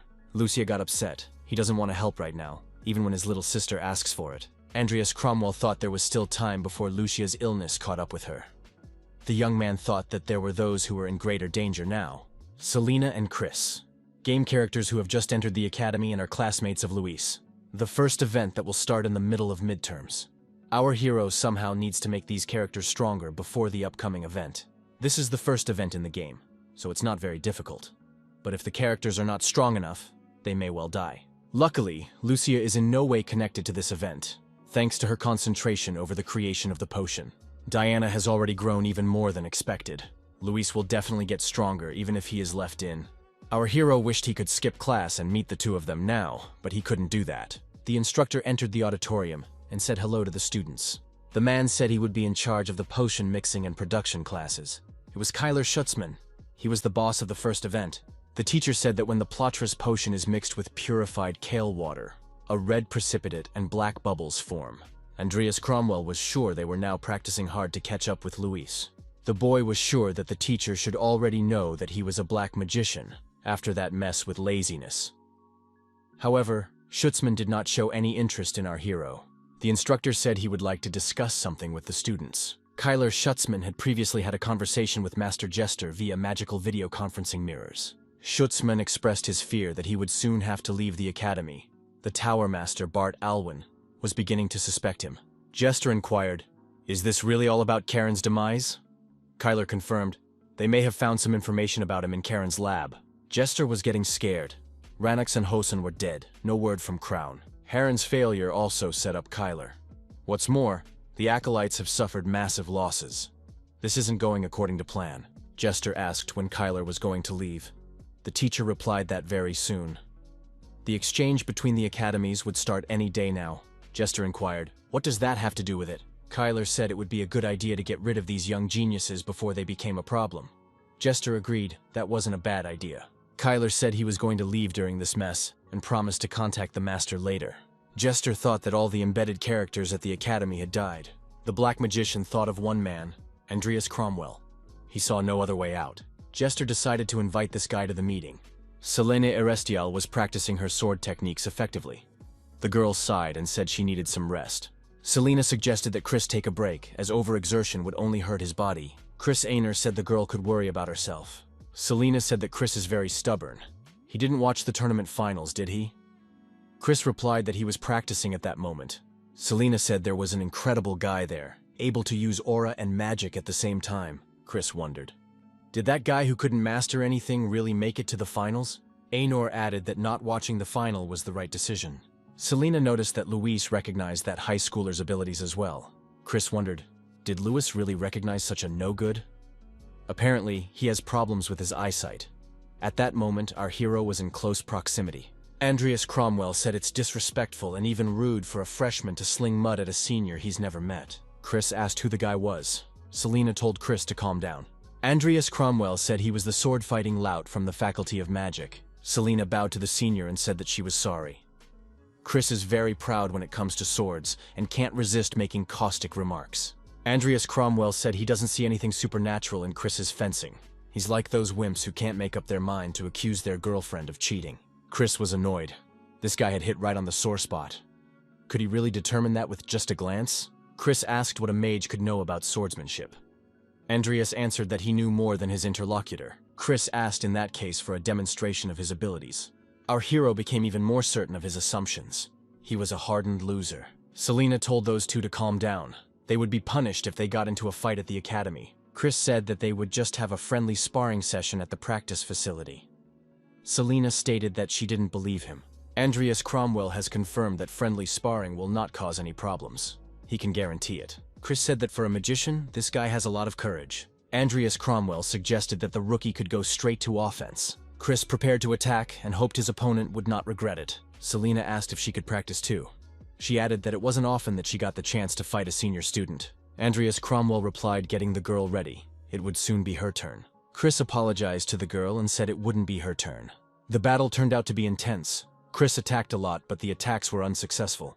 Our hero thought his opponent was very fast, but one of the continent's 5 greatest swordsmanship arts, Einor's style, could be anything but that. In the game, this character's progression was built on understanding this technique, but there is no shadow of Einor's style in him now. A style renowned for its fast and unpredictable blows. Apparently, Chris tried a lot of things and got on the wrong track in trying to overpower Luis. Andreas Cromwell decided to take this opportunity to show his opponent the right direction. Our hero told Chris to stop fooling around and put his best foot forward. Chris got angry and said he would make his opponent pay for those words. He tried to apply Einor's style. A sword roar was also activated. However, Chris's attacks were still ineffective. Our hero asked, does Chris really call this Einor-style fencing? Does the young man really think he can become strong just by taking the best from the best? Andreas Cromwell advised his opponent to follow his own path without question. Andreas Cromwell said it was now Selena's turn. Selena was the complete opposite of Chris. Her family technique offset her strengths. In her family, only those with innate physical strength are suitable for swordsmanship. In other words, the technique is completely unsuitable for her, who is lacking such strength. Selene swung her sword and said as she attacked. Andreas Cromwell smiled and told the girl not to be shy or hold back because he had a lot to teach her. Andreas Cromwell counterattacked the girl and she flew far backwards. However, Selena was able to group herself well and was able to get to her feet immediately. Chris was surprised. This guy instantly found Selena's weakness. The girl said it was impossible because she used all her strength. Andreas Cromwell stated that Selene was not suited for a heavy sword. The girl objected because she had always used him. Chris said the guy was right. Chris added, making sure Selena listened to him. Our hero asked why the girl picked up a sword, and what motivates her to train again and again. Andreas Cromwell stated that he took up the sword to survive. As much as he's ashamed to admit it, his talent for magic is lacking. The protagonist added that some events almost got him killed, and then the sword became his salvation. The two dedicated themselves to fencing and lost to it. Selena asked, "Is it really a difference in talent?" Andreas replied that the girl was wrong. That means these two haven't realized what a sword is yet. Andreas Cromwell added that they do fencing just to maim someone. Or do they think it's under the weight of a responsibility they didn't want to take? Our hero added that he will continue to use the sword to survive in this world. Andreas Cromwell repeated his question. Why did they take up the sword? The high school student added to have them think about it, and when they find the answer, come see him. He would be happy to see them anytime. Chris said that he would definitely challenge Andreas Cromwell in the future. Our hero replied that he would be looking forward to that moment. It's been a week. The administration building at Rodlin Academy. Vivian thought Andreas Cromwell was running late. The girl wondered if she should smile like Lucia did when she saw him. Our hero appeared and clicked the girl. Andreas Cromwell wondered what Vivian was doing here. After all, orientation was about to begin. Vivian said she was waiting for him. Andreas Cromwell said they could go now. Vivian grabbed the guy by his cloak and pulled him toward her. The young man stopped, looked back and looked at the girl. Vivian smiled and wished the boy a good morning. Andreas Cromwell smiled back and wished the girl good morning too. Selena told Luis how Andreas Cromwell had beaten Chris. Chris resentfully said he shouldn't tell everyone about it. Andreas Cromwell said the only people here are honors students, except for him. It seems that the newcomers were selected on the basis of their entrance scores. Diana wondered, had Andreas Cromwell really come with Vivian? Andreas replied that they had met on the street. Apparently the students from Milko Academy hadn't arrived yet. Diana said that it was an agreement between the academies, so they would definitely show up. Milko's students finally showed up, and one of them said that Rodlin Academy actually has a lot of cuties. Milko, the academy principal's representative, said hello to Diana and asked when she would be his wife already. Andreas Cromwell thought that was very arrogant. Diana told Grace Malone not to familiarize himself. He's disgusting. Malin replied that with such behavior the girl would remain an old maid. Vivian wondered, is Diane really getting married? Diane replied that this Grace, the son of the principal of Milko Academy, is why he allows himself to do such things. She had only seen him a few times when she was with her father. Vivian thought that this Grace Malone looked like a pig. Malin, turning to Vivian, asked, "What's that cutie's name?" and suggested she go on a date. Malone added that he was asking her out on a date as early as tonight. The host congratulated all the students of the two academies and drew attention back to himself. Malin was upset because everything had started out so well. Diana thought the guy was on the verge of death. The presenter said a series of friendlies are planned for the coming week to improve their skills in a competitive environment. To begin with, it is necessary to group by faculty, regardless of academies. Faculty of Knights on the left, Faculty of Magic on the right. Vivian said it would be wonderful if they stayed together. The next day, the exchange began, an event unseen by our heroes before. The professor was telling what would happen if you put a reverse spell on a rotation spell. Next, the professor invited the students to draw this magic circle on their own. Andreas Cromwell wondered what was so complicated about this magic circle. To the right of our hero was Kalung Violga, a playable character, a genius of thought when it comes to support magic and magic circles. Violga intercepted our hero's gaze and wondered, is there something wrong? The protagonist introduced himself and suggested that the young man work together this week. Kalung Violga said he didn't mind. Andreas Cromwell thought the scene was ready. It is now safe to watch the confrontation between Diana and Kalung. Both are recognized geniuses, and they can inspire each other with their magic circles. Andreas Cromwell thought, if this was an inspiration, maybe he could be their muse. The boy thought he might lack talent in magic, but that didn't mean he lacked ideas for creating magic circles. Our hero thought he has played this game many times and drawn a myriad of these circles. He is sure that there is no one who knows them better than he does. The young man thought he had a few ideas in mind. However, the reverse spin will surprise no one. He wants to show them both in a special way they've never seen before. It seems a bit complicated, but it might be worth showing something related to life. What Diana did in class confirmed her incredible status. She is indeed a true genius. The magic circle was floating and the water was constantly swirling around it. It looked very bright. Kalung said he was finished too. He added that if there had been more paper, he could have added even more details. The young man placed his palm on his magic circle, and everything around him glowed. The teacher couldn't believe his eyes, for it was a magic circle of illusions created using rotation and reversal. Kalung said the duration is short, so things will get back to normal quickly. After everything fell into place, Vyolga remarked that attention should be paid to duration. Diane said it was amazing. Kalung thanked the girl, adding that Diana was incredible too. Andreas Cromwell thought that not even Diana could match him when it comes to magic circles. This is what makes the game interesting. Each character has a unique talent. Lucia, who cured her illness, is the best in battle magic, while Kalung is the best in support magic and magic circles. Diana is magnificent with her unrivaled space and time magic. Because of this ability, she is considered one of the most cheater characters in Sin. The teacher said that both of these students performed incredibly well. Now it is interesting to see what the others have prepared. Andreas Cromwell thought he had put his best foot forward, but it was embarrassing to show his result after these two students. Our hero has a plant showing out of the magic circle. Malin saw this plant and asked, "Where is the rotation and reversal? This flower looks terrible and doesn't even bloom." Mahlan wondered, how could such a fool be at this meeting? Our hero thought that when he played for Kalung, that fat man was always getting into trouble. Since everyone avoided him, he was always alone, but he made everyone nervous for 10. Kalung saw this plant and said it was incredible. He had never seen such a thing before. Mahlan wondered what was so special about it. After all, it's just a flower, isn't it? Diana said the fat man should open his eyes. The girl added that Mayon wouldn't have the intelligence to understand the formulas and spells that were being used now. As our hero thought, you have to be on Diana and Kalung's level to understand how this magic circle works. Diana asked if Andreas Cromwell would mind if she explained everything to everyone. Our hero replied that he didn't mind. At first glance, it seems that this flower was created using the formulas nature and life. However, that is not all. In addition to this, time and rotation are also present here to complete the cycle of life spell. Then, thanks to the addition of the reverse formula, a fresh and withered flower was created at the same time. Diane added that it is both a living and a dead flower. Using rotation and reversal, the student created a contradiction. Diana noticed that to everything here was the formula for life. Our hero thought that was a terrific explanation. The young man realized that being a necromancer made it a bit easier to use life-related spells. However, it was quite difficult to make it all work without using black magic. Kalung said the more he looks at it, the more he wants to explore it. Andreas Cromwell remarked that this was the result of how he wanted to create a contradiction. Diana remarked that Malin had done something incredible anyway. Everyone would be interested to see it. Grace Malin said his creation is about to surprise everyone. The substance created by the fat man was unstable and exposed to the environment.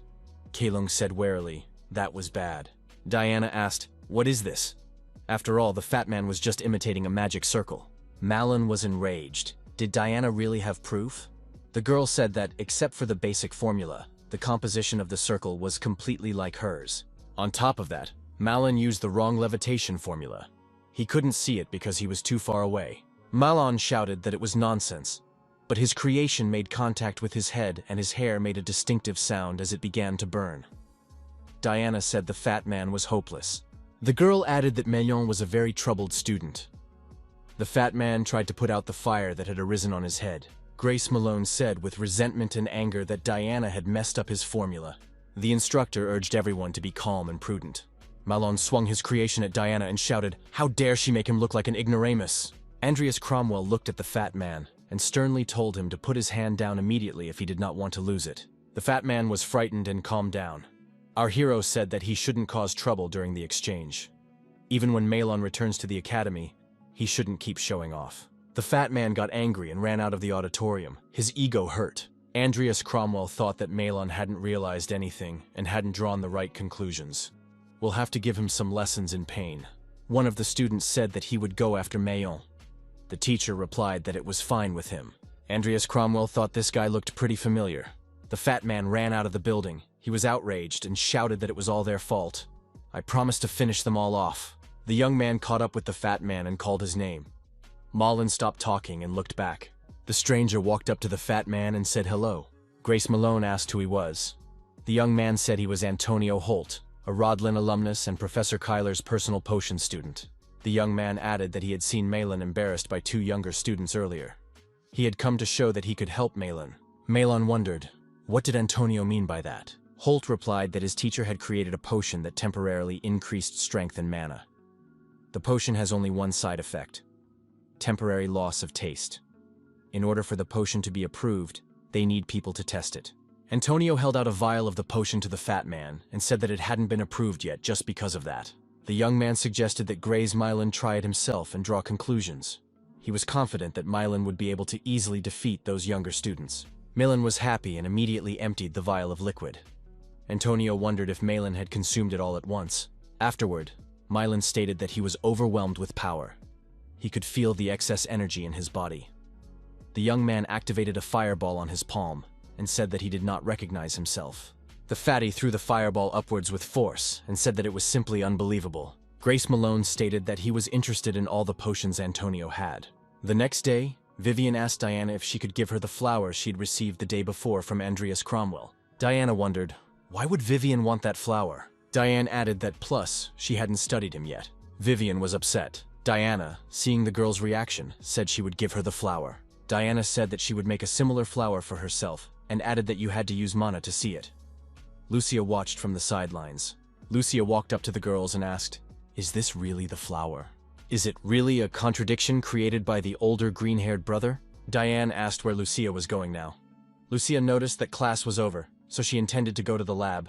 Lucia, looking at the flower, thought it was missing something. The girl pointed her finger at the circle and asked, isn't this part weird? Diana agreed. She thought so too. Lucia suggested that the author of the project had willfully done that. The girl added that to keep Lucia still, she would try to make an adjustment. Lucia added the flower spell. After that, the girls were surprised.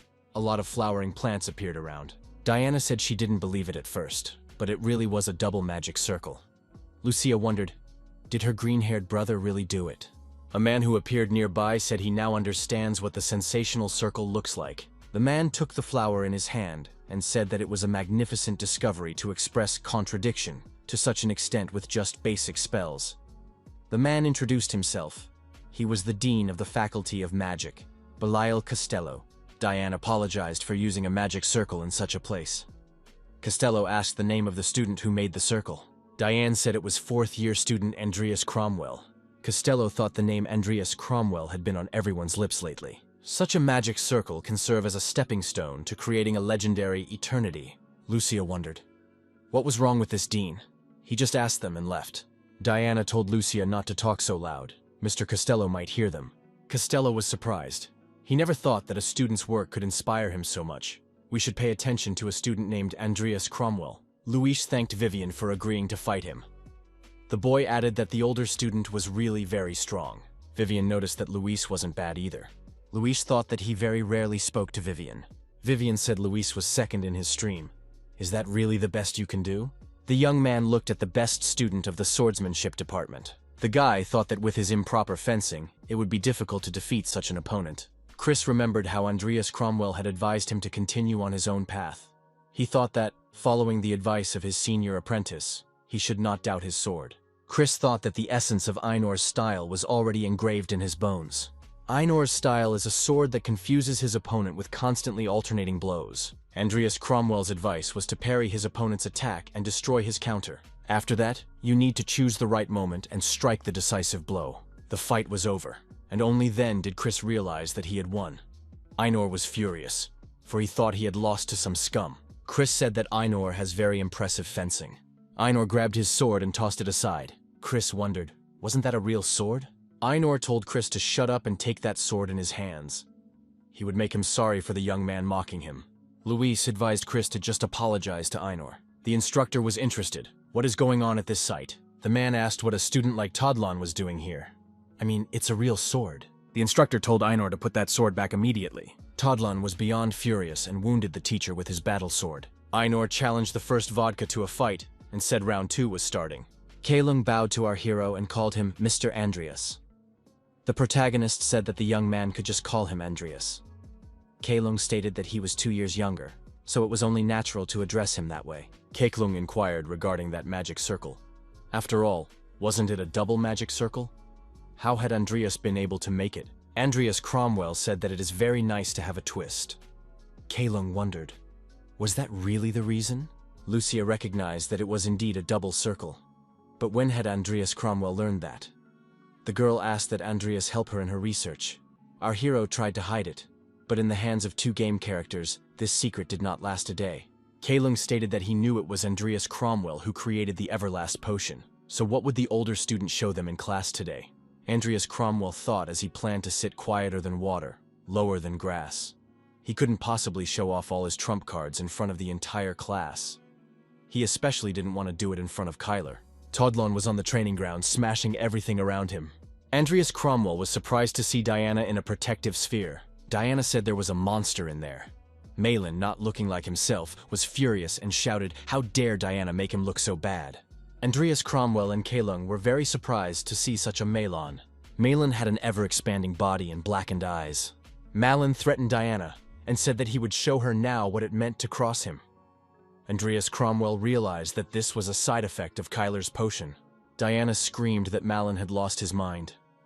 Did he really think he could get away with it after what he'd done at their academy? Andreas Cromwell was surprised.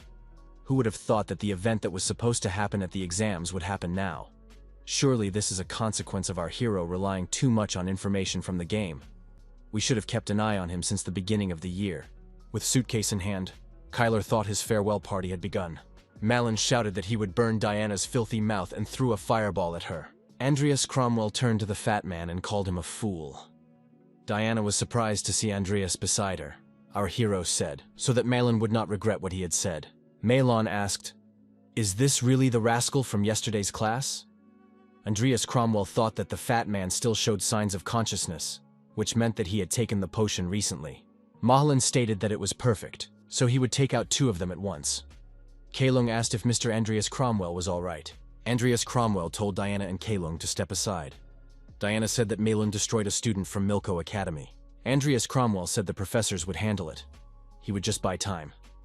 The guy asked Diana to prepare powerful magic, something that could defeat the fat man with a single blow. Diana wondered, how could Andreas Cromwell be so calm? After all, Malin's body is very strong. Andreas Cromwell replied to the girl that it didn't matter. With Kalung's support, Diana should be strong enough. Malin wondered, where are these two going? Andreas Cromwell said the fat man was too noisy. If Malin can't speak, it's best to just shut his mouth. Fatty activated his protective dome to avoid his opponent's attacks. Andreas Cromwell thought, although his opponent was spoiled, he was still a mage. The potion made his shield much stronger. Our hero thought he would break this shield anyway and rushed to attack the fat man. Diana thought that this guy had filled his sword with magic even faster than in the tournament. Fatty threw a fireball at his opponent, but our hero managed to activate an earth shield. How could he use attack magic with the barrier active? Andreas Cromwell decided that this was no good. It was necessary to stop Melon before the final stage came. The fat man was becoming more and more aggressive. Conventional methods did not work against him. Our hero thought that Milan was now as tough as P. Diana prepared to use her powerful magic and yelled for Andreas to stand aside. The girl activated the iron spike. Andreas Cromwell was amazed at this advanced magic. It's amazing that Diana was able to repeatedly use magic capable of piercing through the fat man's skin. As expected from a cheater character, at this rate she'll be able to create unique magic before she graduates from the academy. Still, to turn the son of the academy director into such a mess, there would be a lot of fuss. Diana said even though Mylin had turned into a monster, it would be a problem. Kalung said he was willing to help. Andreas Cromwell figured that if Diana was involved, her brother wouldn't be left out and would notice all the signs. Andreas Cromwell said that if anyone came, he would have to explain the whole situation. He'll be right with the person in charge of the class, Professor Kyler. More explosions erupted. Andreas Cromwell told his friends not to try to fight the monster. The professors must be brought in. Our hero thought that Kyler must have gone to the secret place for the duration of this mess. However, he needed to get rid of him now to prevent future problems. This potion can bring many problems during the war. Andreas Cromwell saw the young man again and remembered him. It was Antonio Holt. It was Kyler's lackey. He left the auditorium and followed the fat man. This guy must be one of the ones who's been distributing the potion. If we follow him, we can definitely track down Kyler. Our hero heard someone yell for Lucia to run away. Lucia was in the magic circle and told those two to run away immediately. Diana asked, "What about Lucia?"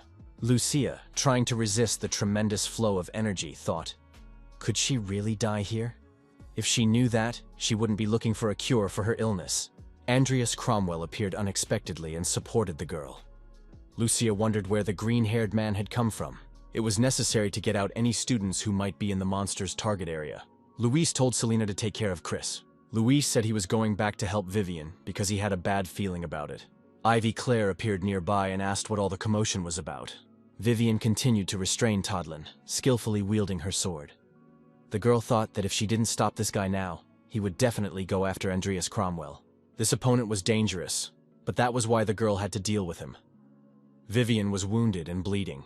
A furious Ainur Toddlin struck Vivian, and she flew far backward, losing her balance. Vivian jumped to her feet and thought that she was too weak now, and probably unable to protect Andreas Cromwell. Ivy Claire showed up just in time, and asked if Vivian really wanted to die. Ivy Claire recognized the man and said it was Toddlin. That's a shame. With a few swings of her sword, Professor Ivy Claire stopped the rampaging young man. Vivian was surprised and thought that the professor was very strong. Claire thanked Vivian for being able to hold this guy off. Andreas Cromwell grabbed Lucia and tried to flee with her from his distraught opponent. Our hero, retreating, activated an earth shield. The young man thought that if he let Kyler leave now, the future war event would become too problematic. Andreas Cromwell thought that in such a situation where he couldn't summon undead, he had no chance of winning. Our hero with Lucia in his arms continued to retreat. The boy thought that he should carry the girl to safety first, and then catch up with Kyler. On the way, the young man met Dean Belial. It was amazing. His students were attacked, and he just stood there and did nothing. Andreas Cromwell told the dean that he would leave that monster on him. Belial was disappointed, for he had expected this young man to show him something interesting. The dean, without taking his hands out of his pockets, destroyed the monster approaching him. Andreas Cromwell brought the girl to safety. The doctor examined Lucia and said she was fine. She's only in a bit of shock from the mana depletion and needs to rest for a while. She seems to have regained consciousness. Andreas Cromwell inquired if Lucia was okay. Lucia asked, "Wasn't that a dream?" She thought she was going to die. Andreas confirmed that the girl was on a roll. Why was she fighting that thing? Lucia replied that she wasn't going to do that. However, not everyone was able to escape, so she had no choice. Andreas Cromwell said the girl sounds like some kind of hero. Lucia pulled herself up on the bed and said that she had almost died. Andreas Cromwell assumed that there was nothing wrong with the girl if she was able to talk like that. Our hero thought that perhaps Lucia should prioritize and do more than just research. The young man said that he was very busy, so he was leaving. The girl was upset. Did he really come here just to make fun of her? Andreas Cromwell said that when this was all over, he was ready to start work on her potion. Our hero was moving towards his intended goal. There was a small hut at the edge of the forest. The guy thought that if all the events went right, Kyler should have been hiding here. However, the event happened at a different time. Is Kyler really hiding here right now? The game requires that he be overpowered by NPC companions. Andreas Cromwell invited his assistants, Nickel and Timur, to catch Kyler. Timur performed his task admirably. However, it turned out not to be Kyler, but Antonio Holt. Timur grabbed the man by the throat. Nickel split him in two with his sword. The young man thought Kyler must be somewhere nearby. It's worth noting that Timur has become incredibly strong after his successful evolution. Even the monster in his final phase is no match for him. There's also the sin-enhanced Nickel, so the boss information won't be a problem. An underground secret passage was discovered under the rubble of the building. Our hero decided he needed to go downstairs to honor Kyler with a visit. The one who was hiding didn't take long. He appeared from the dungeon and asked, "How did the boy know about this place?" The man realized that in front of him was Karen's apprentice, Andreas Cromwell. Nickel swung sword and swelled his opponent's arm. Andreas Cromwell apologized and said it should be his neck. The villain said he understood everything. It was this boy who destroyed Karen. Timur entered the fight and swung with all his might and delivered a staggering blow to his opponent. Andreas Cromwell told Timur to deal with him quickly. Timur throwing strikes, but his opponent was indestructible. The villain said, "As selfish as they black mages are, how could they destroy the man who raised him?" Our hero thought it was the final stage of shadow armor, so it can also replace lost body parts. The villain wondered, how did this young man know about the shadow armor? No one should know about it except Master Gestra. Andreas Cromwell went one-on-one and prepared to confront this black mage. The guy said he was well aware of the shadow armor. It is a rare high-level item that combines defense and attack. The opponent said that in such a case the young man must realize that he has not even a chance of winning.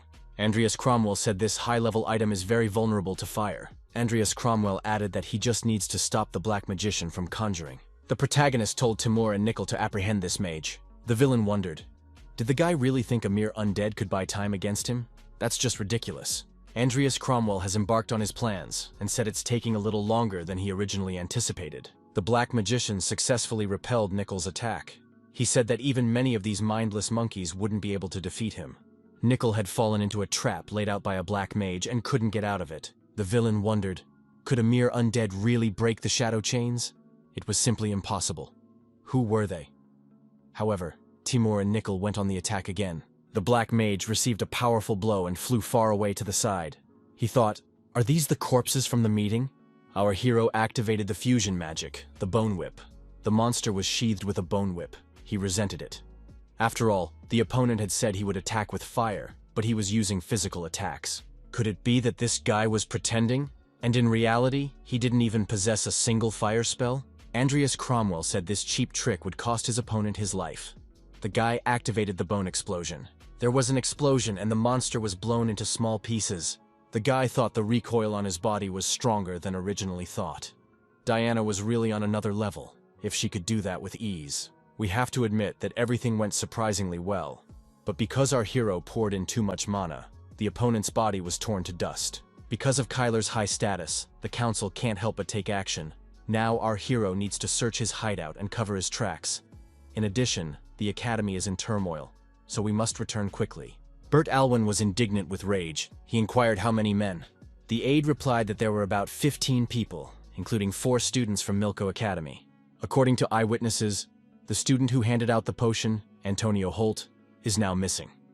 He's Professor Kyler's assistant, so that's probably where it's coming from. The Tower Master said he was fed up with it. It is necessary to suspend all activity at the academy until the end of the investigation. Further details will be announced after discussion with Director Zeos. Bert Alwyn couldn't understand what was going on at Rodlin Academy. Our hero thought maybe it was the time difference with the game, but there are a lot of things here that he hadn't seen before. There was a book of Kaler's magic here, and it has notes about shadow magic. During the game, our hero wouldn't have paid attention to it, but now he's a black mage, and he's very interested in it. Andreas Cromwell suggested that Nickel take this book with him too. The guy saw a chest of chaotic mimicry in the corner. Andreas got so close to him, but he didn't react. It looked like someone had separated the mimic's body from the chest. This means you can take things with ease without fighting him. However, this is in the event that Kyler hasn't already cleared him. Once all 3 items are taken from it, it will turn into a normal chest. Since the chance of stumbling upon it is very small, all the items in it are very valuable. The young man extracted a key and a chaotic mimic core from the chest. He thought that he didn't need it now, but that the core would have its uses. The boy lowered his hand once more. Our hero pulled out an ever-changing sword from a chest. The shape and attributes of the sword changed depending on the owner. Andreas Cromwell looked at this sword and thought that he already had Galaxer. So maybe he doesn't need this sword. Our hero notices that Nickel is asking for this sword to be given to him. Andreas Cromwell was happy to do so, for he already wanted Nickel to acquire a new sword. Nickel was satisfied. You could tell by the look on his face. A smile even appeared on his face. The young man noted that the shape and balance of the sword had changed under the influence of Nickel. Additional characteristics also appeared. Andreas Cromwell tells Nickel to pack all his things. They're going back to the academy. 5 days have passed since then. A young man got out of the car at the railroad station. Lucia met the young man, happily running up to him. The boy said he shouldn't have done that. The girl noticed that her father had told them to take a walk together because there were suddenly important guests at home. Andreas Cromwell has offered to go to the girl's house and do some research on her. They need to get as much done as possible before classes resume. The girl only mocked the young man in response. I have to do as much as I can. Lucia said she was about to show the guy the sights of the city. Andreas Cromwell said that they did not have much time. Lucia said she heard that among the victims was the son of the academy director, Milko. This guy caused trouble right up until the end. Lucia remarked that since it was Diana who had stopped him, obviously she wouldn't bring him punishment. Andreas Cromwell agreed, for her father is a duke and one of the 10 greatest on the continent. In addition, he is the master of the magical tower of Rodlin. However, this case may tarnish the reputation of House Alwyn. Lucia recognized that Diana had a solid background. Had Andreas heard how Professor Kyler had died? Our hero replied that he was destroyed by a monster he had created. Lucia laughed. What kind of man? Created a monster he couldn't handle? Andreas Cromwell thought that they had reported exactly as he wanted, but they must be conducting a secret investigation. The boy decided to behave more discreetly for a while. The coachman announced that the carriage had arrived at its destination. Lucia wondered why Andreas Cromwell had agreed so suddenly, even though he had always said he was busy. Andreas Cromwell thought he could help the potion girl if he signed a contract for a new potion. Hollington didn't think she'd decide to circle him. Andreas Cromwell reminded us that the Great Forest Orc is an unruly beast, making it very difficult to get materials. The woman asked her companion, "Does he really think the orcs are scarier than she is?" The man replied that was not the point. The woman asked, "Is that really his daughter?" The man was at a loss. "What is Lucia doing here?" The woman approached Lucia and motioned for the girl to follow her. She added that her father had not kept his promise. Our hero sensed an intimidating power from this woman. "Who is she?" The man shouted for Lady Hegenthal not to do it. Hegenthal grabbed Lucia and, pushing off, easily jumped with the girl onto the roof of the building. She said she would bring Lucia on her next visit. Hollington needed to make sure he got the neutralizer by then. Lucia yelled that she didn't want to go anywhere. Andreas Cromwell determined that Lady Hegenthal had magical tattoos on her arm. The woman said goodbye to everyone. Lucia called out to Andreas for help. Andreas Cromwell thought, "Is she really Salem?" The woman turned, smiled, and said that she and Andreas Cromwell hadn't seen each other in a long time. Andreas Cromwell asked Lady Hegenthal if she could keep this girl here. The woman called our hero a defiant boy. He was helped once and now he's out of control. How dare he give orders? Andreas Cromwell said it was not an order but a request. In return, he promised to give information of the same value. Hegenthal asked if the lad could keep his word, for it is said that the tongue is the source of all trouble. Andreas Cromwell said the book was written by the god of the mythical age. Our hero added that he would tell us where to find this book. Would such an exchange be suitable? The woman got down on the ground and asked where to find the book. Lucia was floundering and continued to express her displeasure. Andreas Cromwell wondered if Lady Hegenthal was sure he should say it here. After all, there are extra ears here. Hollington and his daughter immediately turned away and covered their ears with their hands. The woman told the young man not to be shy and to tell everything. If she didn't find the book, she would just go back and get rid of them altogether. Andreas Cromwell said the book was in Lake Erva, southwest of the Empire's borders. There should be a cave under the water in the direction of 7 o'clock. Hegenthal asked if the young man had made it up as he went along. The boy replied that he was not deceiving, his honest, noble word. The woman asked where the guy got that information from. Andreas Cromwell replied that this was the one thing he could not say. In fact, this information was from the game. Hegenthal said she'll let Hollington get away with it this time, but he knows what will happen to him next time. The man said he would gather the materials regardless of the price. Hegenthal noticed that the merchant lived and died on trust. She asked the young man how he knew who she really was. The young man replied that he had recently begun to see streams of mana. Our hero would never have thought that his mana talent combined with the vessel trait could be so useful. Salem carved many magic circles on his body to increase his magical abilities. However, this leads to the gradual disintegration of his body. He, like Lucia, is like a time bomb. The book our hero told Salem about contains knowledge of harmony. If he reads it and can establish harmony between the magic circles and his body, he can survive. Mr. Hollington thanked the young man and promised to repay the favor. The boy replied that there was no need. It was all right. Lucia asked how Andreas knew Salem Adidia. Our hero answered nothing and asked where the girl's laboratory was. Lucia took offense and said she wouldn't tell him anything in that case. How could she let a potential accomplice of one of the Empire's most wanted criminals into her lab? Andreas Cromwell asked if Lucia would not let the Viscount in. The girl confirmed. She would not even let her father come in. Why doesn't the young man go and make a contract with her father? After all, that is the purpose of his visit. Mr. Hollington said he would perhaps go into the house. Andreas Cromwell says not to make Lucia angry. The contract won't run anywhere. Lucia said that the young man was angry himself, always hiding something from her. The girl was bleeding. Lucia turned away, trying to hide the fact that her nose was bleeding. Andreas Cromwell asked if she was all right. The girl took a few steps and, losing her balance, fell to the ground. Lucia was doing experiments and making notes in a journal. This experiment also failed. The oxidation of Pollux frog mucus could not be stopped. The next experiment also failed, an attempt to change the ambient temperature. After different settings, the first 3 attempts failed. Having tried almost all possible variants, one can come to the conclusion that the problem with the instability of the reagent cannot be solved and some ingredients must be replaced. Many more experiments had failed. Time was running out and it was time to do something new. Young suggested that a colleague use yoban root. It may help in stopping oxidation. The girl recorded another failure in her journal. She figured this guy just gave her the ingredient and ran away. The guy thought it would be hard for him to find the time, but he would try to visit the girl later. Previously, our hero had seen it all under the prism of a screen, so he couldn't fully immerse himself. Now, however, it's a battlefield with her survival at stake. The maid said the young miss was already awake. Would the young man like to see her? Andreas Cromwell asked if Lucia had had any other attacks besides this one. The maid replied that there had been nothing else like it. From what the doctor said, her condition was worsened by using mana too often. Andreas Cromwell thought he was at fault too. Lucia would not have been in danger if he had stuck to the events of the game. Right now, time was rapidly draining from her.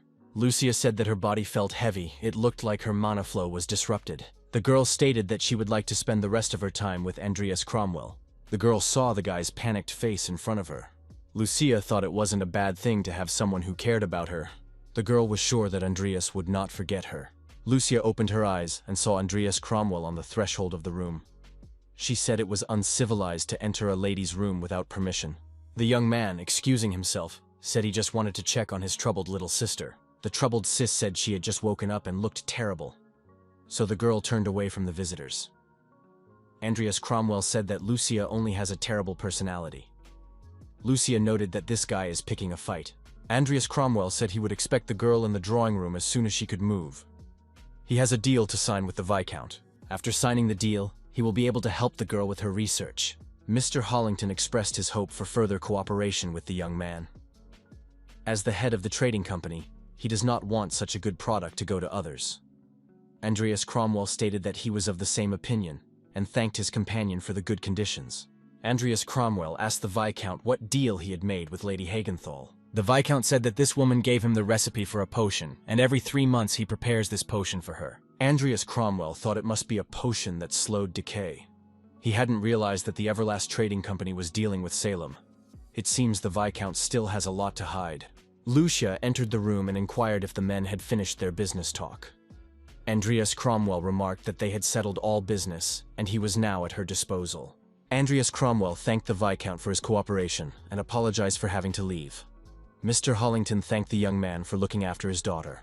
Andreas Cromwell thought that without the player's intervention, Lucia would not be able to heal herself. At this point, our hero had all the ingredients needed for the potion.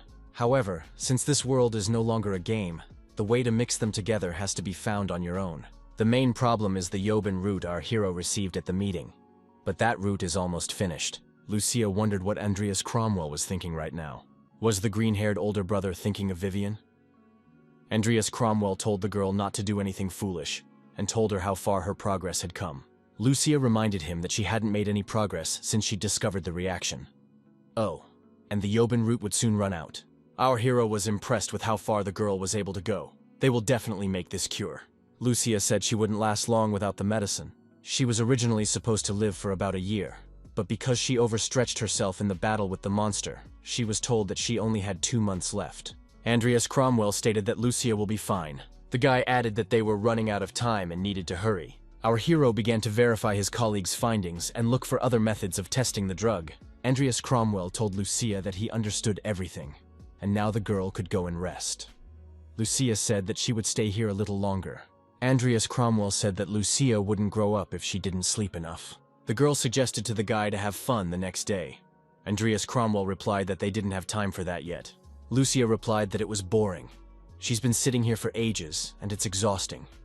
She added that it was useless, because she wanted to do something memorable last. Andreas Cromwell agreed, but added that it would take no more than 2 hours. Lucia was pleased, said she would try to get through the time allotted, and remarked that she had never tasted beer before. Andreas Cromwell told the girl to forget what he had said in that case. Lucia agreed to spend the time without beer. The next day came, and the day after that. The girl wanted such days to go on forever. 3 more days passed. Our hero said goodbye to his father and daughter Everlast.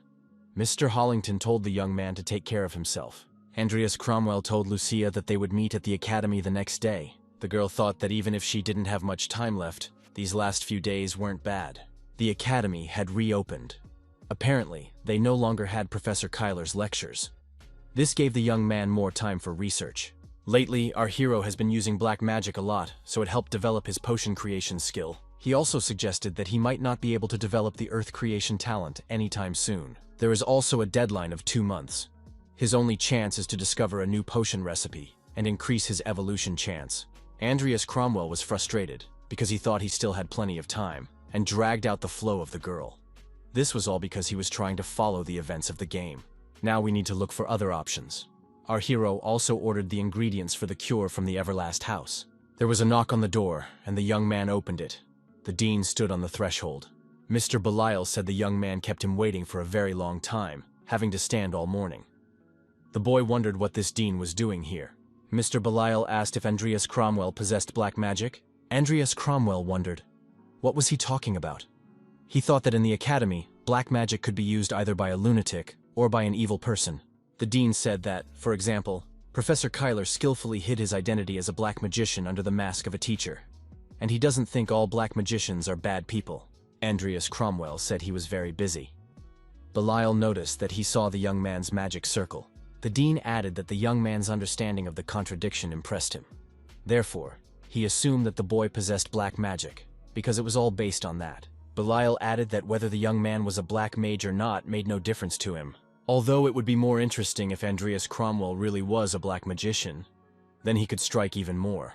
Andreas Cromwell wondered what the dean was getting at. Mr. Belial said he would like to give the young man a few tricks, and if the lad agreed, he would quickly become a blacksmith. Becoming a witch doctor means being able to create your own unique magic. If you compare it to fencing, it's like becoming an aura master. Dean Belial holds the title of youngest witch doctor. In a normal situation, one would have to accept his offer without a second thought. However, it's too dangerous to mess with this psychopath. Besides, Lucia's treatment is more important at the moment. Andreas Cromwell said he was very flattered by such a generous offer from the dean. Belial said in other words, did the young man agree? In that case, they would begin with the basics of the element of magic, the synthesis of matter. Belial stated that he will be here tomorrow at the same time. Andreas Cromwell stated that he did not mean that at all. However, Dean Belial disappeared as suddenly as he had appeared. The boy thought the man was doing whatever he wanted. 6 weeks had passed. Andreas Cromwell said he had brought food and offered to take a break. Lucia got distracted from her work and asked what was in the bag. The guy replied that he had brought sandwiches. Andreas Cromwell looked at the girl and thought she had a good appetite, eating with gusto. Even with the help of Everlast, our hero was unable to get the right ingredients for the potion. He skipped classes and tried other options, but he still has a 51% chance of success. The young man thought he might have something worthwhile if he continued. But time was running out. Lucia, chewing her sandwich, said as she tweaked the formula a little. Andreas told the girl to chew the food first, before speaking. Lucia remarked that she wondered if it was possible to partially get rid of the toxins by using the heated extract when mixing. After some calculations, the chance of success increased to 74%. Andreas Cromwell asked, why don't they try that option? Lucia agreed that given the chance they could make it work. Andreas noticed that they barely had enough ingredients for one shot. Her life depended on that chance. A better formula with a higher probability of success must be found. Lucia chewed on her sandwich and said she had a better idea. The girl noticed that if she ate all the ingredients quickly, they would mix themselves in her stomach. Andreas Cromwell remarked that this was no time to joke. The guy said he was tired and was going home. Lucia took offense and became sad. The carefree behavior of the girl a little pissed off our hero. After all, in this world you can't just load a save. Andreas Cromwell couldn't stop thinking. Time was not on their side. Worst case scenario, you'd have to choose the option with a 74% chance. There was a knock on the door. The young man said it wasn't locked. Diane entered the room and said she had news about Lucia. Diane said Lucia fell and her mouth was bleeding. Diana learns that the girl has a terminal illness. Diane added that she also notified the Everlast house of the incident just in case. Andreas Cromwell, because the doctor said she'd be fine for a few more weeks. But apparently his assessment can't be trusted. Diana said Lucia is in a terrible state. She asked her father to send Rodlin's best doctors here. Andreas Cromwell said he had a request for Diana. Diane said those two have done a great job if they've gotten this far. Andreas Cromwell showed the girl where they were stuck. Theoretically, there shouldn't have been anything left after all the procedures. But why was this dose of toxin popping up? Diana asked if the boy knew how the toxin came about. The young man replied that he did not know because they had no way to fully recreate the process. They have not been able to find out. Diane said that if it were possible to convert toxins to water and flush them out of the body, things would be much easier. Andreas Cromwell wondered how he hadn't thought of it before. We should try to convert the residue into water. The young man remembered how the dean had suggested starting with the heart of elemental magic, matter synthesis. It was too late to study it now. Andreas Cromwell asked Diana if she knew the magic of matter synthesis. The girl replied that she did a little. Diana shrieked that they could make it work and suggested they get started now. Lucia was having another attack. It was necessary to stop the bleeding and stabilize her mana flow. The doctor said her mom continues to rage. The mana flow is stronger than expected. We need to stabilize it at all costs. The doctor said she could be burned alive if the process isn't stopped. Andreas Cromwell burst into the room.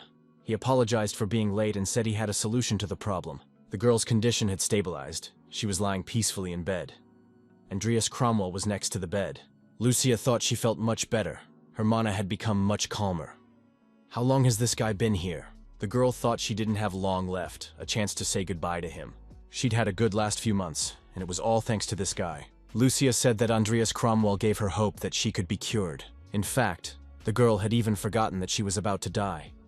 If it hadn't been for Andreas Cromwell, her heart would have died much faster than her body. Lucia said that she would only be dragging out her existence, not living. Lucia thanked her green-haired older brother for everything and said goodbye. Andreas Cromwell inquired where Lucia was going. The girl jumped aside. The guy said she looked much better now. Andreas Cromwell inquired who told Lucia that she would die. The girl asked Andreas Cromwell to come out. She wanted to be alone.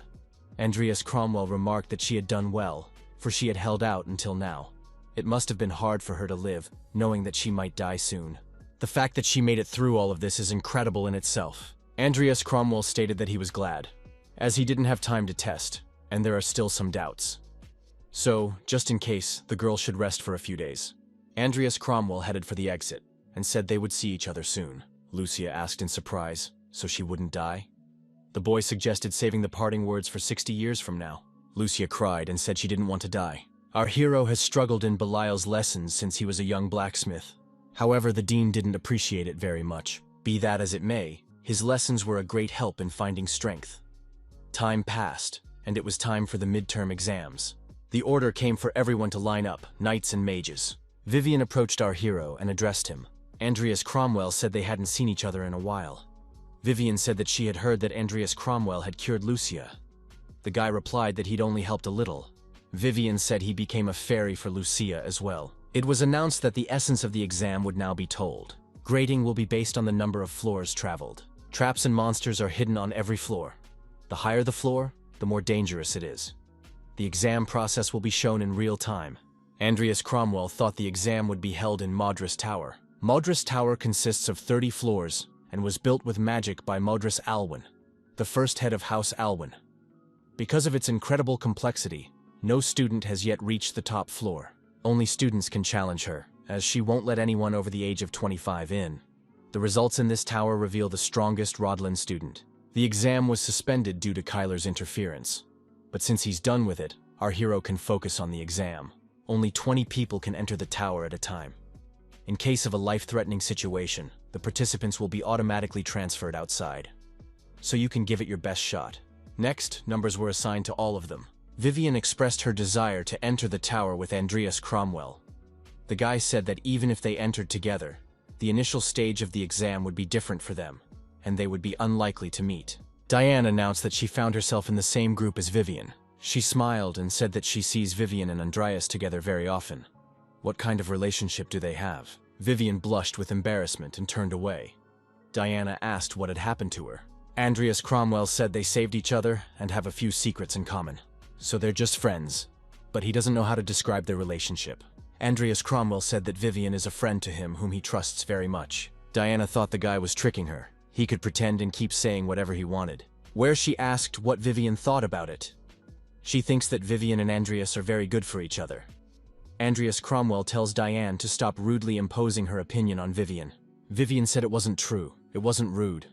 She turned and ran away. Diana thought, is it really a one-sided love? Andreas Cromwell said Vivian has a good heart, so she won't be hurt by Diana's silly jokes. Andreas Cromwell noticed that Diana had already been invited into the tower. Diana agreed that now was not the best time to talk. Andreas Cromwell wished her luck. Diana remarked that she wouldn't lose this time either. Andreas Cromwell should also try his best. Andreas Cromwell remarked that in that case, the girl would have to climb higher. The guy stated that he was personally aiming for the top of the tower. The students thought that this guy had a lot of confidence. After all, this is the same young man with a unique physique. Diana said that she would be looking forward to seeing Andreas. It was clear that the guy wasn't kidding. Everyone was invited to go through the gate. Vivian wanted to prove that she was the strongest this time. Only then could she become Andreas's sword. The highest floor reached in the history of the academy is the 25th, a record set by Maximin Cronell. After graduation, he became known as a walking disaster, and one of the strongest aura masters on the continent. Even a legendary figure like him couldn't reach the top. Not 10 minutes after entering the tower, it was reported that Diana Alwyn had passed the first floor, and Vivian Belroken had passed the first floor. The fourth day of midterm exams has arrived. After a long and dangerous fight, Diana Alwyn managed to snatch victory. No one had reached this floor before since Cronel, the strongest swordsman on the continent. Diana defeated the boss of the 20th floor. The obstacle was destroyed. The tower master, Mr. Alwyn, was accepting congratulations. His daughter was the first mage to achieve such a result. The man replied that it wasn't worth congratulating. It was nothing compared to the original tower of the Imperial Palace. It was just that Maximin's record had been broken rather late. But Diana wasn't the only one who had made history. Vivian was also confidently advancing towards victory. At this moment, she was fighting a monster whose speed didn't match its size. Vivian thought. She had been practicing every day since that incident, and now this monster was definitely a match for her. The girl chopped the monster's head into pieces with a decisive swing of her sword. Those observing stated that Vivian passed the 20th floor following Diane Alwyn. Is it really the daughter of the Belroken family? It's unbelievable. She has a terrifying style, as if she's possessed by a spirit of rage. People like her are called Rose with Thorns. But if she could tame her inner beast, she could rise above the rest. Vivian was being watched by the Duchess of Morheim, Minus Morheim. Both girls ended their journey on the brutal 21st floor. Everyone was screaming that these girls are amazing. They are the real pride of the 4th graders. Diane congratulated Vivian on such an accomplishment. Vivian said she got a little farther than Diane, so she won. Diana noticed that she overpowered the boss of the 20th floor faster. Andreas Cromwell congratulated the girls for bravely making it to the 21st floor. Diana said she was even a little embarrassed. She'd only made it to the 21st floor, even though she'd said a lot of things before. Andreas Cromwell noticed that this life above the 20th floor was on a whole other level. Not everyone will be able to reach them. Diana was surprised. The guy talks like he's been there before. Andreas noticed that he was just reading the entries in the books. Andreas Cromwell said it was his turn. We must prepare. Diane stated that she was looking forward to Andreas Cromwell reaching the top of the tower. Vivian covered herself with a blush and told Andreas Cromwell to do his best. Andreas Cromwell replied to Vivian that they would meet soon. It's funny that the girl was the person our hero wanted to avoid with all his might. But now she is the one he trusts the most. The protagonist entered the cave. There was danger everywhere. Vivian, remembering her conversation with Diana, thought she had confessed everything. The first floor was passed by our hero in 12 minutes. The third floor, Andreas Cromwell overcame in an hour and 3 minutes. On the 8th floor, the young man was met by a huge monster, which was also safely destroyed. It took less than 7 hours to overcome this floor. A record has been set. Having surpassed the 9th floor in 7.5 hours, the young man decided to grab a bite to eat and roasted himself some of the tower's wild meat on the fire. Andreas Cromwell activated the status window. As his talent for black magic evolved, it turned into a talent for all black magic, not just necromancy. Due to successfully creating a potion to heal Lucia, his talent for potions had evolved as well. Thanks to Belial, another talent has developed, elemental magic. The dean regarded it with suspicion when the boy succeeded in something he hadn't succeeded in for hours. The young man decided to check the chance of evolution.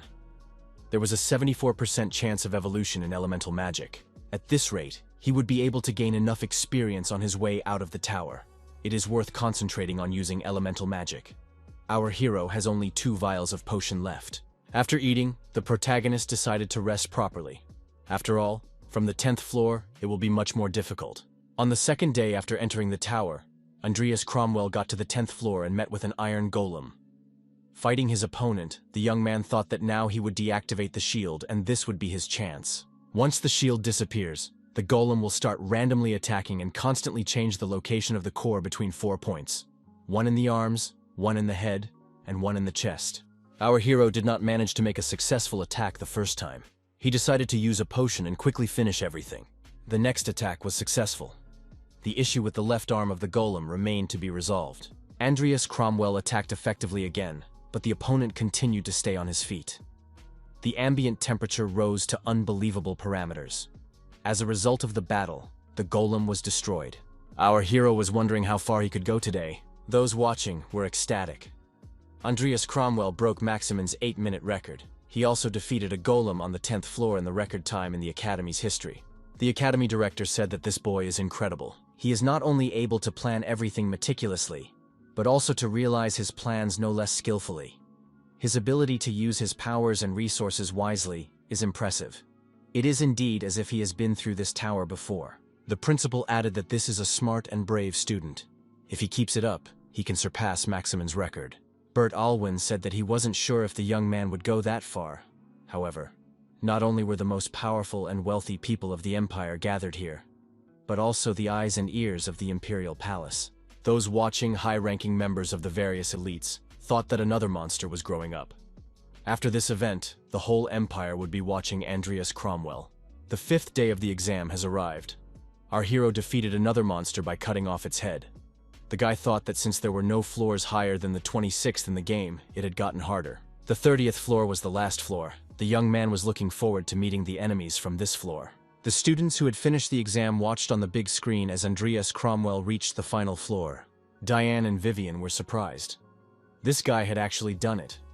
Not only had he broken the previous record, but he had reached the top. Diana wondered where Vivian was going. Vivian stated that she went to train because Andreas Cromwell would definitely win. It was pouring rain. Our hero had waited for quite a while, but had yet to meet a single monster. Is there nothing here? No monsters were present. The 29th floor couldn't be the last floor. Insha saw a wooden monster rising from the ground. Was that really the boss of the 30th floor? It was the Gracile. Our hero wondered, does the battle with the boss start immediately? Andreas Cromwell attacked the monster using his unique abilities. However, although fire magic was effective against grass monsters, it wouldn't do much damage in this kind of rain. The guy noticed that this Gracile had a furious regeneration. It's not going to be an easy fight. Green orbs began to fly out of the monster's chest.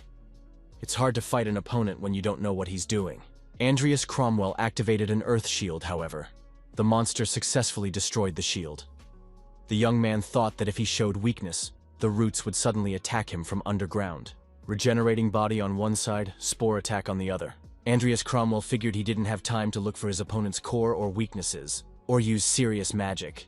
His only option was to end it all in one blow. Onlookers watching this fight noted that Andreas Cromwell began to run away from the monster. Diana figured he'd been running around the monster for about half an hour now. Is that really all he can do? However, the fact that he had gotten this far and even broken the record was already very cool. Andreas Cromwell made it to the finish floor, and Diana really wanted to believe in him.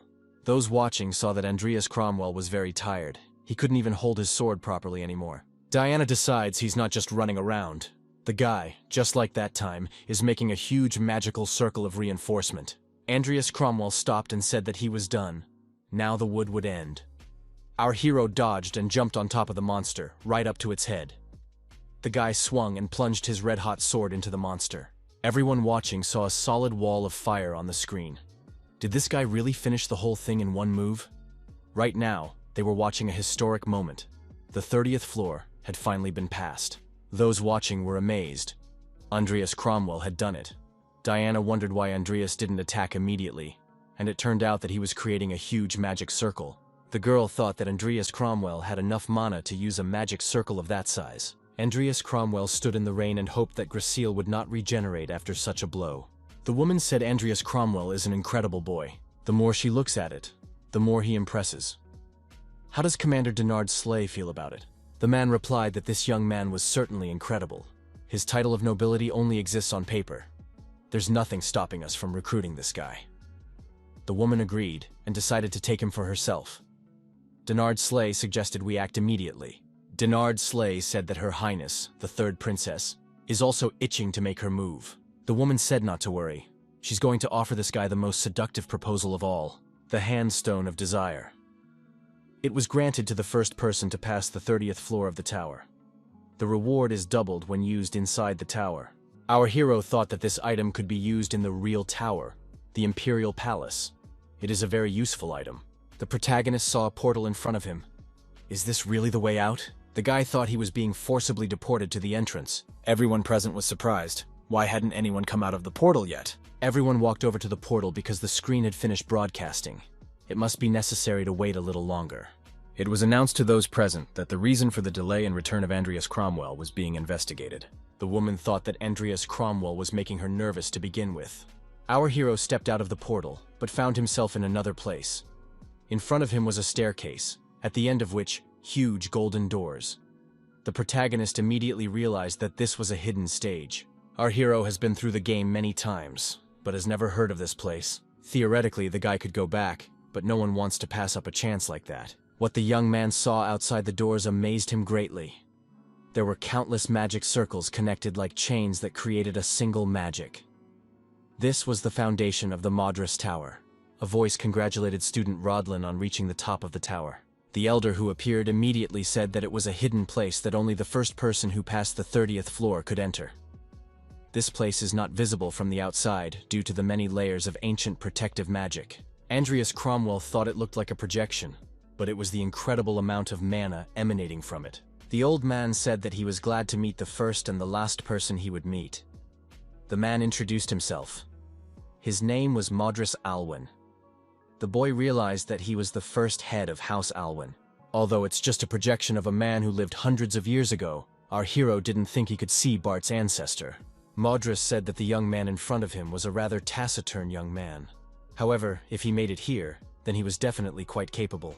Deep down, the old man hoped that one of his descendants would come here, but perhaps they had not inherited his talents in magic. Our hero thought that this projection didn't mind talking. The old man said that in recognition of this young man's abilities, he would reward him.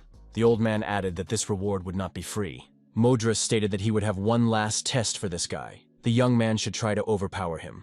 The fight took place immediately. Madras decided to test this apprentice's fighting skills. Our hero thought that the old man was attacking him in a sneak attack. Madras demanded that the boy show what he could do.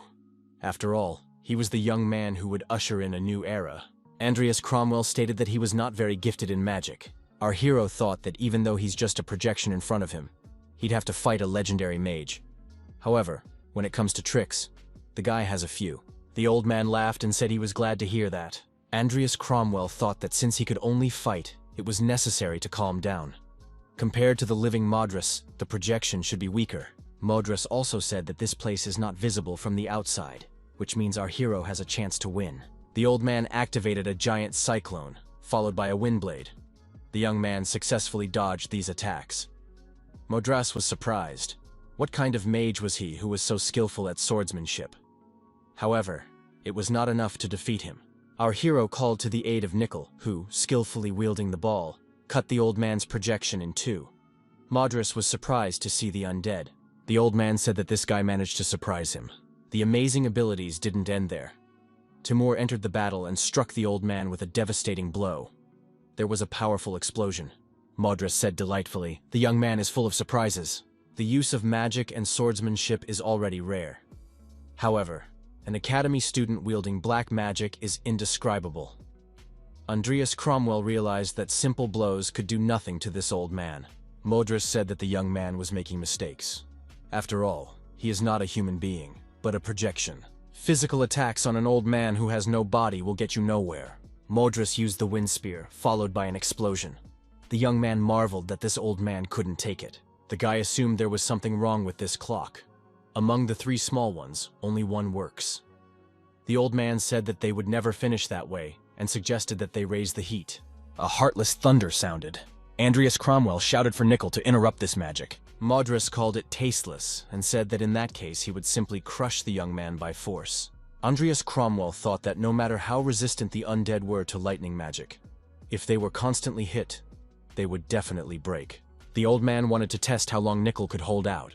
Andreas Cromwell ordered that Nickel should return. The old man calmed down a bit. He said he was hoping to have a little fun.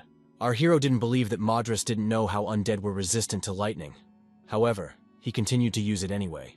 Guy assumed that the old man could use the elements controlled by that clock, excluding spatial magic. Modris smiled and said that the young man had good powers of observation. This rule was abandoned by Modris. Without such restrictions, it didn't matter how many tower conquerors came. It would be impossible for them to overpower him. But that's just the little things. As it is, there's nothing the guy can do. He doesn't stand a chance. Our hero did not give up and continued to participate in this never-ending confrontation. Andreas Cromwell pondered whether to attack with magic or fight to exhaustion. No matter how strong the opponent was, once he ran out of mana, he would disappear immediately. Also, reckless attacks should deplete a decent amount of her reserves. Our hero activated the mana detection option and realized what the reason was. The pillars nearby were supplying the old man with mana. Our hero had activated an earth shield of enormous proportions, and now the act seemed most obvious to him. The boy thought that since he knew what kind of magic the old man possessed, it was easier to resist him now. The old man reminded him that the restrictions did not apply to spatial magic. Modris noticed that this guy continued to amuse him. The double pronunciation of ordinary and black magic. Is that what noble young men do? Andreas Cromwell said it was the old man who was hiding something here. Modris activated the water field. It was clear that the old man was retaking control of the fight. Andreas Cromwell and Timur split up. Modris realized that the two were aiming at different poles at the same time. The old man activated the hydro wave and decided to deal with Timur first. Andreas Cromwell thought he had a chance. However, Modris had foreseen everything, and Andreas Cromwell found himself in a water prison. A giant appeared from subspace and immediately destroyed the water prison. The old man thought that even in his era, there were no such giants. The old man had a mental effect on the bulky man, and he turned around and headed for Andreas Cromwell. Modris remarked that it would be boring if it ended like this. Andreas Cromwell said that Master Modris had better be careful, for he had already lost one of his precious lives. The watchers near the tower continued to worry, for the guy hadn't come out for hours. Diana thought it would be hard for her father to appease the nobles. Vivian was nervous too, for Andreas Cromwell still hadn't come out. Vivian asked Diana what had happened to him.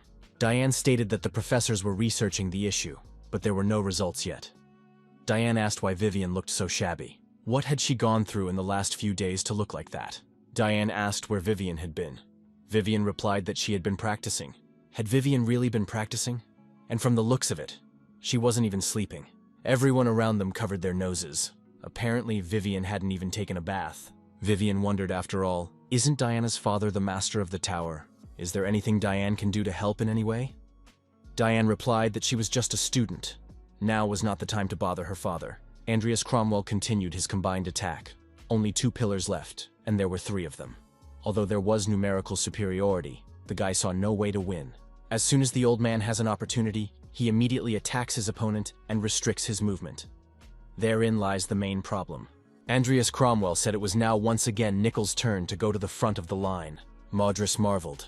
This young man had once again summoned the undead he had previously called back. Andreas Cromwell saw the old man so relaxed, and thought that the matter would not end with posts alone. The old man wondered if the young man was finally giving up. After all, he had lost anyway. The guy said he's not giving up. He's just more interested in the clock behind the old man instead of the pillars. Andreas Cromwell asked that Nickel deal with the clock. But why doesn't the old man stop him? Modris only laughed in response.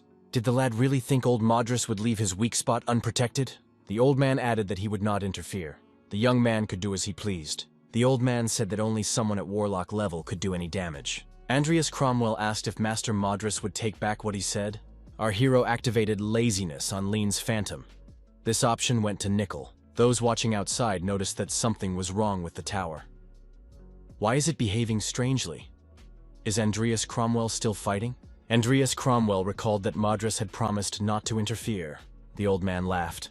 After all, the tower is still needed to test future students. If the boy breaks the clock, the tower will collapse. The old man remarked that the young man would pass if he destroyed all the pillars. But he was curious as to what the lad would do when he discovered his stratagem. Modris admitted that he hadn't counted on this student having the power to destroy the clock. That would have been a huge problem. The old man added that this guy's fighting style was very dangerous.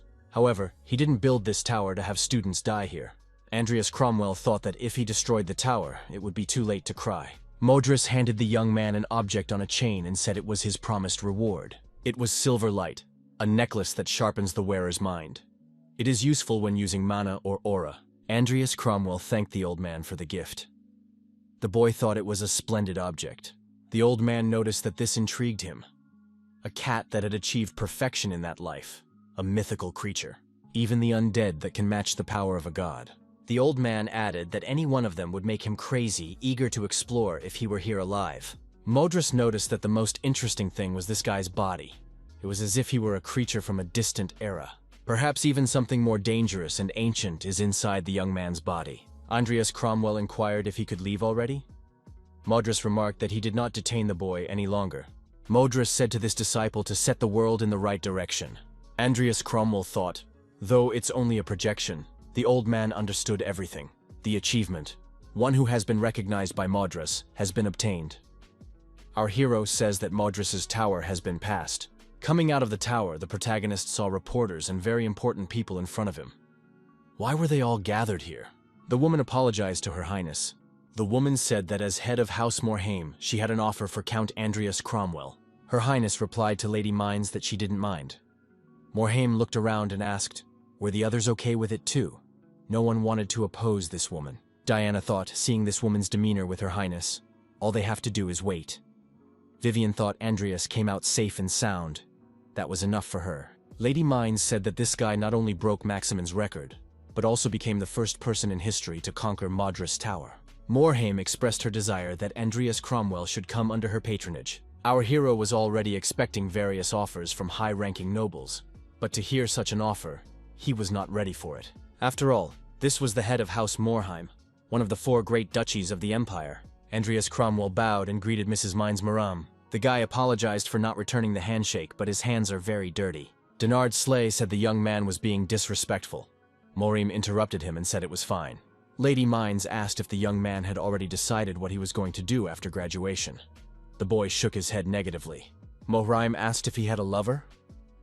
The young man shook his head negatively again and wondered why the lady was asking. The woman said it was very wonderful.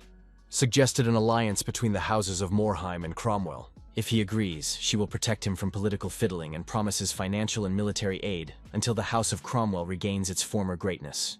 Andreas Cromwell thought it was too good to be true. The lad asked, what is Lady Morhaime's gain?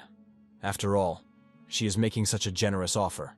The woman said that it would not just be an alliance in words, it will be an alliance by blood between the 2 houses. She wants Andreas Cromwell to marry her. There was a lingering silence. The woman asked why the guy was hesitating. After all, it was a good offer.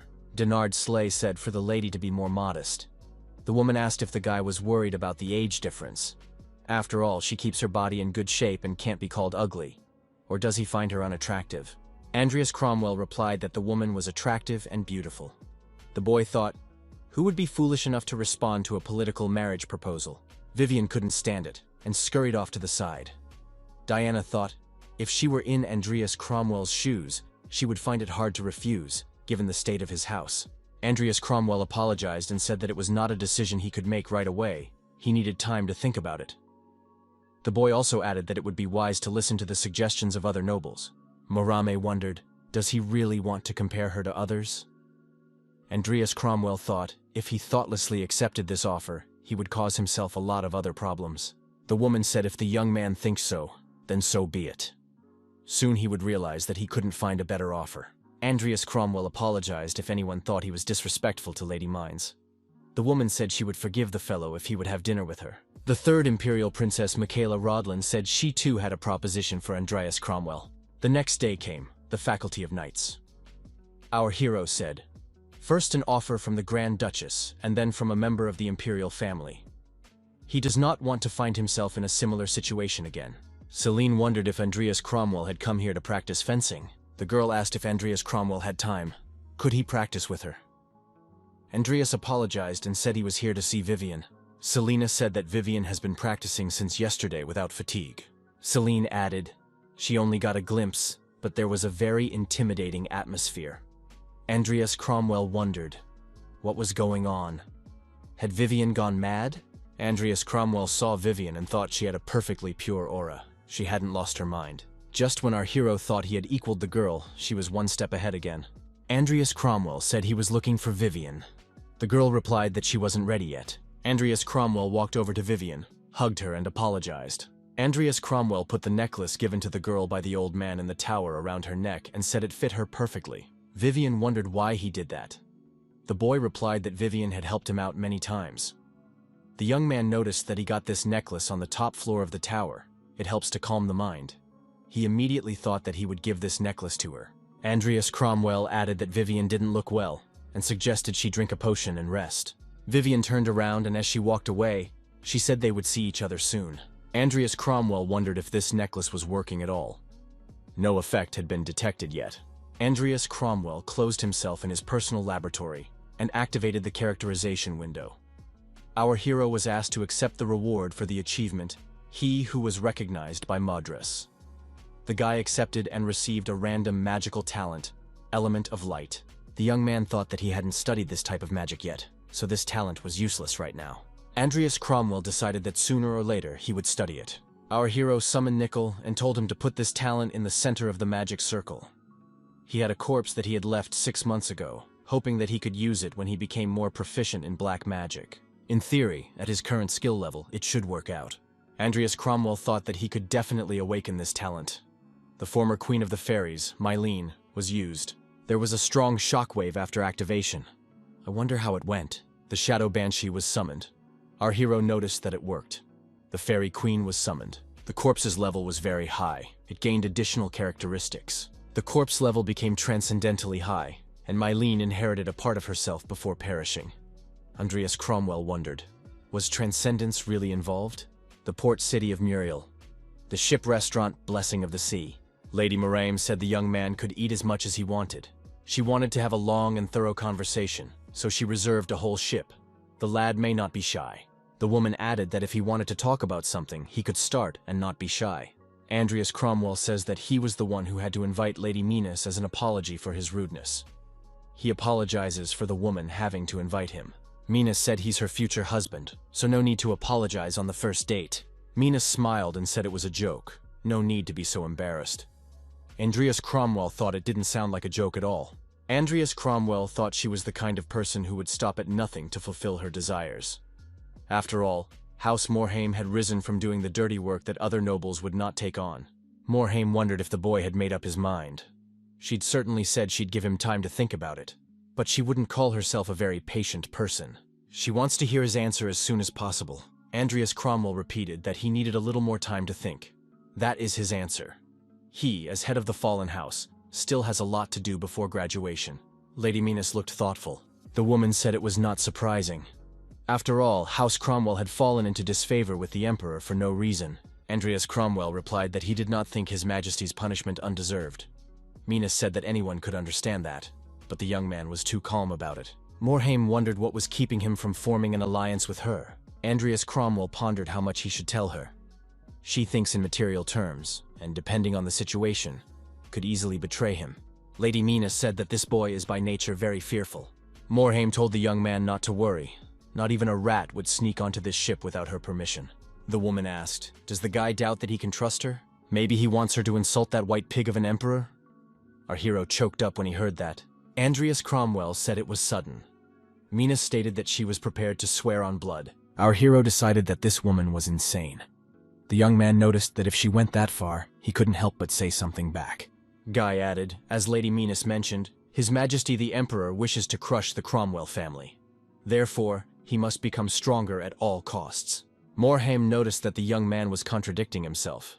He was the one who should have agreed to her proposal in the first place. Andreas Cromwell stated that if he did that, one problem would come up. Minas wondered if he meant that he would become too influential. Andreas Cromwell explained that it was only because the Cromwell family was now nothing in the Emperor's eyes that they were not touched. Minas wondered if the young man thought that when he got the power, the Emperor would let the dogs down on him again. Andreas added that House Morhaime might also be in the Emperor's crosshairs. The young man was puzzled. What was her motive in marrying him if there was a risk of becoming a traitor? Minas said she captured the essence. The woman said she had planned to conceive an incredibly talented child with the young man and make Andreas the next head of the family, but the situation turns out to be slow poison. Andreas now understood what she wanted. Andreas Cromwell thought that the Morhaime family had immense political power, incredible financial might, and a strong mercenary army. But there had never been a master of aura or a warlock in their lineage. Minas said she had always wondered why the Emperor's house wanted to destroy the Cromwells. Andreas Cromwell figured that if it came down to it, He'd have to reveal a little more detail to gain her trust. Even if they don't form an alliance, it's better to befriend House Morheim. The lad said that his father, Earl Cain Cromwell, had fallen a victim to the Emperor's ambition. He wanted to create an age of gods and rule the world as an absolute monarch. The only way to accomplish this is to collect the greatest treasure of all time, sins. Guy added that he must stop him at all costs. It is his duty as head of House Cromwell. Minas wondered if this was revenge for the family or for his father. The Emperor's goals are incredibly dangerous and could lead to the collapse of the world. Morhaime noticed that the Emperor was desperately searching northward for something. Speaking of sins in the north, there was also the son of the barbarian king who was kidnapped by Bloody Dan. However, simply eliminating the spies will not change history. There was no mention of Dan's employer in the game, but now the guy is sure it's the Emperor. Minas says the young man looks like he knows something. Andreas Cromwell declared that war would soon break out in the north. The woman remarked that it sounded like a prophecy. Barren lands, warring tribal leaders. If properly provoked, they can easily find a reason for war. Guy added that given the Emperor's modus operandi, it all adds up. Minas added that the Emperor was quite capable of such a thing, and once this unexpected war is over, the nobles and feudal lords who were unprepared for the war will find themselves in a panic, as they will not be prepared for the coming changes. But if they had known everything in advance, they could have dealt with the aftermath of the war. Morhaime wondered if the young man wanted her to stock up on supplies in case of war. The young man confirmed this assumption. The woman said it was a very generous warning. However, this is all only if everything is as the guy expects it to be. Andreas inquired, Minas sure that would be enough? By the time the Emperor at the center of this whole maelstrom is weakened, he will be just about ready to be overthrown. Imperial Palace. The guest greeted His Majesty the Emperor. The Emperor asked, what interesting story would they tell him this time? It has been reported to the Emperor that Andreas Cromwell, son of Cain Cromwell, has conquered the 30th floor of Madras Tower. Mines Morhaime was attempting to form an alliance with House Cromwell, which had yet to be answered. The speaker was the Prime Minister of the Empire, Rodlin Gekor Kazaf. The Prime Minister added that it was more of a mere formality, but they did not know all the details. The Emperor asked, what is frightening about this boy? Why is the Prime Minister so afraid of him? Gekor Kazaf apologized for his behavior. The Emperor said he was waiting for a report on the men who had been sent north. The Prime Minister reported that they were making their best efforts, but had found nothing yet. His Majesty said that in such a case, the Prime Minister had better do his best. Lord Jester said he had found something to do with sins in the north. Gekor Kazaf stated that they will definitely find it. Jester, sitting in a carriage driving through the snowy countryside, said that in order to get the wrath, one would have to fight a great chief. Looking at the picture with the baby, Jester said it's all problematic. Jester set up a video conference, and it was reported to him that Luna had learned who had destroyed Kyler.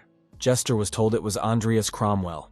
Luna is sure it was him. Jester wondered if Luna could make this boy her toy. Andreas Cromwell thought that war might break out soon. It would be wonderful if he could follow the Emperor's actions with the help of mines. At the same time, he needs to get stronger at all costs. With his developed talent for black magic, he should focus on Mornay and Kyler's books first. Then, when the Academy's vacation begins, it will be time for the Red Dragon Kravma to add to our heroes' collection. A week passed. The station announced the departure of the train bound for the Kingdom of Grandis. According to the map obtained at Muriel's auction, the tomb of the Dragon Kravmahi is located in the Great Forest of Bayarta. Fortunately, there's a train to the Kingdom of Grandis, and from there it's not far to the forest. From there, you'll have to walk or ride horses. On top of that, the forest is completely hostile. It is a territory where mistakes are unacceptable, for the laws of the Empire do not apply there. Andreas Cromwell met Vivian, and the young people said hello. Andreas, girl, decided to travel too? Vivian said as she headed back home. Andreas wondered, why so suddenly? Vivian replied that her father had told her to come back. Andreas wondered if she would be all right. He thought it was unpleasant for the girl to be at home. Vivian stated that she did not want to leave. She would rather spend this time together with Andreas Cromwell. The guy thought it would be problematic to take the girl with him. Vivian repeated that she must go home. Our hero wished the girl a happy journey. The young man thought that even she did not want to always depend on the ferry. The young people agreed to meet after the vacation. Andreas assumed that Vivian was already capable of standing up for herself on her own. The fortress city of the Kingdom of Grandis. In real life, our hero was here for the first time, but still feels nostalgia, because in the game he often came here. But why is it so hectic here? The men are talking. One of them never thought that life could change so much in a few days. The other had noticed that the orcs in the forest had gone wild, and that business had gone downhill. Our hero has a bad feeling. He needs to gather more information. The protagonist entered the tavern, ordered a room and food. The young man asked what was going on here. Why was there such a commotion in the city? The woman at the tavern said there had been a change at the border. For the first time in 40 years, an orc lord appeared in the forest. Our hero thought this was bad. The appearance of the orc lord marks the unification of the tribes of the Great Forest. It's just that finding the tomb is hard enough as it is. Why else would the orcs show up? Andreas Cromwell asked if the road to the Great Forest was blocked. The woman confirmed that it was forbidden for ordinary people to go there. Andreas Cromwell inquired if there are other options. The woman replied that it was possible to become a mercenary, but it would not be suitable for this young man. A slender young man like that, an orc would chop him up like a toothpick. They don't have enough people and are not willing to offer a reward, but you can try. Our hero thought he had no other choice. The guy figured it was better than doing nothing anyway. Probably because of this, Everlast Company couldn't get the potion ingredients for Salem. Andreas Cromwell decided to go and enlist as a mercenary in the morning. Someone behind the young man's back asked, was he really going to destroy the Orc Lord? Luna had waited so long for him to come out of the academy. The boy looked around and saw the woman who called him by name, Andreas Cromwell. Our hero has been attacked. Could this be the moon? The young man found himself immobilized and deactivated. However, by applying his magic abilities, the guy was able to free himself. Luna asked, wasn't that Kyler's shadow magic? This is very interesting. This young man destroyed Kyler and took his magic. But how did it happen? Andreas Cromwell thought that even though he had destroyed all the evidence in Eiler's hideout, it meant nothing at all to this moon. In front of our hero was a spirit medium who called out to the dead. Heraldess of Madness, Luna Pendragon, the woman asked. Is there something wrong? After all, it would be boring if they just stood there. Andreas Cromwell was fed up with the antics of the meeting. He asked, the moon is here to destroy him, isn't it? The woman confirmed that Luna might want to destroy him. Andreas thought he should be careful. It looked like she was fooling around. But at such a young age, she had already reached the level of a warlock. Andreas Cromwell wondered why she needed him in that case. Luna contacted Jaster via video link. Jester asked if she had time to make contact with the target. After receiving a response from the woman, Jester told her to give them a chance to talk. Andreas Cromwell said hello and introduced himself. Our hero didn't understand what was going on. He thought that Luna had come to avenge Kyler. Jester asked, how dare this kid raise his hand against his agent? Andreas Cromwell replied that it was funny to hear that from someone who had tried to destroy him. However, his teacher had left this world, so he did not know that Mr. Kyler was Jester's man. Said it makes sense, but it doesn't absolve him of his responsibility. Our hero really wanted to hit Jester, but it was worth avoiding such a conflict now. The young man said that he was ready to admit his guilt and apologize for it. During the incident with Lenny's page, he was just trying to survive, and this time, he did not even suspect that everything would happen this way. Said that since Andreas Cromwell admitted his mistake, he'd forgive the guy this time. He will not forgive the young man everything, because his head he must put the interests of the assembly above all else. Andreas Cromwell wondered, what was Jester trying to say? In any case, they needed someone who could supply them with information about the development of Rodlin, the heart of the continent. Jester added that, for various reasons, he did not have the ability to train such a person. That's why there's a proposal to Andreas Cromwell. Andreas Cromwell thought Jester wanted to take him under his wing. Jester did encourage the young man to become a member of the assembly. Andreas Cromwell said he accepts the offer. Guy told Luna that in that case they had no more reason to fight. The protagonist looked at the moon and wondered what was happening to her. Luna threw herself at the young man and hugged him. The girl declared that she was very happy. She said it was the first time her peer had appeared in the assembly. Andreas Cromwell thought that just a moment ago she had wanted to destroy him. The girl said she was willing to give the young man some advice.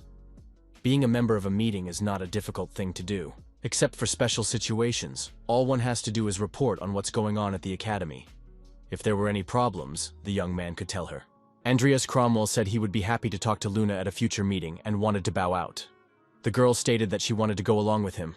Andreas Cromwell remarked that he was not here on caucus business. Looking at the expression on Luna's face, the guy thought that this girl had sawdust instead of brains. Andreas said it was their first meeting. Why would Luna want to follow him? The young man needed the girl to get off his back. Luna said she had nothing to do at home. Andreas Cromwell remarked that this was not the reason. Luna wondered, wasn't that enough? Luna said that when she saw the guy for the first time at the meeting, he looked really cool. That's why Luna thought it would be really cool to walk together with this guy. The girl added that if the young man wanted Len, he must give her his treasure, or she would have to destroy him. Andreas Cromwell turned around and said he would go alone. Luna insisted that she would go with him. The girl said that Luna could be useful, for she was insanely strong.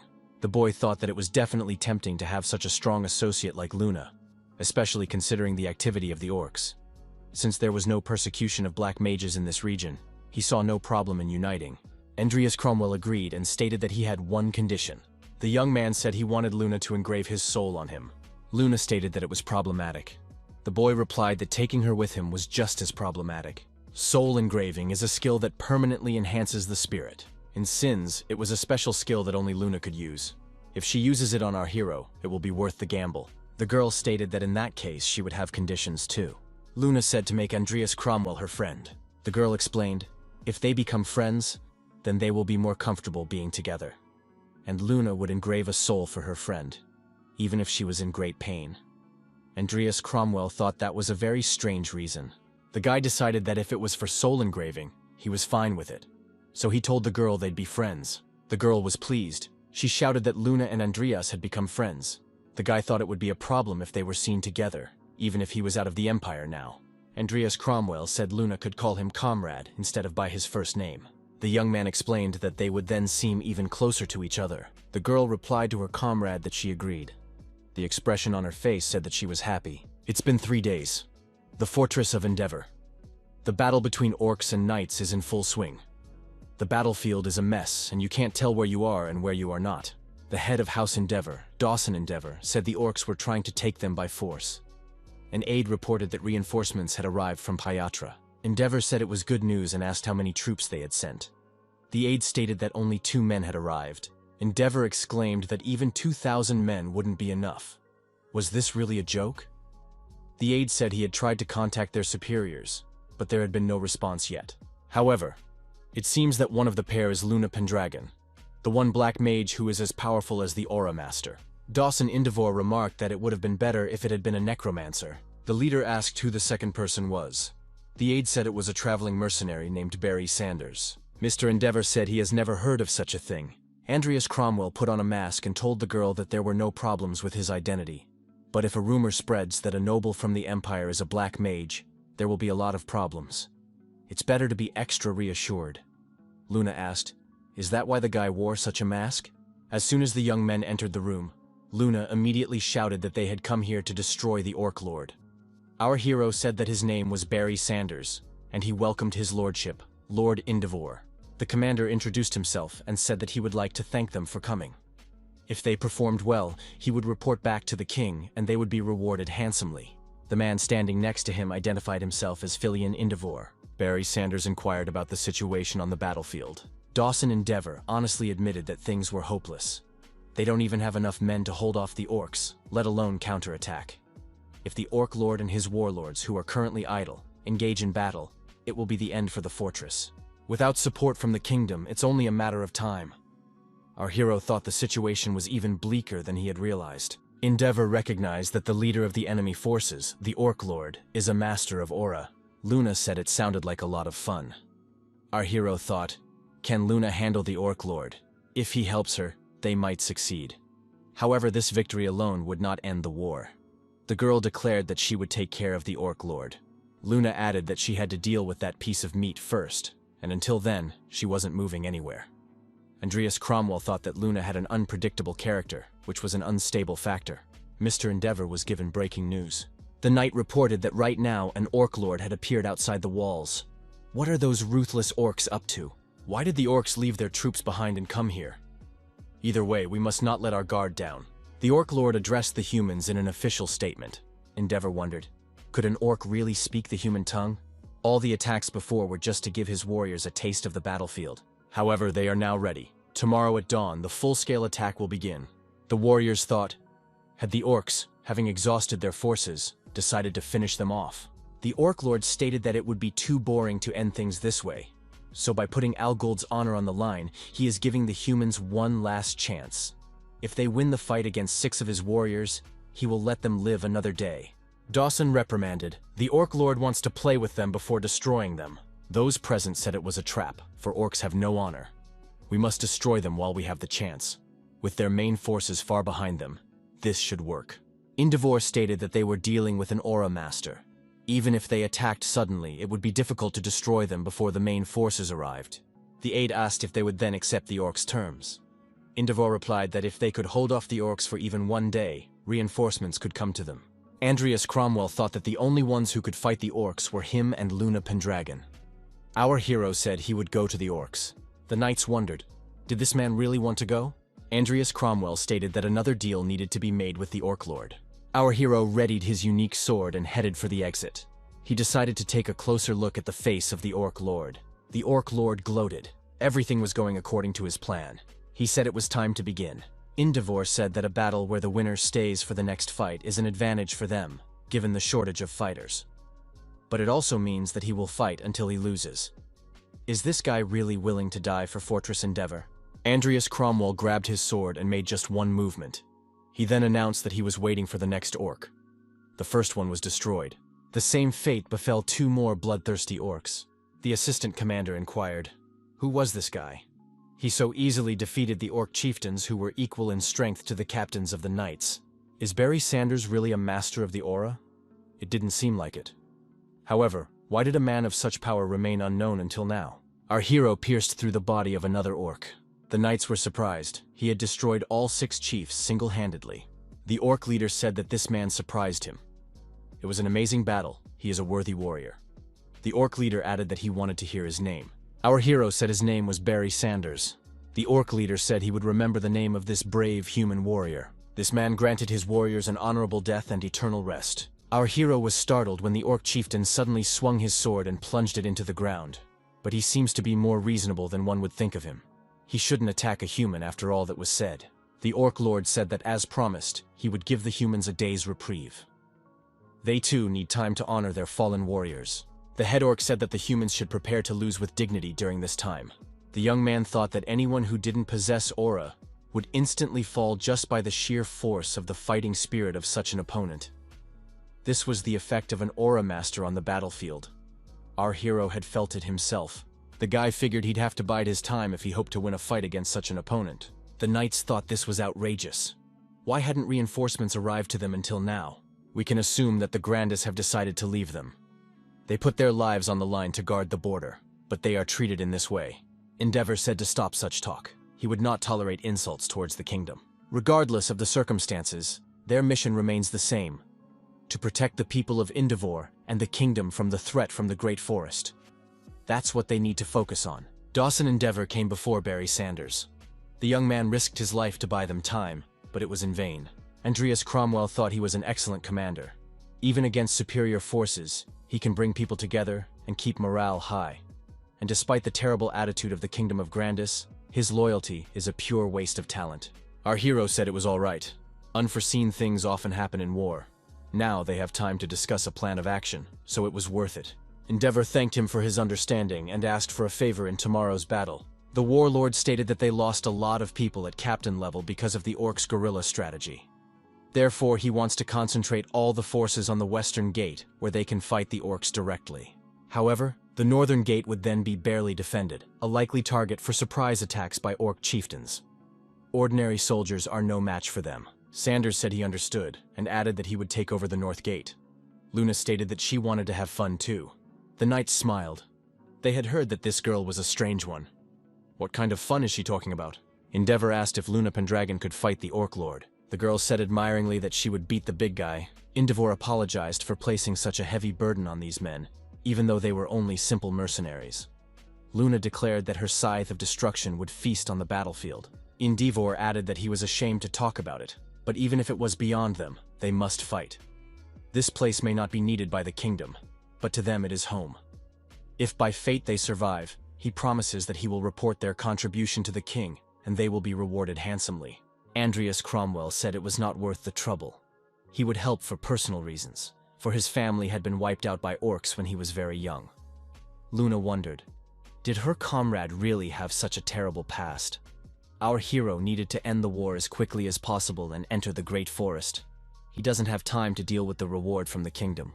Endeavor said that now they should have a good meal and prepare for battle. The girl on the high tower asked if the comrade wanted her to do it. Luna had never done it, but she could do it. The girl wondered, was he really that strong? Andreas Cromwell said he made sure of that when he approached him. When the Orc Lord was at the peak of his form, he wouldn't be able to overpower him no matter what he did. Luna said it was very exciting, and she couldn't wait any longer. Andreas Cromwell told the girl, if the battle with the Orc Lord took an unexpected turn, she should hide and wait until there were enough corpses. Luna stated that he would. Guy stated that when he does, he will turn the tide of the war. The next day came. Endeavor said he was leaving the west and north gates to bury Sanders and Luna Pendragon. The girl said they could be relied upon. Andreas Cromwell said he would go to the north gate. Luna said she would use a spiritual seance on the comrade. The guy thought that Luna could summon souls with any ability depending on the situation. The girl read the spell and said that it should make his battle easier. The soul of the battlehound Dwar was summoned. The boy couldn't believe his eyes. Now he could see everything that was happening on the battlefield. The view was much wider than in mana detection. In addition to soul characteristics, our hero even gained a trait, all without side effects. Luna Pendragon possessed a cheater ability. Endeavor announced that the enemy was approaching. The Sentinel said the enemy forces were coming straight at them. Endeavor ordered everyone to take their positions. The archers should have their arrows ready. Andreas Cromwell told Luna to take care of herself. Orcs waving their weapons, shouting loudly and approaching the fortress walls. Luna Pendragon activated her protective dome and prepared to attack. The girl on the fortress wall was scoping out her target, the Orc Lord. The orcs piled on and breached the western gate. The commander ordered the squads to follow him to the gate. The orcs went into a berserk state. The young man realized it was a frenzy. The orc shamans must have done their best. We need to get rid of them as soon as possible. Endeavor saw Luna climbing the walls. She's a real monster, just like the rumors said. Behind the innocent face lurks a force as strong as a platoon of royal knights. The Orc Lord ordered everyone to disperse. He would deal with this girl himself. Luna said that the Orc Lord had already come. She's been waiting for him.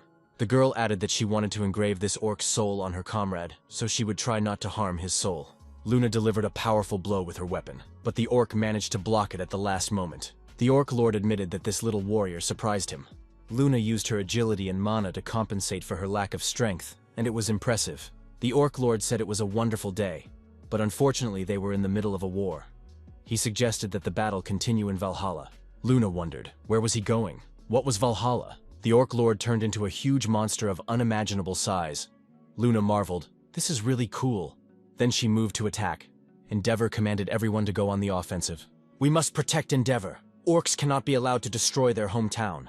The Orc Lord repelled the girl's attack and counterattacked. Luna Pendragon flew far back and collapsed among the rubble of the destroyed building. She whispered that it was impossible. Barry Sanders defended the north gate and destroyed the attacking enemies. The soul of the battlehound Dwar explored the battlefield. Barry realized that the situation on Luna's side looked bleak. Our hero has discovered the most vulnerable point in the fortress defenses. He ordered all capable warriors to be sent to the west gate to assist Commander Dawson. The warriors were stunned. What is happening? Why are the corpses moving? The young man declared that from that moment on, the battlefield belonged to him alone. His mana has encompassed the entire battlefield. All the fallen here are now at his disposal. The knights were startled. All the corpses were rising. Could this be the necromancer's mischief? But who is he? The Orc Lord admitted that the human had surprised him. However, it was a bad decision. Barry should have attacked, not defended this girl. Wounded and bleeding, Dawson Endeavor lifted Luna Pendragon into his arms. The Orc Lord told Endeavor that whatever his choice was, he respected it. Endeavor apologized to the girl. He had done his best to... Suddenly, Barry Sanders appeared next to the warlord and apologized for being late. The Orc Lord was surprised. He never expected such a strong swordsman to turn out to be a necromancer. Endeavor informed Barry that he had been dangerously wounded. Barry realized that the warlord was defending the moon. He figured that, unlike Luna, his wounds couldn't be cured with a potion. The warlord asked the young man to use his body against his enemies, so that even after death he could protect his home. Barry rushed to the commander and said he needed treatment. Endeavor stated that he had an important message for Frieren. He must now take command of Endeavor. The Orc Lord wondered, did Barry Sanders really think this bunch of flesh could handle him? Barry saw this coming. An ordinary undead would not be able to give the Orc Lord any trouble. As long as the rampage is active on the orcs, it will be difficult to turn the tide of the battle. Andreas Cromwell summoned aides and ordered Timur and Nickel to apprehend the Orc Lord, and Rudio and Millen to destroy the remaining orcs. Frieren, using the optical device, saw Barry Sanders turning fallen enemies into allies. He knew that necromancers had tremendous power on the battlefield, but for one man to be able to turn the outcome of a battle single-handedly, it was unbelievable. Each creature summoned by Barry possessed astonishing power. The knights could not believe their eyes. Only 2 undead were able to hold back the Aura Master. One of the knights turned to the deputy commander, Frieren. Frieren received information that Commander Dawson had fallen in battle. The wounded Luna was carried from the battlefield. The Orc Lord was struck by a series of surprises. Who would have thought that mere corpses could hold him back? The Orc leader recognized that his warriors had fallen. He had failed as a commander. Many proud orcs have fallen victim to his ambition. The Orc Lord turned to Barry Sanders and announced that this was his last battle. He raised his sword and said he was ready to die with his weapon in his hands. Barry replied that he would honor his request. The orc pounced on the man, demanding that he show him the way to Valhalla. In the midst of a bloody battle, Barry used his bone armor. He realized that one wrong move and he would be torn in 2. The orc wondered, did the man still have tricks up his sleeve? Andreas Cromwell said that to beat an opponent like this, Barry must use everything he is capable of. The Orc Lord has declared that the man who can change this world must attack it. Barry Sanders must be his guide in the final battle. The Orc Lord recognized that he had met 2 great warriors today, and had no more regrets. Frieren asked a subordinate where the commander's body was. The knight replied that Dawson had stated that he would defend these lands even if he had to become undead. Andreas Cromwell regretted trying to finish things alone. But there was one man who, even after his death, continued to defend his home. The protagonist thought he had kept his promise.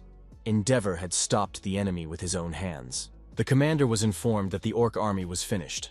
The commander asked how badly the Endeavor had been damaged. The knight reported that there were almost no casualties among the inhabitants, but more than half of the army had fallen in battle. As a result of the Orc Lord's attack, Commander Dawson was killed in battle. The chief looked him in the eye and told him that they had lost a very brave warrior. Since Endevor's army had defeated the Orc army, Sir Evan's reinforcements were in vain. If there are no more casualties, so be it. They have defeated the Orc Lord.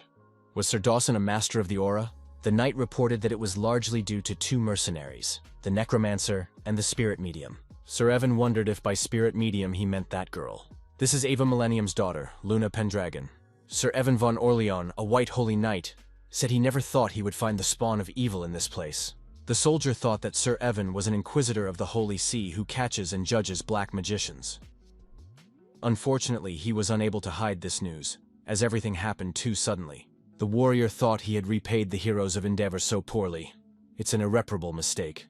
The knight declared that he had better hurry now, for Eve's daughter Millennium was waiting to be purified by the light. Luna asked why they left in such a hurry. Andreas Cromwell replied that he didn't have much time.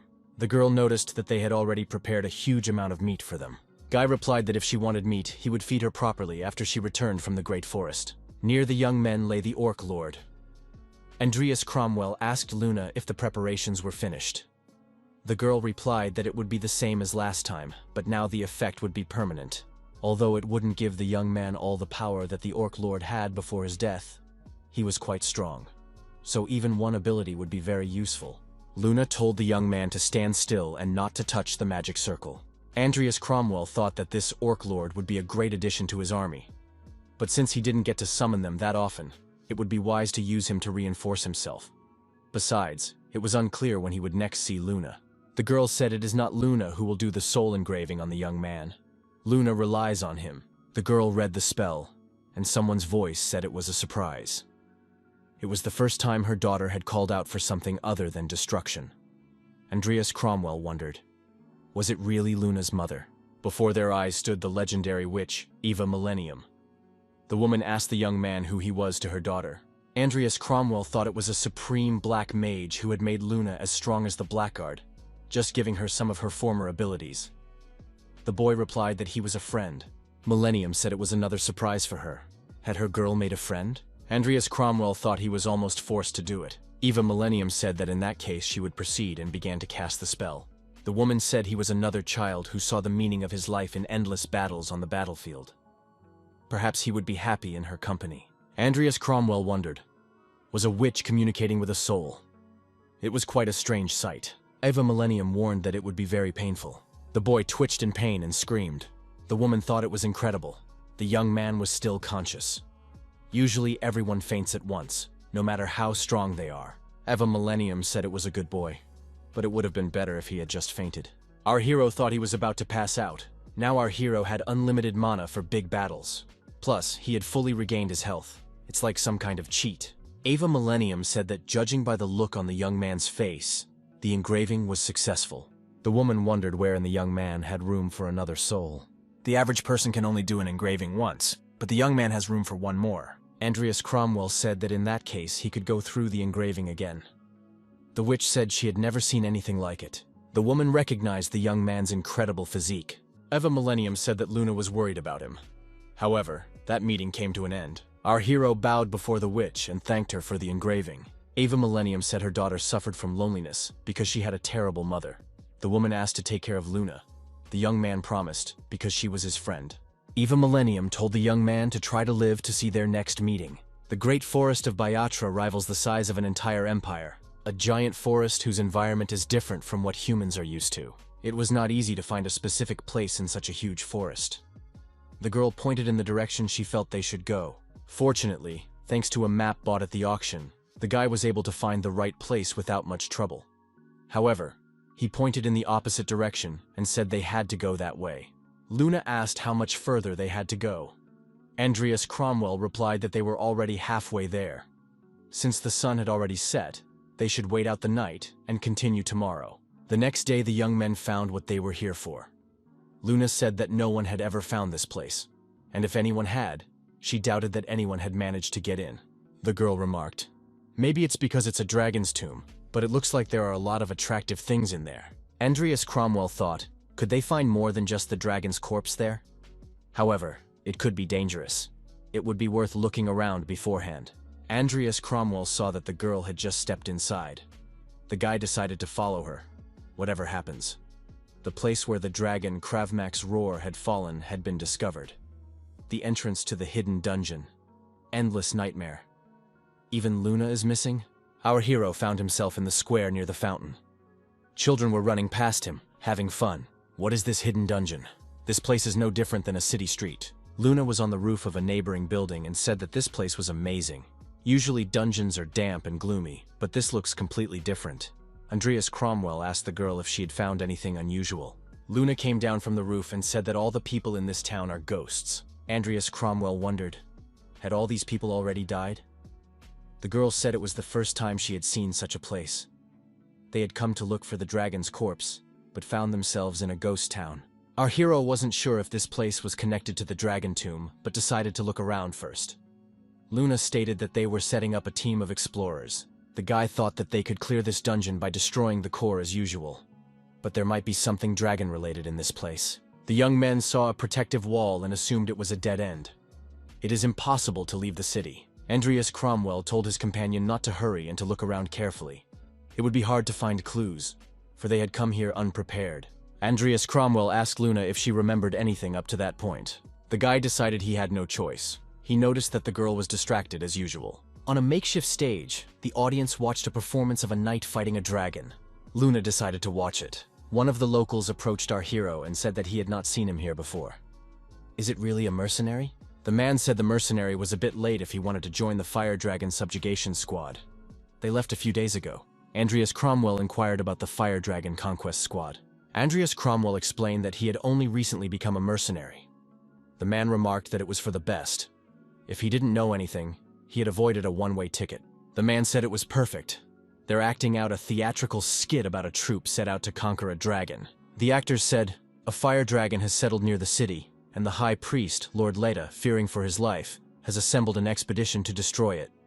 Our hero thought that by fire dragon they meant Kravmak. Andreas Cromwell asked if by Lord Lethe they meant the ancient god. The man wondered what the mercenary was talking about. Lord Leda is the divine guardian of this city. That's why the squad received his blessing before departing. This city existed in ancient times.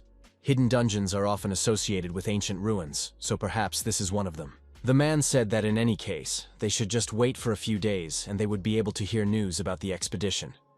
It didn't matter how strong the dragon was, because there were 3 great warrior-level knights in the squad. The dragon on the theater stage confessed that he was overcome by humans. Luna said with tears in her eyes that it was a great performance. It was the first time she had seen such amazing acting. A local said that although the mercenary missed out on recruitment for the squad, he can still enjoy the atmosphere of the city. Dragons usually choose the place of their death in advance. Such places are called Dragon Mound. The place where the dragon Krav Mak's roar fell has been found. When our hero entered the dungeon, he felt something wrong. It all made sense if the expedition was indeed successful. Andreas Cromwell said that it would soon be dark, so it was necessary to find a place to sleep. The girl suggested having dinner first. She was too tired from the investigation. Andreas Cromwell inquired whether Luna had really not seen such scenes before. The girl replied that she was constantly being chased, so she had never had such an opportunity. Andreas Cromwell asked who was after the moon. Suddenly a man appeared in front of the young men and asked what Luna Pendragon and Barry Sanders were doing here. Luna asked the man why he was here. Our hero remembered that this person is connected to the moon, as he is the nemesis of Eva Millennium. This is one of the great 10 of the continent and a hated enemy of black magicians, Evan von Orlean. The man said that the moon had grown. It's been years. The girl replied sharply so he wouldn't talk to her like that. Luna hated him. Evan von Orlean noticed that the girl was too cold to him. When he heard that Luna was in Fortress Endeavor, he had a lot of difficulties to overcome. The young man used to think that everything would be fine as long as he hid his identity. He never thought someone so dangerous would show up here. Orlean asked the young men what was going on here. Our hero wondered. Why did people suddenly turn into smoke? It was like a special kind of magic. Evan von Orlean stated that he was here to purge the black mages and then would leave. Andreas Cromwell thought as the light dispersed the black smoke. Our hero had to draw his sword to defend himself, but the opponent was stronger and cut off the protagonist's arm. Luna saw this and attacked Evan von Orlean. However, the man managed to throw the girl a considerable distance away. He jumped up to the young man and stabbed his sword through him from behind. The boy didn't even feel his opponent move. Orlean said that Barry Sanders was just an alias. The monster said regretfully. Not only was the young man deceived by a false god, but he was also destroyed by a pathetic human creature on top of that. The monster added that the man's weakness confused him.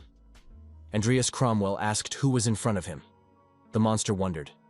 Did this man still have the strength to feign equanimity? Would he be able to get out of here? The monster held out a severed hand with a sword to our hero and said that he had dropped this. The next moment, Andreas was again sitting in the town square near the fountain, and children were running past him. He wondered if he had traveled back in time. So, by endless nightmare, it meant that the dungeon would repeat itself over and over again. Luna rushed to the young man and said she was very glad. She does not know what she would have done if she had not met her comrade here. Andreas Cromwell admitted that he was glad to see Luna well, and asked what had happened. The girl replied that she didn't remember anything herself. After hitting that man, a fog appeared, and Luna can't remember what happened next. Andreas Cromwell thought that Luna had not died, but had simply returned. The girl added that she woke up back where she had come from. Andreas Cromwell wondered. That black mist looked suspicious, plus that mysterious voice he'd heard. The young man remembered the monster saying that not only had he been tricked by a false god, but in addition had destroyed a pathetic human creature. Andreas explained to Luna that in this town, the same day repeats over and over again, like Groundhog Day. Although the locals don't realize it, perhaps it's a special kind of magic. It seems that she and Luna are the only ones who retain memories. Luna asked if the young man meant that they were dead. The boy answered that maybe he did, or maybe it was just midnight. Andreas Cromwell remarked that, after all, he was here, though not dead. Did the girl get goosebumps at his words? Evan von Orlean reappeared and said that this place was beyond divine providence. It must be cleansed as soon as possible. The man noted that he shouldn't be so nervous. If he wanted to destroy them, he would have done it long ago. Luna wondered. Wasn't he the one who had suddenly attacked them last time? Andreas Cromwell asked if Orlean wanted to team up with them until they got out of here. The man grinned. For a wicked young man, he grasped things quickly. Our hero suggested we split up and explore the city and exchange information the next day. Orlean wondered how he could be sure the young man would tell everything he learned. If the boy found a way out, wouldn't they escape without him? Andreas Cromwell suggested that the interlocutor be kinder to people, and added that they would be extremely uncomfortable working together. Evan von Orlean said these young men must have misunderstood something. If he wanted to, they would turn into a bloody mess every day before he could open his eyes. Andreas Cromwell grinned. He had always dreamed of teaming up with such a man. He hadn't expected his mockery to reach even this silly knight's head. but this man is surprisingly straightforward. If he was so hesitant, he could just follow one of them when they split up. After all, he could easily conceal his presence. In any case, this was a problem they couldn't solve in a couple days. Knight said he would turn a blind eye to it for now. He expressed his hope that these two would not disappoint him. Andreas Cromwell breathed out a sigh of relief. He thought Orlean would attack them this time too. He tells Luna that they need to find a way out before Evan von Orlean does. But for now they have no choice but to cooperate. Luna asked where they were going now. Andreas remembered that they had already been here yesterday. At this point, they heard that the High Priest of Lethe had ordered the dragon to be destroyed. Our hero noticed that Orlean had suggested that the study areas be distributed. The boy looked around. Orlean stood behind him. He said that otherwise there would be no point in separation. Andreas Cromwell said that they too found this place most suspicious, so all Orlean did was follow them. Suddenly a stranger appeared and asked Luna if she was a priestess of Nyx. He added that Priestess Nyx is here to meet with their high priest. Andreas Cromwell asked if they could see him now. The stranger replied that only members of the church could see him at the moment. Then he turned to Luna. Could her escort wait here? Luna admitted that she didn't understand anything and asked if she should play along. Andreas suggested that she go inside and find out what kind of man this high priest was. Our hero thought that these guards had the same eyes as Luna. What's the connection between her and Nyx? Orlean said that black mages are masters of weaving lies. Andreas asked the knight not to provoke them in such a situation. Orlean replied that it was a compliment. The man added that as soon as they left the place, he would fulfill his duty as an inquisitor. He regretted that he could not purify this mother-daughter tandem with his own hands. Andreas Cromwell said he would not quibble about a knight's duty, then added, compared to a maniac who desperately wants to destroy a child, a small lie by black magicians seems like nothing. Orlean replied that the young man's words were pure heresy. Andreas Cromwell turned sharply and ran toward the church. The guard had said that no outsiders were allowed in, but our hero was determined. He demanded that the men move away immediately. The young man walked into the church and saw a dark mist. "What's going on here?" Luna stated as it looked like they had come to the right place. The old man asked how these two were able to infiltrate the holy city under Lady Lethe's rule. They must leave here immediately. She said there was a live person in front of them. Andreas Cromwell inquired of the old man. Was he not behind the time trap of this city? The old man stated that he had no such power. He said it was because of Lady Lethe's power. We should praise her for giving eternal life. Andreas Cromwell wondered. Did the old man mean to say that this black mist was the work of God? The old man replied that these are signs of her holiness, signs of her blessing. It is a miracle of God. Orlean said God would never have created something so dark and evil. The man added that only an old man was committing an act of blasphemy here. Andreas Cromwell told the knight to be quiet. They needed to get the information out first. The old man stated that he would never hand over this city, even if it all started because of him. After all, he's the only reason everyone is still alive. The old man said there was nothing these people could do. The young man suspected what the old man's intentions were. The old man suddenly collapsed on the floor near the goddess's monument, and blood gushed out in all directions. Luna checked the old man's condition and said it was too late. His soul had left his body. There was nothing left. They won't be able to get any information. Andreas Cromwell wondered, did this mean that his soul had already traveled back in time? The knight recalled that the old man had warned, everyone is alive in this town only because of him. It seems that this priest is the reason for the time trap. Luna stated that they already knew that. Orlean added that they have no idea how the old man did it. It is foolish to assume that this is God's work. Well, time recursion is something transcendent. Orlean assumed it was a matter of some object or special substance. Andreas added that this something is the core of the dungeon, but they don't have enough data to find it. Luna suggested looking at places they hadn't checked yet. Andreas remarked that it would be a waste of time. Orlean said it would be quicker to go back, capture the priest alive, and beat the information out of him. The knight declared that he would do so, and said goodbye. He then slit his throat with his sword and collapsed to the floor. Our hero thought that waiting for the fog was really useless, but this act was reckless.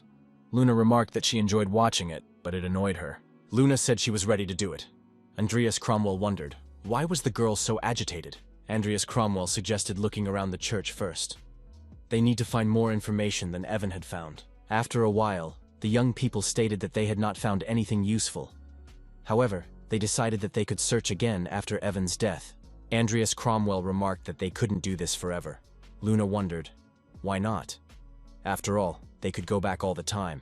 Andrea said that they had no idea how time flowed outside the dungeon. Luna asked, "Does it really matter?" The boy replied that there were people outside the dungeon that he had to protect. The young men noticed that the black fog had reappeared. The next day came. Andreas and Luna heard screams coming from the church. Was it Evan's handiwork? At the church, Luna asked why Evan had destroyed the priest without learning any information. Our hero thought otherwise. Did Evan destroy the old man before they arrived because he had already figured it all out? Luna stated that you shouldn't act rashly. Andrea said that Evan hadn't done it. Knight declared that it would be a battle of attrition. Luna wondered, was Evan destroying himself again? Our hero thought, Evan will keep destroying himself until he breaks. This is the most obvious option. Andreas Cromwell told the girl that he would like to find another way, but would have to use what they had. Luna agreed. After that, the young people went through many cycles. After 120 times, our hero stopped counting. No matter how many times he did it, he could not get rid of the unpleasant feeling at self-destruction. The fact that nothing changed, no matter how many times he died, filled him with despondency and despair. The fact that he didn't know how much time had passed outside the dungeon added to these feelings.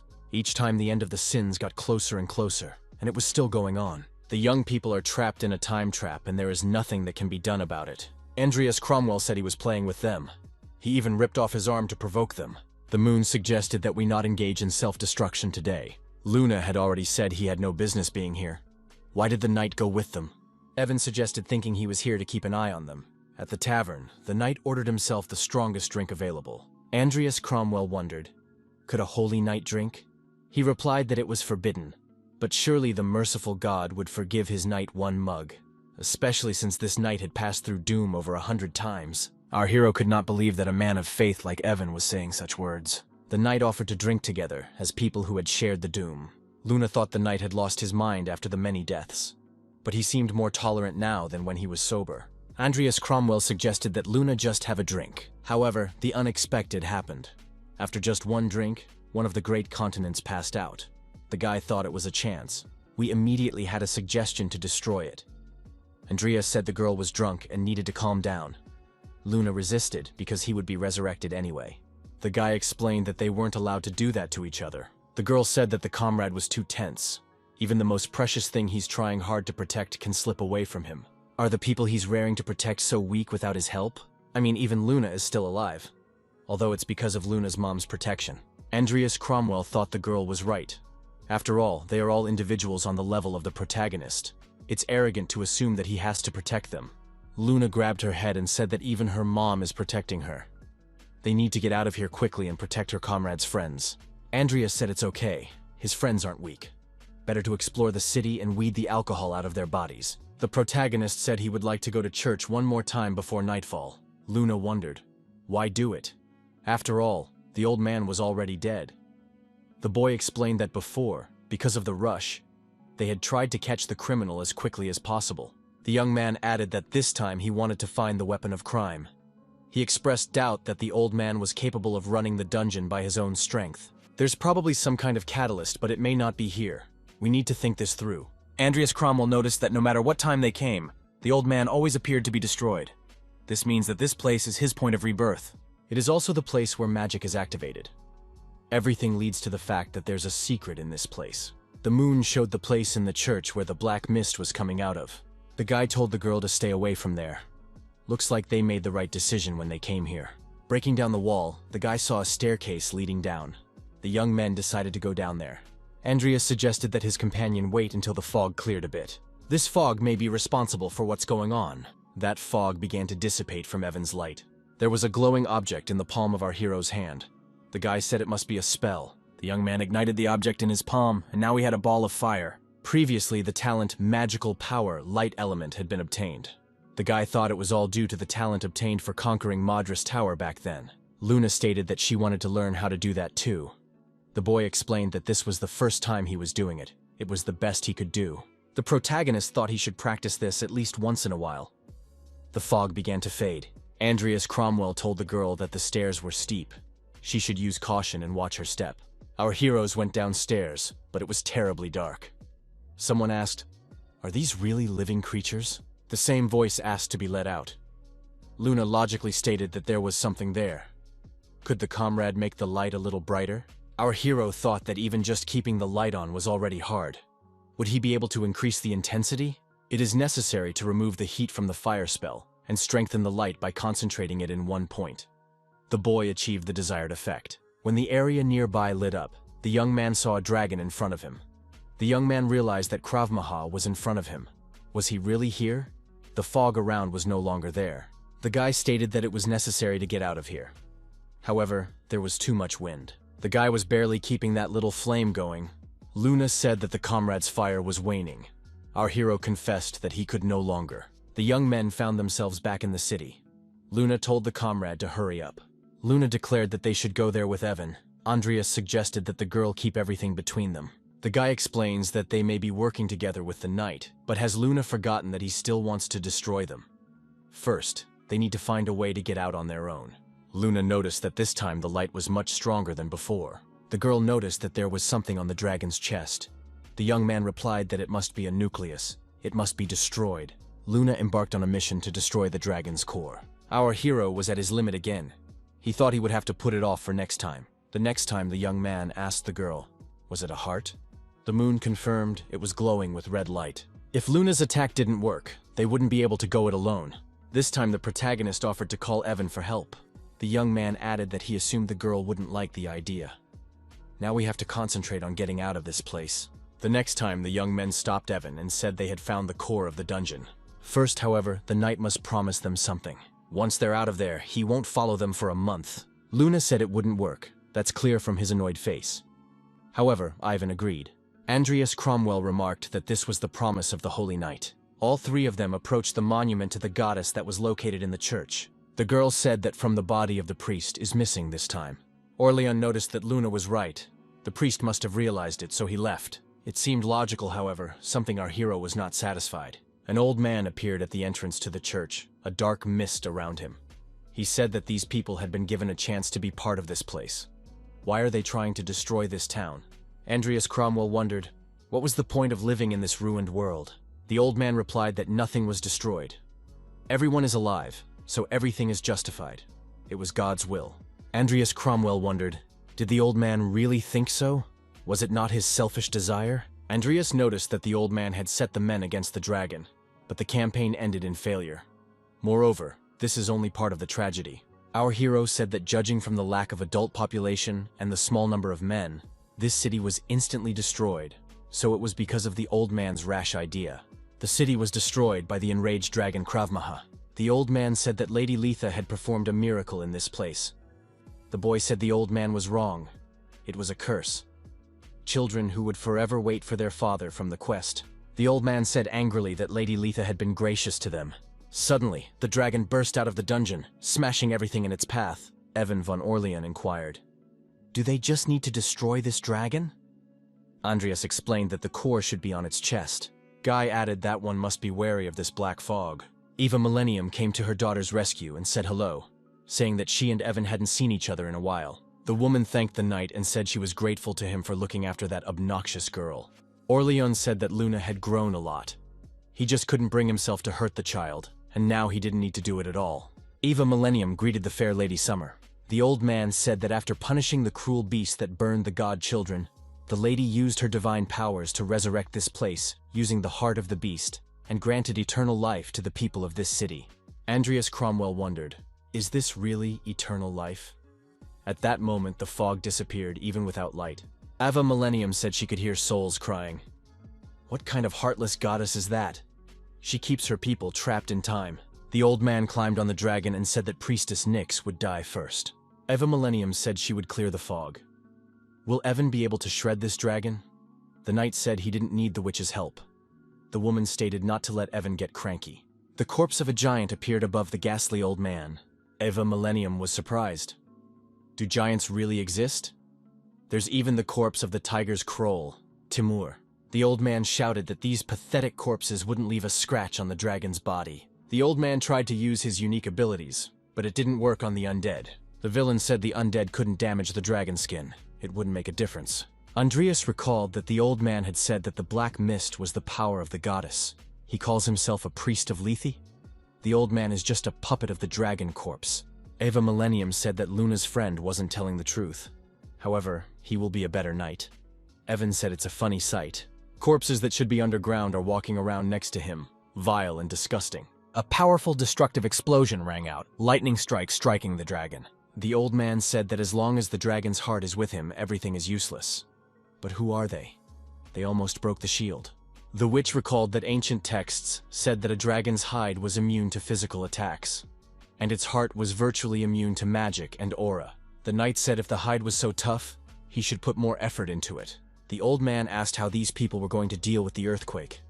At that, the dragon stomped his paws with all his might, and the ground around him shook. The old man pointed his staff at Evan and said that this man was the most problematic. Eva Millennium approached the old man from the rear and tried to attack him. Our hero was surprised. Does the old man have a shield that works even against sudden attacks? Apparently thought this boy was too experienced for his age. He has 2 shower spaces, probably has some other secret. Andreas Cromwell noticed that the fog began to turn into nights. The old man ordered his knights to deal with the humans. Our hero summoned his assistants from subspace and told them to deal with the old man and his retinue. Eva Millennium promised to clear the fog again when attacked. Andreas said he hoped so. The old man shouted to stay away from him. However, our hero came close enough for hand-to-hand combat. The old man laughed and once again said that it was useless. Andreas Cromwell noticed that the dark mist had no effect on his undead. The protagonist asked the old man, "Are the knights really the souls who took part in the dragon's campaign, who died because of it?" The old man was astonished. How did the boy know that? The young man added that the old man not only sent them to their doom, but also tortured their souls. The old man shouted that all these people were still alive and near him. The draconic hide was completely studded with swords of light. The old man asked, "Wouldn't the knights burn fire?" Evan von Orleden said that manipulating the dead only satisfies the selfish desires of those who go against the laws of nature. He will bring wrath down on his head for his stupidity. The old man was still on top of the dragon. He said that Evan was the most annoying gnat. Andreas Cromwell thought that it was a secret aura technique, and it was intimidating. Evan stated that the most annoying thing here is just the old man. The old man shouted that he was still the guardian of this city. Doom for these people would be a luxury. The villain added that he would imprison the souls of these people in fire and mist and make them suffer for ages. Andreas Cromwell wondered, did this old man really want to turn the city into ashes? How much mana does this dragon have? Evan attacked the dragon again with his sword of light, and again as if it didn't hit our hero. The protagonist suggested that the knight concentrate on the enemy. Evan noticed that he intended to give the young man a chance to attack, since he was rather skittish. Orlean added that apparently the guy's head couldn't keep up with his feet. Andreas Cromwell was surprised. It turns out that the knight did not want to destroy him, but only gave him a chance to attack. Evan reiterated that if the young man didn't make it, he'd have to do it all himself. Andreas wondered, if that was his plan, why didn't you just say so? The dragon attacked again. Evan again said it was a primitive attack, but he was deactivated for the time being. His Millennium said Evan's not going to recover for a while. But without that knight, it's time for them to show their trump cards. Andreas Cromwell thought that their upcoming attack shouldn't fail. He activated the Phantom of Sloth and used the sloth. The old man said that using the undead was very audacious. Andreas stated for Nickel to back off. He could handle this old man himself. A Kara of Light was used against the dragon, and a huge lightsaber rained down on the monster. Andreas wondered, had it not previously been a technique? Evan reminded him that he had intended to give the young man a chance to attack since he was rather skittish. Andreas thought the knight was repeating himself. However, our hero decided that this time he would not miss the opportunity. The boy followed the path Evan had laid out for him. The dragon's heart took damage. The young man activated the soulless sword. The moon continued to be in the protective casing. The old man couldn't believe that a spatial gate was opening in front of him. Evan von Orlean appeared suddenly from that gate and cut off the old man's head with one sword stroke. He said that the old man was no longer useful. The knight said it was time for them to get out of here. Andreas agreed and added that he would leave here with Luna. The boy thought that this old man was dead, but the dark mist remained. The young man told his companion that they had to get out of here. Luna stated that she couldn't leave with Andreas. The boy realized that the girl was restrained by a fog. Our hero said he would clear it with light magic. Luna said it's impossible. Mom's shield is also at its limit. Andreas must leave immediately. Andreas Cromwell told the girl not to talk like that. He held out his hand to her and told her to grasp it. If she stayed here, she would never be able to return, and she would even die. Luna tearfully told her comrade that everything was fine. She was used to this sort of thing.